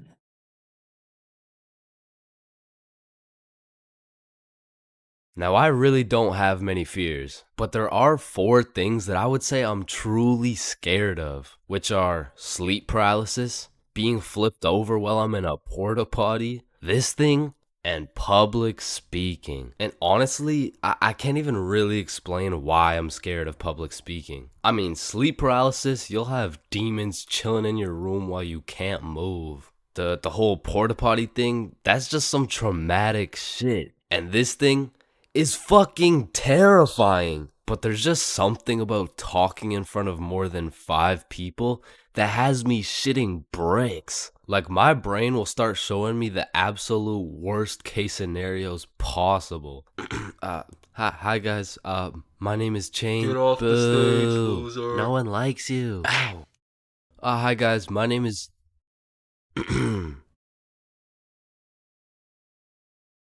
So I volunteer at daycares because I really like young kids. I love young kids. No, I mean, like, not love, like they're only 4 years old. No, like, I'm not attracted to. Sir, hands behind your back. That's why I'm scared of public speaking. And even worse than normal public speaking was school speeches. And if you saw my going to school high video, you would know I have a pretty bad record when it comes to speeches. Sorry, Tyrannosaurus Rex has short arms. Yeah, Chains, don't worry about it. You can sit down. You could just go tomorrow. It's all right. In fact, after I failed miserably while trying to present my speech well zooted, some motherfuckers was flaming me for it. So you know me, I had to get my get back. So when speeches came around next year, I put my heart and soul into that shit. And it wasn't just a speech, it was a spoken word, so it all had to rhyme. I mean, I was whipping up some heat. I was writing bar after bar like Kendrick. Shit, I had to have a fire extinguisher on standby while I was writing that shit. And I was never the dude to actually study. Like, I would start learning while I was taking the tests. If y equals mx plus b, then who invented the Eiffel Tower? Oh shit, I guess y equals mx plus b. I mean, even though I did bad on all my tests, maybe I can just get a job drawing stickmen or some shit. Anyway, so I never studied, I never did homework. But when it came to this spoken word, I had something to prove. I mean, it felt like motherfuckers was preying on my downfall. So I actually spent my own free time at home practicing and perfecting this spoken word. So by the time I had to present, I was prepared as fuck. I mean, don't get me wrong, I was still shitting bricks. But when I got up there, Chains, get up here. And don't stutter like last time, alright, buddy? He's gonna stutter for sure. Don't get on here rapping, I'm stacking, making it happen. Okay? I've been perfecting this speech while y'all jits was lacking. You don't want beef with me, I put you on a tee, I call that shit fashion. Okay. I'll put you in a box like some cereal. You'll get crunched, I'm the captain. Captain Crunch. Now let me stir it up like some mac and cheese. I want 100% like curry from the 3. I'm talking all A's, no B's, bitch, I'm blessed like a sneeze. Blue, honey's like the seas. I'm too icy, I might freeze cause I'm him. I'm not talking slash he. God damn, spitting right now. I went bonkers, bro. In fact, I went so bonkers, the teacher volunteered me to go present my speech to the entire school. Now, usually I would be way too scared to public speak in front of that many people. But right now, I'm all hyped up on how bananas my speech went. Plus, I spent all that time perfecting it. I might as well share the heat with the rest of the school. Alright, next up is Chains with a spoken word on Don't get on here rapping.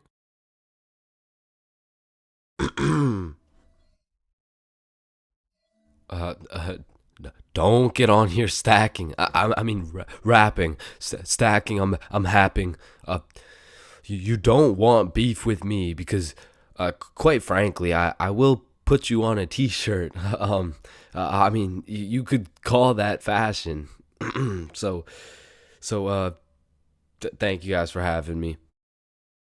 I fucking fumbled. I folded under the pressure, bro. With the entire school watching my fear of public speaking absolutely crush me. And that is the reason why I have a fear of public speaking.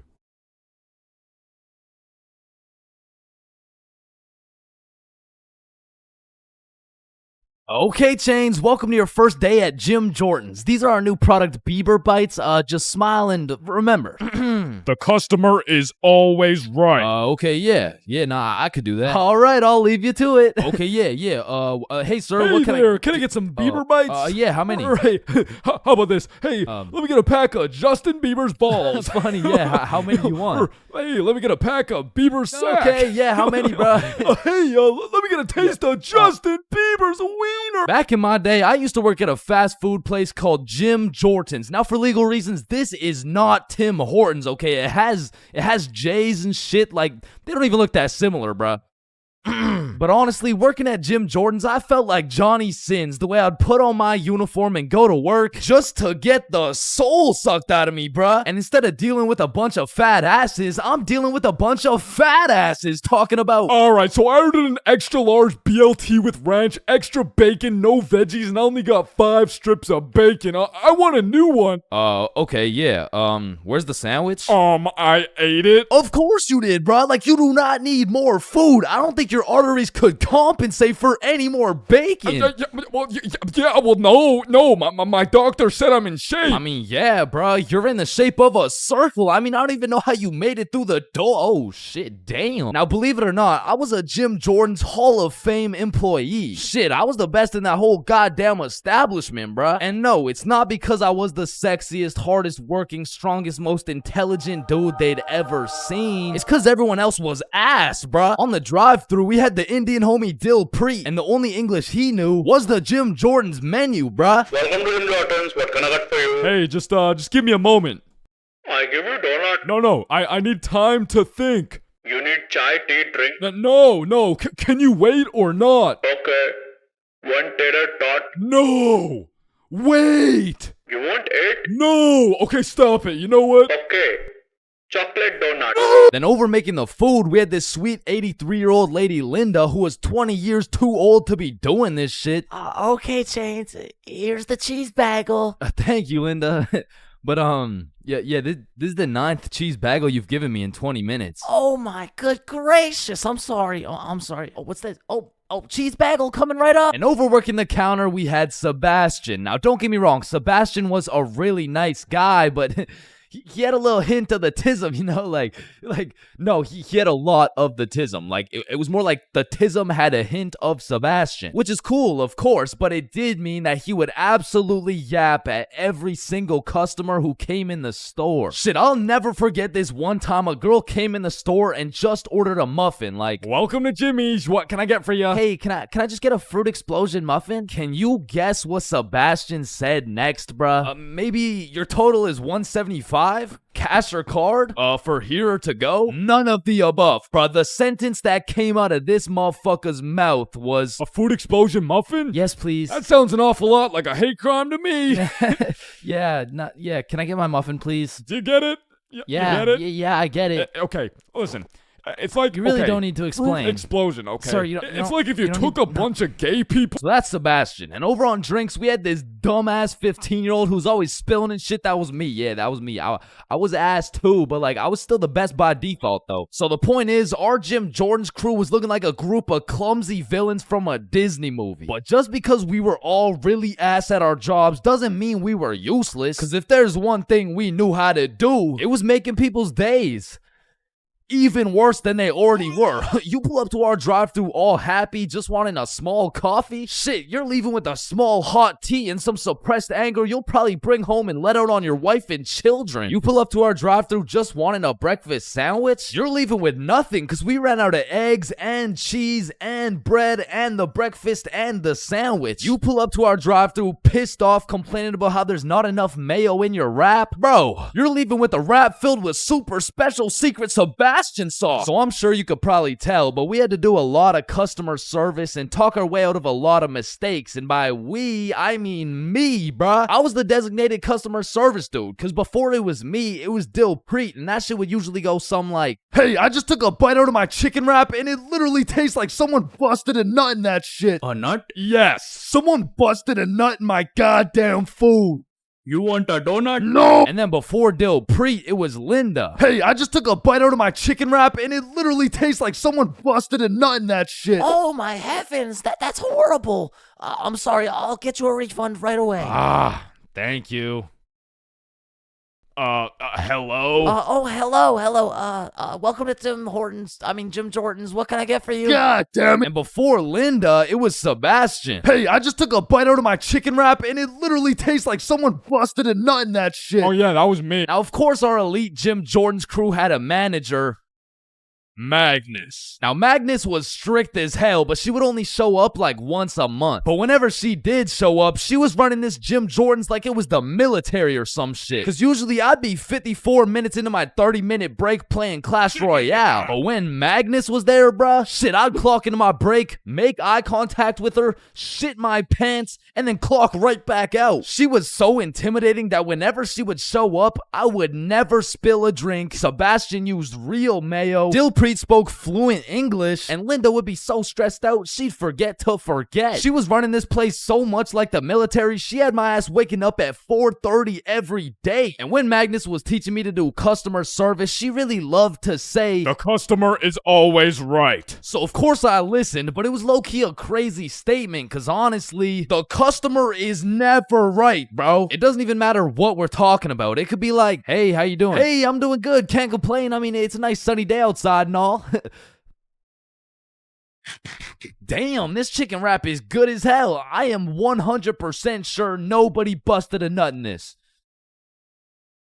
And I don't know about you, but I personally have never complained about my fast food order ever. I usually just get my order, check the bag, realize instead of a Big Mac, they gave me a McChicken with a bite taken out of it, cut my losses, and I keep it pushing. But some of these motherfuckers in the Jim Jordan's drive-thru come in like you just murdered their entire family and then took a shit in their coffee. Oh, shit. Hey, you! There's not enough sugar in my fucking coffee! Oh, okay, yeah, sorry about that. Do you want me to add more sugar in? No, this is unbelievable! Now, I swear these angry customers love to throw around the word unbelievable. But I'm not gonna lie, we forgot to put sugar in your coffee. It's pretty fucking believable, bruh. I mean, look at the staff. We're getting paid minimum wage. The guy who took your order doesn't speak English. The guy who made your order's a 15-year-old running off 2 hours of sleep. And the rest of our staff is playing fucking patty cake. You're lucky we even had enough brain cells to get you the coffee. And I'm gonna be honest, it was a blessing that I was broke as shit and really needed that job, because if I didn't, I would have crashed out for sure. Hey, some dumbass forgot to put cheese in my fucking grilled cheese. Oh, hell no. Yo, Linda, you hear this ungrateful piece of shit? Oh, hell no. You keep running your mouth, I'm about to grill your cheese, bitch. What the fuck is your old ass gonna do? Do not talk shit about Linda. Like and I busted in your sandwich last week. Wait, what?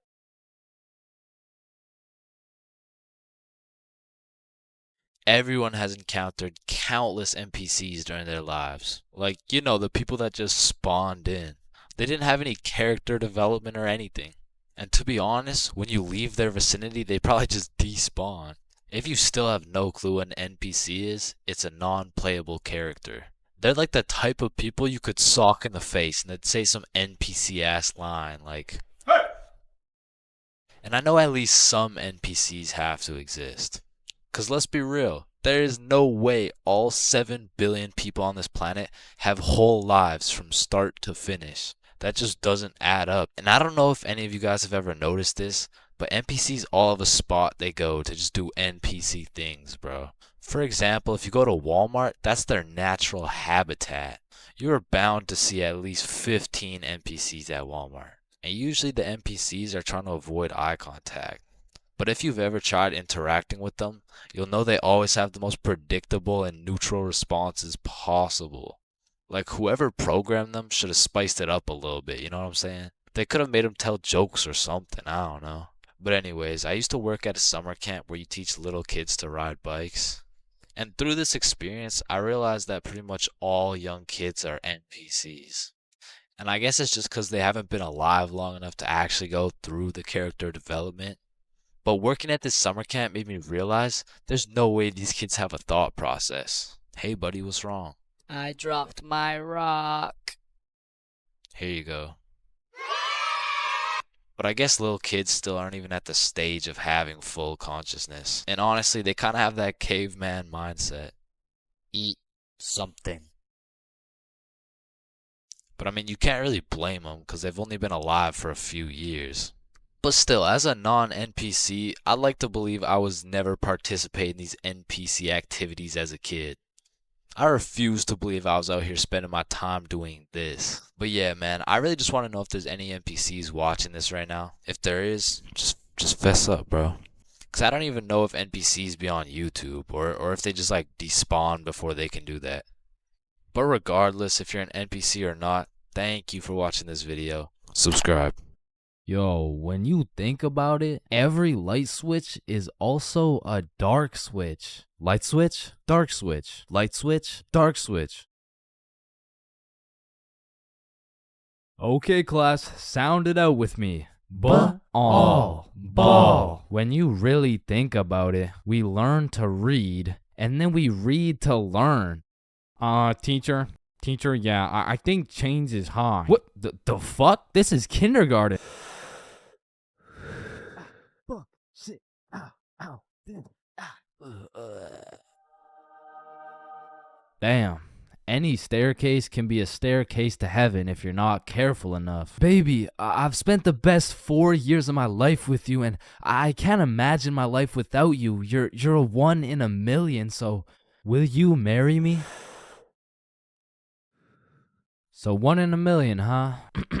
That means there's 8,017 people just like you. How does that make you feel? Yo, if you cut your leg off, would it hurt? Of course it's gonna hurt, bro. Nah, think about it. Where would it hurt? Your leg. Oh, cause you cut your leg off. Yo, what happens if you push down the gas and the brakes at the same time? Shit, let's find out. Oh shit, it takes a screenshot. Damn, my eyes are dry as shit. Just close them for a minute. Damn, bro. You never actually close your eyes. You just look at the inside of your eyelids. Damn. Yo. Can anyone answer 547 to the power of 3? Yes, Chains. Yo, did you know every single odd number has an E in it? Damn. Chains, are you high again? No. Wait a minute, bruh. Since you were born deaf, what language do you think in? Oh shit, you right. Damn, I just realized squirrels' cheeks are also their nut sacks. You know what I'm saying? That's kind of like your mom. What? The way she had these nuts all up in her mouth. Bro, if everyone in the world all blinked at the same time, nobody would know. Oh shit, that's facts. Oh, I just blinked. Did you? Nah. Oh, I just blinked. Did you? Nah. Wait, what about just now? Yo, which of these buildings do you think has the most stories? Oh, it's gotta be that one, bro. That's massive. Nah, this one's even taller. Oh, it's this one for sure. No, it's this one. No, that shit's library? Tiny. Think about it. Oh, the story. How are you supposed to get clothes? What are you talking about, bruh? Okay, imagine you had no clothes, right? How are you supposed to get some clothes? You go to the store and purchase that shit. Bro, they're not about to let you buy some clothes while your meat's hanging out. Nah, you just cop some clothes real fast. It's simple. Bruh, a young kid walks by and it's raps. So you guys both have the power to read minds? Yep, yes, that's sir. Right. Then if you both read each other's minds, whose mind are you reading? Oh, I don't know. We could try. All right, yeah, sure. Nah, that was not me. That was you for sure, dude. Damn, bro. When you think about it, the hospital is the only building you leave without entering. Damn. And people are having the worst day of their life, the best day of their life, the last day of their life, and the first day of their life, all in one building. Damn. Bro, I'm kind of scared down here. What? Why? Because I'm scared a shark's finna eat my ass. Well, when you think about it, there's more people eating sharks in the world than sharks eating people. Damn. That's actually really crazy to think about. Fuck, yo, every single day, there's some random motherfucker out there who took the biggest shit for that day. Yeah, he's in this room.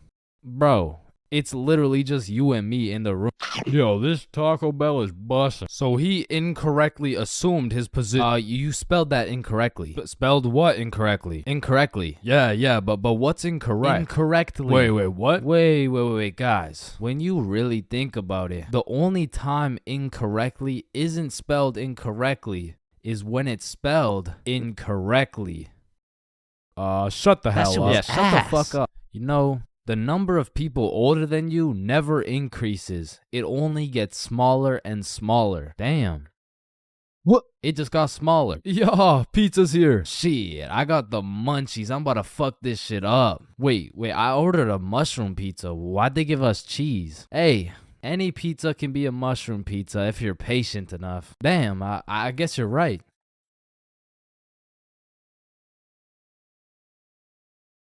At last. Damn, you know what I just realized? What? A pregnant woman swimming is pretty much a submarine. Are you just always this high, bruh? Yo, did you boys know your last name comes from what your ancestor used to do back in the day? Oh shit, mine's Baker. Yo, mine's Carpenter. Oh, mine's Smith for blacksmith. Well, what's yours, Johnny? It's Donald. Well, wait a minute. Your last name isn't Donald. It's Dickinson. Yo, guys, chill. Hey, I can explain. Get the fuck out of bed, bitch. Go. Your alarm is really your theme song because it plays at the start of every episode. Well, why the fuck are you in my house? Yo, is Chains still mad over that chair? Yeah, well, what does this dude have against chairs? Why is it a chair?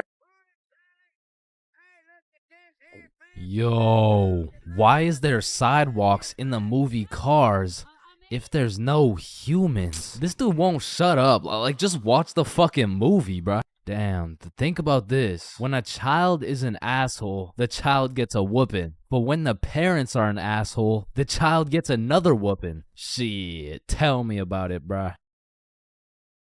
Fuck. Bro, you've checked the fridge 15 times already. No good food's finna magically appear. Damn, now that I think about it, we don't keep checking the fridge for new food, but rather we keep checking to see if our standards have dropped low enough to eat the shit that's already in the fridge. So we got Mercury, Venus, and then here's Earth. Yeah, Chains, what do you want? If Earth is the third planet from the sun, does that make every country a third world country? You're high again. Just get the fuck out of my class. And look at these sheep. Sheep. You know how one of your teeth is called a tooth? Yeah? And one geese is called a goose. Okay? Then why isn't one sheep called a shoop? All right, Chains, shoop. I can't keep doing this. We have to break up. Shoop.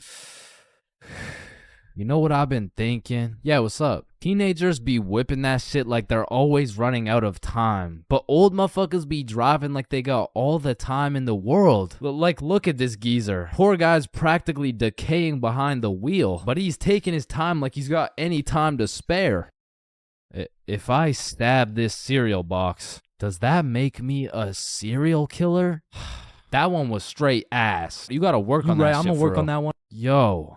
If you weigh 99 pounds and you eat a 1 pound burrito, does that make you 1% burrito? Yo, that's crazy because I literally just did that last night. You guys wouldn't believe this, but your blood work came back and it says you're 1% burrito. Yo, picture this. Imagine if Ed Sheeran was working at a bread place, right? Would that make him the gingerbread man? You're high as shit. Alright, bro, I'm a dip. Nah, don't leave me alone in this forest, bro. Hey, when you really think about it, you're not scared to be alone in this forest. You're scared you're not alone in the forest. You feel me? Yo, that's actually so true. Bro, you know what? Low key, if you're dead broke, robbing a bank isn't even a bad idea. Bro, there's no way some hobo's about to pull off a bank heist. Nah, but just think about it. Whether you successfully rob the bank or not, either way, you get over 10 years of bills you don't gotta worry about. Alright, fuck it. You got the strap? Yup. Yo, throw on your seatbelt really quick. Nah. What? Why not? Well, you see, it increases my risk of dying from cancer. What are you talking about, bro? That shit makes no sense. Just let that sink in. Oh, yeah, I got you. Yo, what's up? But still, that shit makes no sense. No, but actually think about it. Oh. Hey, bro, you want a hit? Nah, I don't smoke. I'm scared that I'll get all paranoid and shit. Hey, man, if you're paranoid that you're gonna get paranoid, You're having the side effect without even smoking. It's Yo, true, facts. though.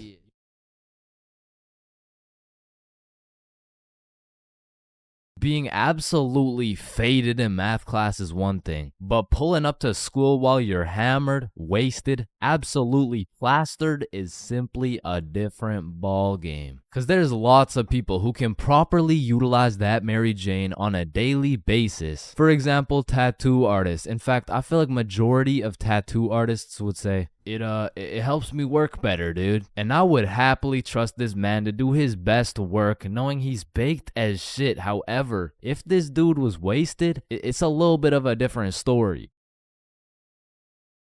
Alrighty, dude. All done. Yo, I asked for a rose, bro. And because of this reason, you would truly have to be a dumbass to go to school drunk.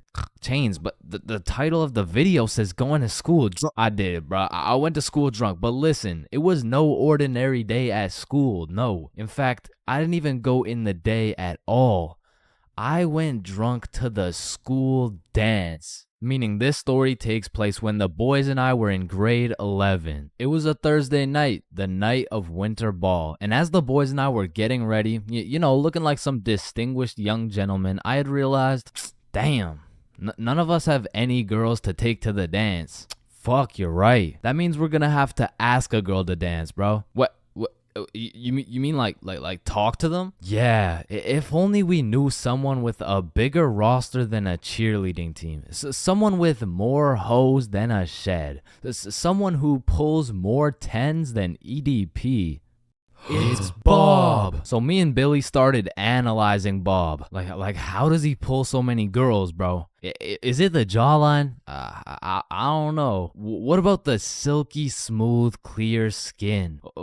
Maybe. Or is it those succulent luscious kissable lips? It's the glasses. Yeah, the glasses. Yeah. So we stole Bob's entire flow in the hopes this would put an end to my drought of bitches. So we check ourselves out in the mirror and then we hop into Billy's whip. We throw on some Rihanna to get us hyped, and before we knew it, we had arrived at school. Now to really paint the picture, it was a Thursday at 8 p.m. And on this Thursday at 8 p.m., Billy pops his trunk to pull out 2 bottles of vodka. Now, if you were unaware, it was currently a Thursday at 8 p.m. on a school night, and we were headed into our school. Now, logically, I should have simply denied the alcohol, but I'ma keep it a buck. The whole idea of walking up to a girl and asking her to dance was really giving me the heebie-jeebies. I mean, my palms were sweaty, my knees were weak, and arms were heavy, so I took a big old chug of that liquid courage in order to ease the nerves a little bit. And shit, Billy must have been feeling the same way because Billy was down in that shit like it was water. And right after we consumed enough alcohol to kill a baby elephant, I got a notification on my phone. Oh shit, I got an email. Oh, it's from the school. It says, if you come to the winter ball under the influence of alcohol or any drug, you will face suspension and will lose your right to walk across the stage for graduation.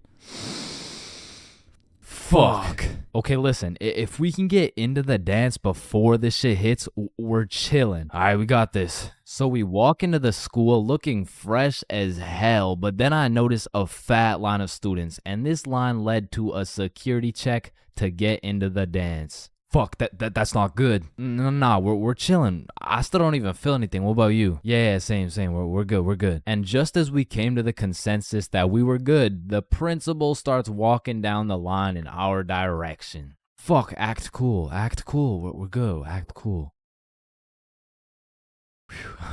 That was close. You 3, over here. Shit, fuck, shit. Do you guys know why I called you over here? Nah. Nope. I smelled alcohol the moment I walked past you 3. Now, I don't know if it was one of you or all of you, but you know the consequences of showing up under the influence, right? Yeah, we do. And tell me, is it or is it not suspicious that all 3 of you guys showed up with glasses on? Nah, we just thought it looked suspicious. Take them off. Damn. Yes, sir. And although I downed a sizable amount of vodka, it still hadn't kicked in yet. No, I didn't want to do this to you guys, but look at my finger. This motherfucker starts waving around his magic finger in Billy's face with a flashlight to somehow see if he's drunk. Now, I don't know what the plan was, but I was fucking scared. Okay, he's not bad. Oh, okay, he's good. Now let's see here. And just as this motherfucker puts his finger in my face, that vodka hits, bro. I'm using all the strength I got to keep my balance while I'm getting blinded by this flashlight. Let me try that again. I got a little feeling you guys drank, but it hasn't fully kicked in yet. I'll check up on you in a little bit. Yeah, that's good. Yeah. So we get to security and they make sure to pat us down. A little bit too good, but before we knew it, we were at the dance. And just like that, I saw my opportunity and I put that liquid courage to use. And you know, I'm very articulate when it comes to words, so I ask, "Hi, how are you?" "Oh, hey, I'm good." So I wanted to ask you, like, you know, we're at the dance and I saw you, so I walked over here. Here we are, you know what I mean? So like, do you want to dance? Yeah, sure. It had worked. My plan had finally worked. And just as I was about to feel the female touch I'd been deprived of for all these years, I see Mr. Principal walking in my direction with his finger ready and his flashlight in hand. So I just haul ass, and I don't stop hauling ass until I'm off school grounds. So the moral of the story is, don't go to school drunk, bro.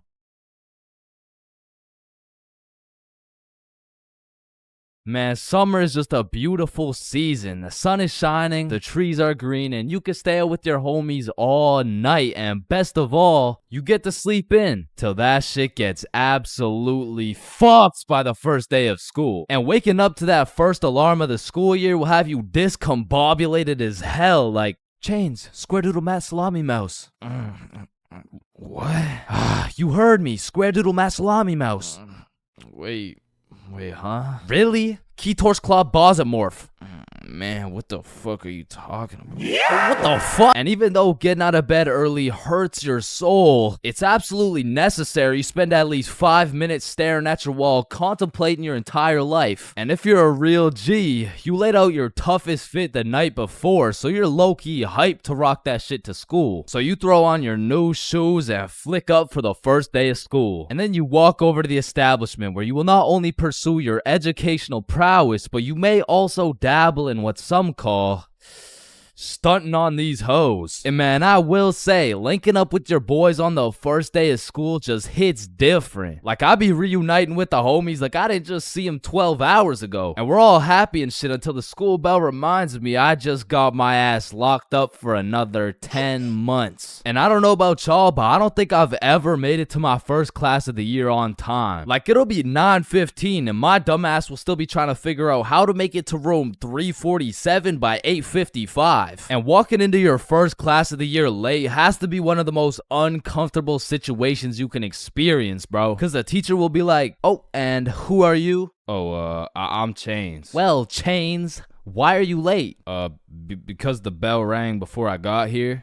"Alright, whatever. We waited for you before we started introductions." "Oh, no, you shouldn't have." "Well, you're welcome. We just wanted you to feel..." "No, like, you really shouldn't have. Like, I don't want to do this shit." And tell me why all these teachers have been copy-pasting the same icebreaker games since preschool. Like that one where you have to start with an adjective that starts with the same letter as your name. Like, how do you have a group of legal adults in a circle, awkward as hell, talking about, "Hi guys, I'm Super Sarah.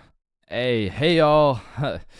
I'm Awesome Aiden. And I'm a Marvelous Marvin." Shit, if we don't stop doing these fucking icebreakers, I'm about to joyfully jump off a cliff. And after we're done grinding out icebreakers, these teachers have the audacity to show a whole 50-slide PowerPoint all about them. Like, the fuck? This class is supposed to be the study of math, not the study of your daughter's soccer games, bro. And I'm not even gonna lie, my dumb ass will be out there taking notes, wondering how this 7-year-old's goals per game ratio is gonna help me on my trigonometry test. passed. Then just as soon as you survive all that bullshit, you gotta go to the next class and do that shit again. And by the time you've learned half your teacher's favorite hiking spots and relationship statuses, you're relieved to hear the lunch bell, only to find out the cafeteria's serving straight ass with a side of booty for lunch. And my standards aren't even high. Like during summer, I was on a seafood diet, as they would say. When I see food, I eat that shit. But when it comes to this cafeteria food, I could even bring myself to smell that abomination they're calling meatloaf. But even though the food was straight dookie, I won't lie, it's kind of nice being back at the lunch table freestyling with the homies. But of course, all good things must come to an end. So the bell rings and I go to depart ways with the homies. Alright, peace out, man. Yeah, see ya, bro. Oh shit, are we going the same way? Damn, yeah, I guess so. Alright, peace out for real. Yeah, see you, bro. Shit. Alright, my class is right here. Bro. Me too. Oh, shit. Let's go. Alright, class. I'm gonna be taking some attendance. Correct me if I get your name wrong. Jason. Here. Billy. Yo. Megan. Present. Chains. Here. Charlie. That's me. Bob. No fucking Bro. way. Is there any Bobs in the room? Yo, do you hear that? Is that intro music? Does anyone here know a Bob? Oh, shit. Man, nothing beats a class where you got all the boys sitting together. Like from the jump, you already know you're all about to fail the fuck out of that shit, but it's gonna be fun as hell. Alright, so everyone introduce yourselves and tell us what you did over summer break. My name's Bartholomew.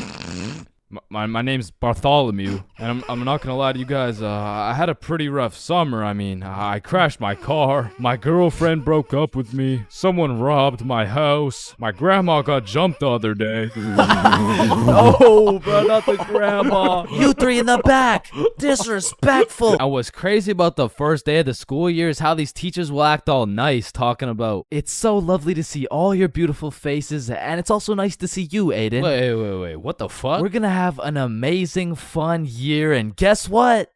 There's no homework today. Knowing damn well they're about to make up for it with twice as much homework tomorrow. Like they'll for real be handing out kindergarten ass coloring sheets the first day, and then tomorrow you're getting your ass whooped by some calculus worksheets. And I didn't even talk about the motherfuckers you'll be seeing in the halls on the first day. Like I don't know what these dudes be going through in those 2 months, but motherfuckers be going from Arthur Kennedy to AK real fast, bro. Oh shit, is that you, Arthur? Oh, gee, don't be dropping the government name like that. Government name? But that's just your first name. Hey fam, it's AK. Aye, man. What you been up to, bro? Hey fam, I'm trapping trying to make it out of the mud, you know? The mud? You live in a gated community. Oh shit, that's the ops right there, fam. Get down. The ops? That's just fucking Edward. Or the way these new freshmen be walking like they're scared a senior's gonna slap the books out of their hands and take their Fortnite V-Bucks gift card. Like, bro, you freshmen are worried about the wrong V-card. Like, I don't know why, but the day these kids go from sophomore to seniors, they instantly decide to pull an EDP. Like, bro, you're 18 and she's fresh out of middle school. That's a whole crime. But that's not the only crime motherfuckers be committing on the first day of school. Some dudes be pulling up to school with the most atrocious fits known to man. Like, there's no fucking way you laid out this ramen noodle chicken soup ass fit the night before, slept on it, then woke up and thought, oh yeah, the hoes are gonna love this one. Like, I'm not gonna lie, you could never catch me wearing the types of fit these motherfuckers be wearing, bro. Like, that shit should have never made it out the closet. Like, I don't condone bullying, but all I'ma say is, your actions have consequences, bro. Speaking of consequences, every year it seems like the rules teachers tell you on the first day keep getting more strict. Like, you'll be walking into the first class of the year all jolly and shit. All of a sudden you're getting your shit smacked by the longest list of class rules you've ever seen. Hey class, I'm super excited to have you. We're gonna have so much fun this year, but first, I'm gonna go over some of the class rules. Okay, so there will be no negativity, no phones, no food, no talking when I'm talking. talking. Actually, no talking ever, no laughing, no smiling, breathe as quiet as possible, no washroom breaks, and last but not least, no having fun. So yeah, guys, like I said, I think we're gonna have a lot of fun this year. And just like that, man, summer's over and you're back to school. It's possibly one of the worst times of the year. Like, do you really think it's a coincidence that when school starts up, the sun just starts hiding and the leaves start dying? You see what I'm implying? But I will say, one day you might just look back on these times as the good old days and you might just start crying.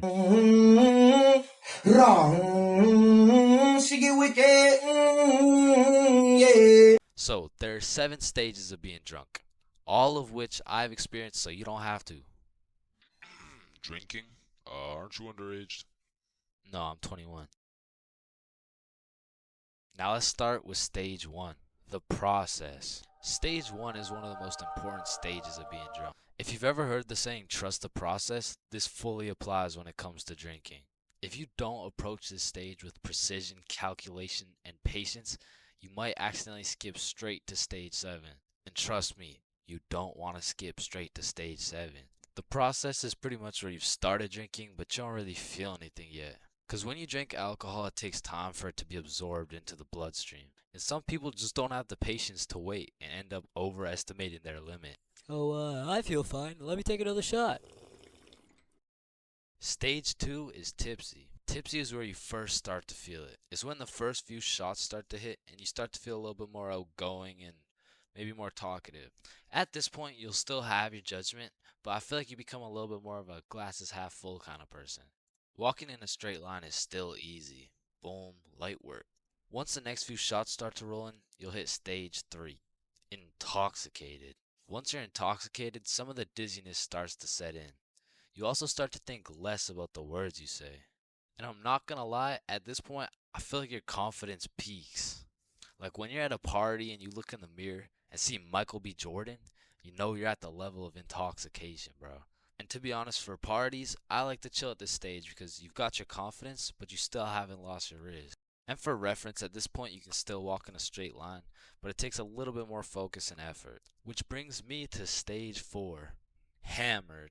This is where you start slurring your words. And bro, at this point, walking in a straight line becomes an impossible task. Yo, dude, can you walk this line really quick? Yes.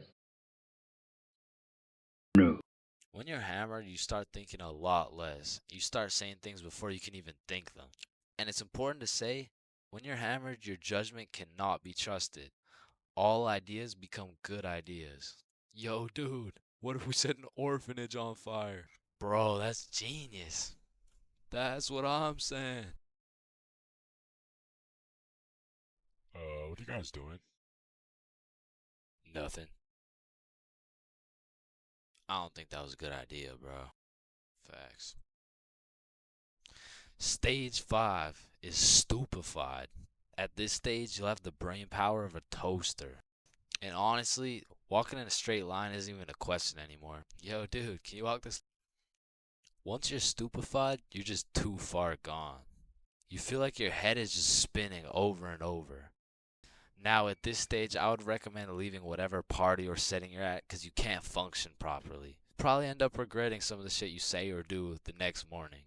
Now, stage 6, wasted. When you're wasted, when you get wasted is just regret. Your body is literally fighting for survival. Everything is miserable and you always promise yourself you'll never get to this stage again. But one way or another, it always comes back. Whenever you're at a party, there's always one person who's wasted and they're hunched over at the toilet just vomiting, bro. And it just ruins the night completely. So this might be obvious, but I do not recommend getting wasted. Now, to get to stage 7, you have to do one of 3 things. First off, you could have not trusted the process at stage 1 and heavily overestimated your limit. Or you could have been hammered and your judgment was tainted, so you had the idea to take more shots. Remember, all ideas become good ideas. And lastly, you could be going through a serious divorce. And in this case, I'm sorry. I hope she comes back. But stage 7 is blacked out. When you are blacked out, you've lost your consciousness. You're pretty much just slumped out. But your dreams when you're blackout drunk are always the most random and vivid shit, bro. And once you wake up, yo, dude, can you walk this line really quick? So, I think it's safe to say that I would strongly not recommend going past stage 4. But I'm not gonna lie, I have a few times, and I got lots of crazy stories from them too. So let me know in the comments if you want to hear any of these stories. But yeah, I think I should end the video by saying, please drink responsibly. Bad haircuts. There is nothing worse than when your barber just randomly decides to destroy your self-confidence with some goofy ass haircut. And as someone who has never found a barber who consistently does me nicely, I have gotten my shit all the way fucked up on many occasions. I'm talking not going to school, locking myself in my room so nobody can see me with this disgraceful cut type of fucked up. And these barbers are out here having the audacity to ask, do you like it? Man, do I like it? Yeah, bro. I love it, bro. Thank you so much. Man, I just be wiping the tears away and then tipping them nicely. Knowing damn well I should be out here throwing hands, cause this dude is the reason I can't get any bitches. So I've tried lots of different barbers in my time, starting with the ones my mom used to take me to. I mean, this early, I never really even had a say on what I wanted my hair to look like. So, what are you looking for today? Just a little bit off the top, please. Shave it. Wait, what? Shave it. Your new haircut looks so good, buddy. Thanks. Hey man, you know your haircut is ass when your mom says she likes it. As a kid, I always dreaded getting haircuts because I knew my barber was already like 0 for 10. And I would show up to school every time knowing it was inevitable that I was about to get my shit flamed. And truthfully, there is no worse roasting than when you get a bad haircut. Like, people you barely even know will be out here cooking you. Who the fuck is this? All of a sudden, people got more jokes than Chris Rock. And it's even worse when you decide, I should get a fresh cut because school's starting back up and I'm trying to look fresh. Bro, I can't go to school like this. Yo, Chains, what's up? Yo, what's good? Bro, are you alright? Why do you got this hoodie on? Yeah, I'm chilling. I'm just kind of cold, you know? Bro, it's 32 degrees. And man, there was this one time that I still think about every time I fall asleep. Me and my friend go to this barbershop that I'd been to once before, and last time they did me quite nicely. So we head in, I sit down in the chair. Hey, how you doing? I'm good, how are you? Yeah, I'm good. Have you been here before? Yeah, I have actually. Oh, I remember you. Same cut as last time? Yeah, exactly. So what's new, man? Nothing much really. What about you? You know, I've just been working. Oh yeah, respect. So, how's your dad doing? This is when I knew something was terribly wrong. Bro, I don't got a dad. You know, he's good. This motherfucker was giving me some random kid's haircut. This dude must have thought I was Manny or some shit, cause he gave me that middle part cut. And he pushed my hairline back a little bit. And everyone in my city knew this barber. So everyone at my school followed his Instagram too. Can I get a picture from my Instagram? Nah, bro, I don't really like being posted. Don't worry, it's quick. Nah, I don't really want to. This dude caught me lacking so bad and broadcasted it to everyone in my city. Fuck, bro, I should throw hands with him right now. I gotta get it back in blood. So, do you like the cut? Yeah, I do. And when I checked my Instagram, I was out here getting flamed so hard. Borderline cyberbullying. And I'm not joking when I say this. This motherfucker fucked me up so bad. I learned how to cut my own hair and never went back to a barber ever again.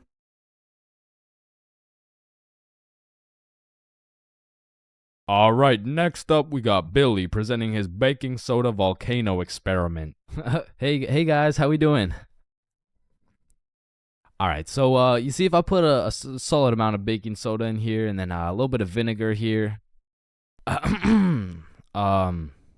It's supposed to explode. Oh, shit. Fuck! Quickly! Organize a single file line in alphabetical order. Hey, I'm first. No, you're not, bro. I'm first. Your last name is literally Johnson. I have 2 last names. Listen, bro, I'm not saying we shouldn't have school drills and all, but what I am saying is the school drills we do have are straight bullshit. Like, if there was a fire in my class, I'm jumping straight out the window, the fuck? There is no way you'll catch me waiting for Alexander and Arnold to debate who's first in line while I'm out here getting sauteed. And shit, fire our drills aren't even close to being the worst of the drills, cause we got lockdown drills. Now I don't know who planned out these drills, but goddamn these drills are ass. Now if you never had lockdown drills, they're pretty much a foolproof plan set in place to completely counter anyone pulling up to school with a strap. You see, the plan is pretty simple. You lock the door, gather all the students into the corner of the class, and you turn the lights out. And the reason we turn the lights out is so we can politely tell the intruder that nobody's home. Now if every classroom followed these steps perfectly, we might even be able to convince the dude that it's a pro D-Day or something. Now listen, I hate to be the bearer of bad news, I really do, but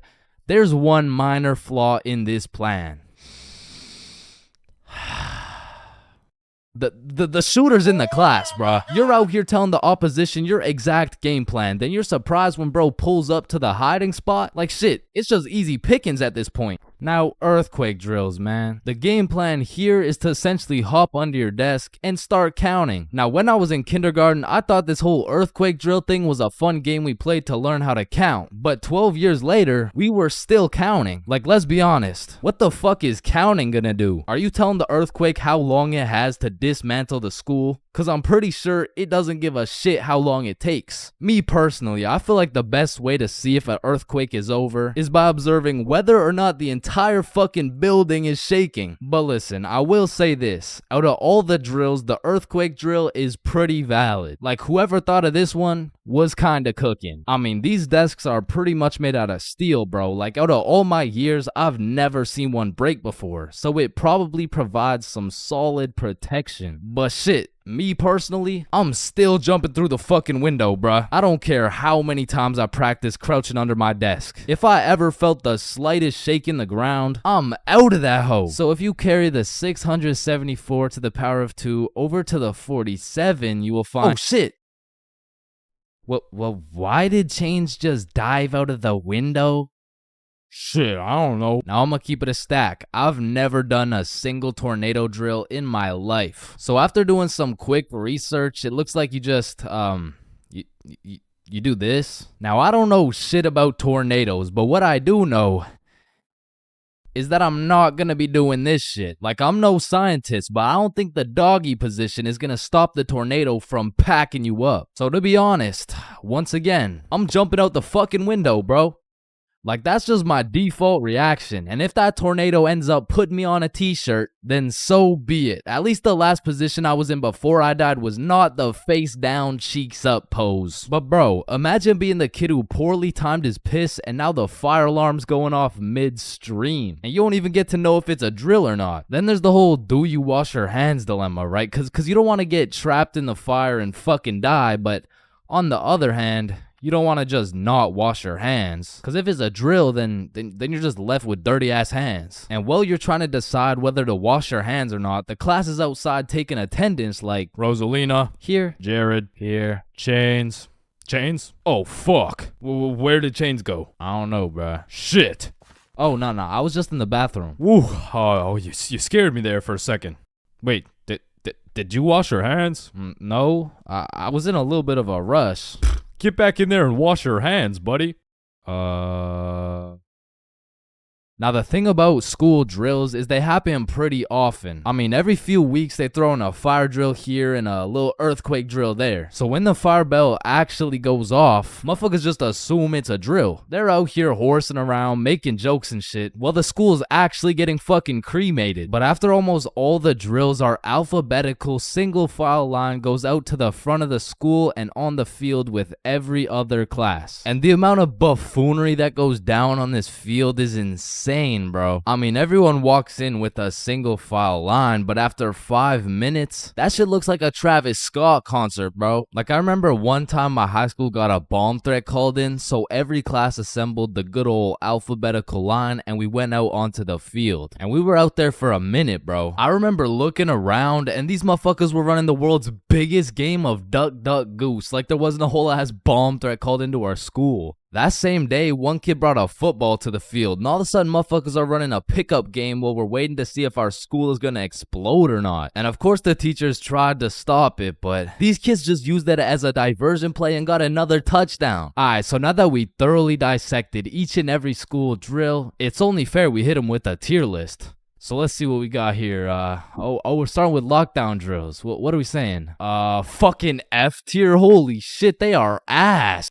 Alright, next up we got fire drills. Now these drills do get the job done, but I'm not gonna lie. I'm not fucking with this whole single file alphabetical bullshit. So I'm gonna have to give this John a C tier. Now tornado drills. You gotta go in the doggy position. Bro, I got no choice but to give this a D tier. And last but not least, my personal favorite, earthquake drills. They're still kind of ass, B tier. And bro, I know some of y'all may be thinking, you can't just talk shit about the school drills and not present any better solution. Well, lucky for you, I have devised the best and only way to fully counter any natural or artificial disasters. It's simple. For a guy like me who's 7 feet, 325 pounds, 0.5% body fat, and a 7-foot wingspan, I just simply remove myself from the situation. However, I do understand that I am built different, so for your average Joe, I have devised another plan. It's also simple. The moment some shit goes down, everyone runs at full speed out of the building. And of course, some would argue that not everyone is gonna be able to make it out of the building in time, and that some people are faster and stronger than others, and you know what that's called?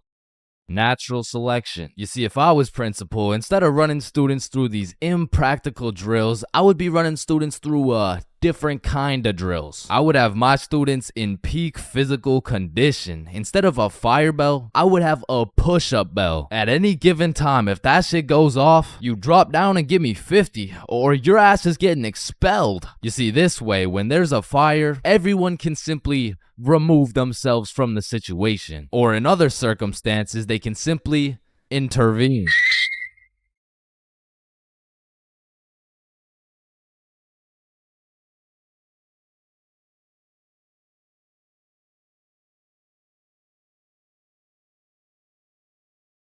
High school bathrooms have to be one of the most unorthodox places in the entire world. Walking into the bathroom, you have absolutely no clue what to expect. And honestly, that's the best part. I remember one time I had walked into the bathroom, you know, to take a piss. And when I had opened the door, I was not surprised to see some motherfucker getting his head shaved bald. And these dudes were so casual about it too. Yo, what's up? What up? And you know, it's cool and all to be able to be entertained while you're trying to release your bodily fluids. But I mean, sometimes you just want some peace and quiet. Because you truly never know when something like this can happen to you.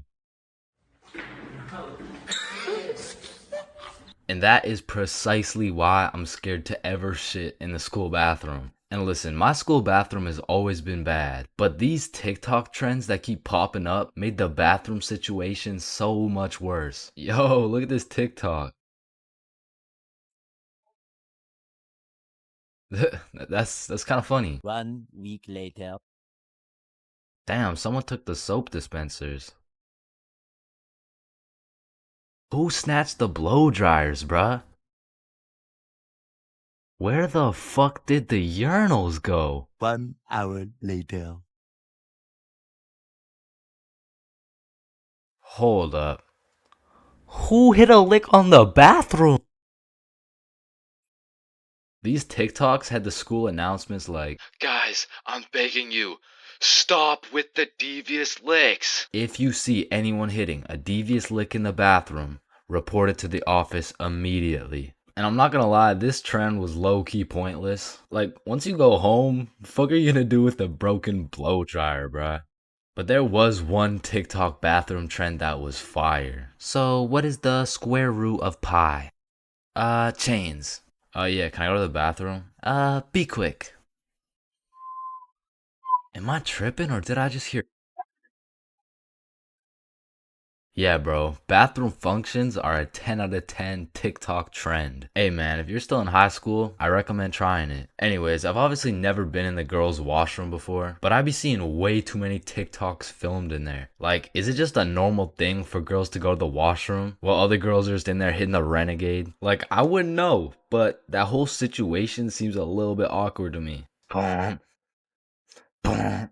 Wait, renegade, renegade, renegade. And when it comes to most public schools, the washroom is like the black market of the school. So there's always some dude trying to sell you something.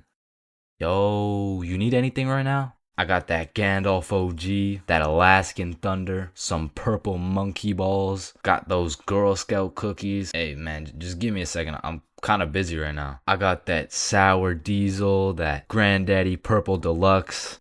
Trust me, this stuff will blow your socks off. And every once in a while, someone will bring boxing gloves. All of a sudden, the school bathroom turns into the octagon. People are getting knocked out, dropped, and getting hit with the guillotine chokehold. But as soon as a teacher walks in,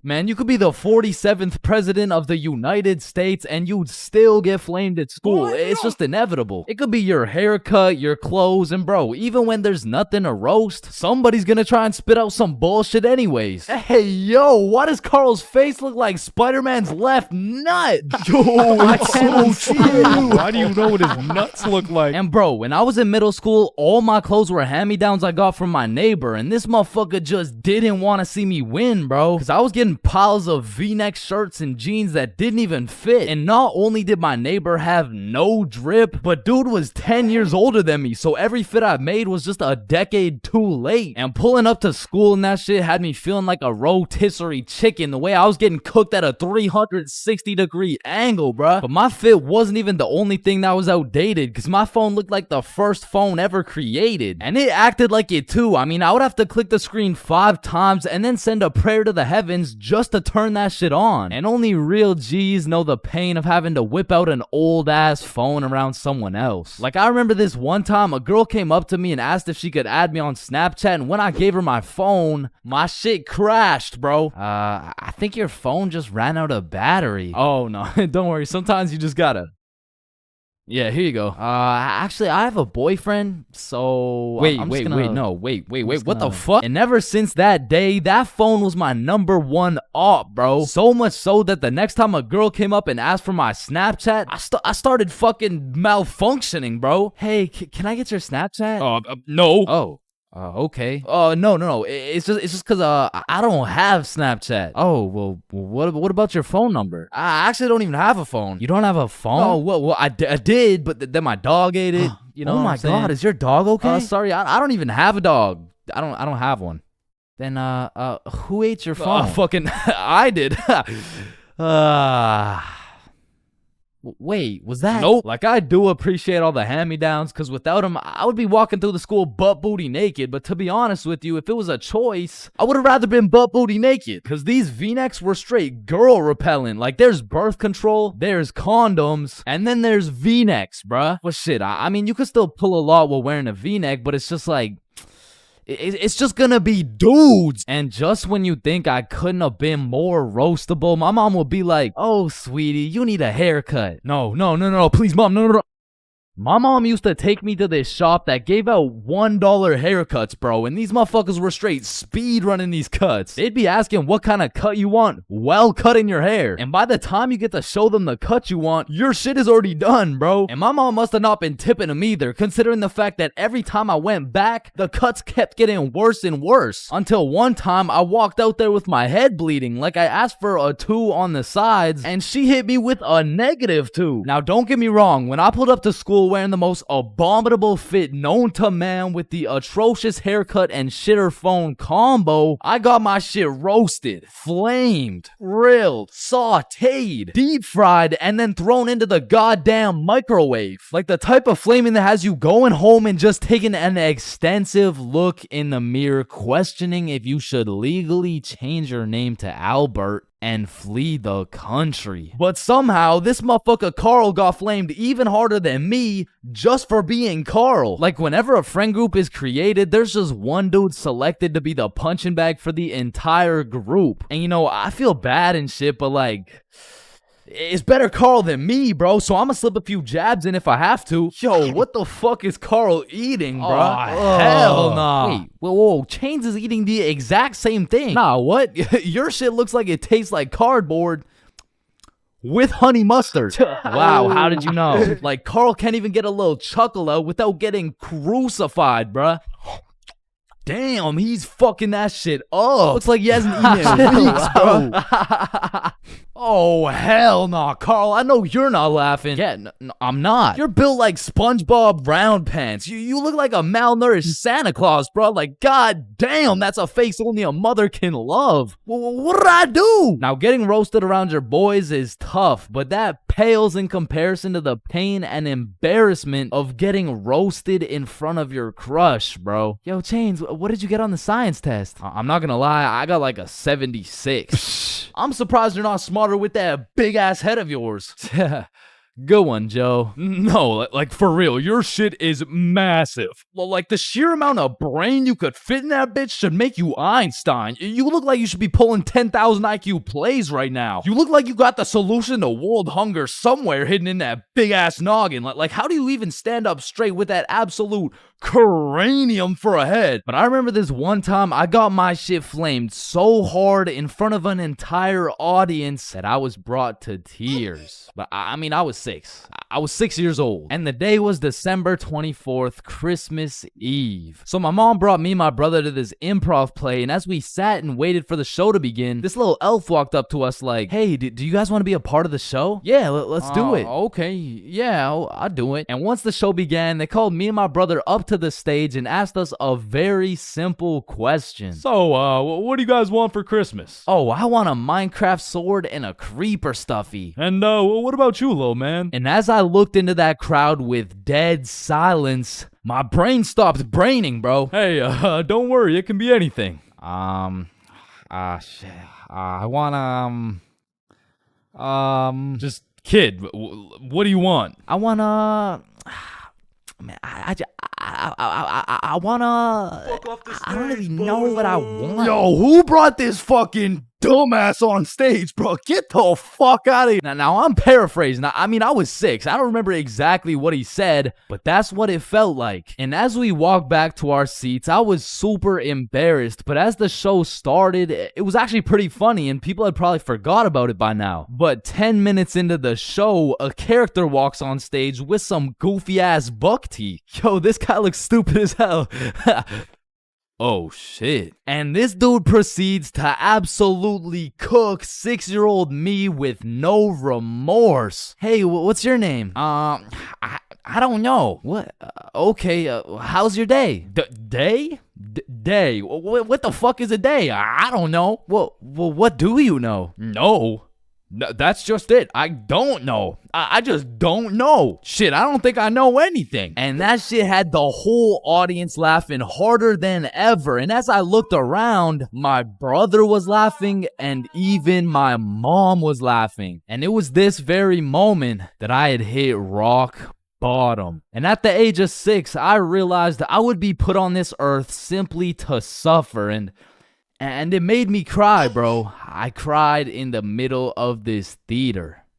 Then the next morning I woke up and it was Christmas. And under the Christmas tree, I saw the best gift of all. It was a Bob pocket tee from ChainsClub.shop. That's right, it's brand new. You can wear it around your homies. You can wear it at school. You can wear it around your mom, your grandma, your great-grandma, maybe not your great-grandma, but damn near anywhere else, and Bob will be posted in your pocket the whole time. Wow, what a perfect thing to get someone for Christmas, am I right? Yeah, I'm right.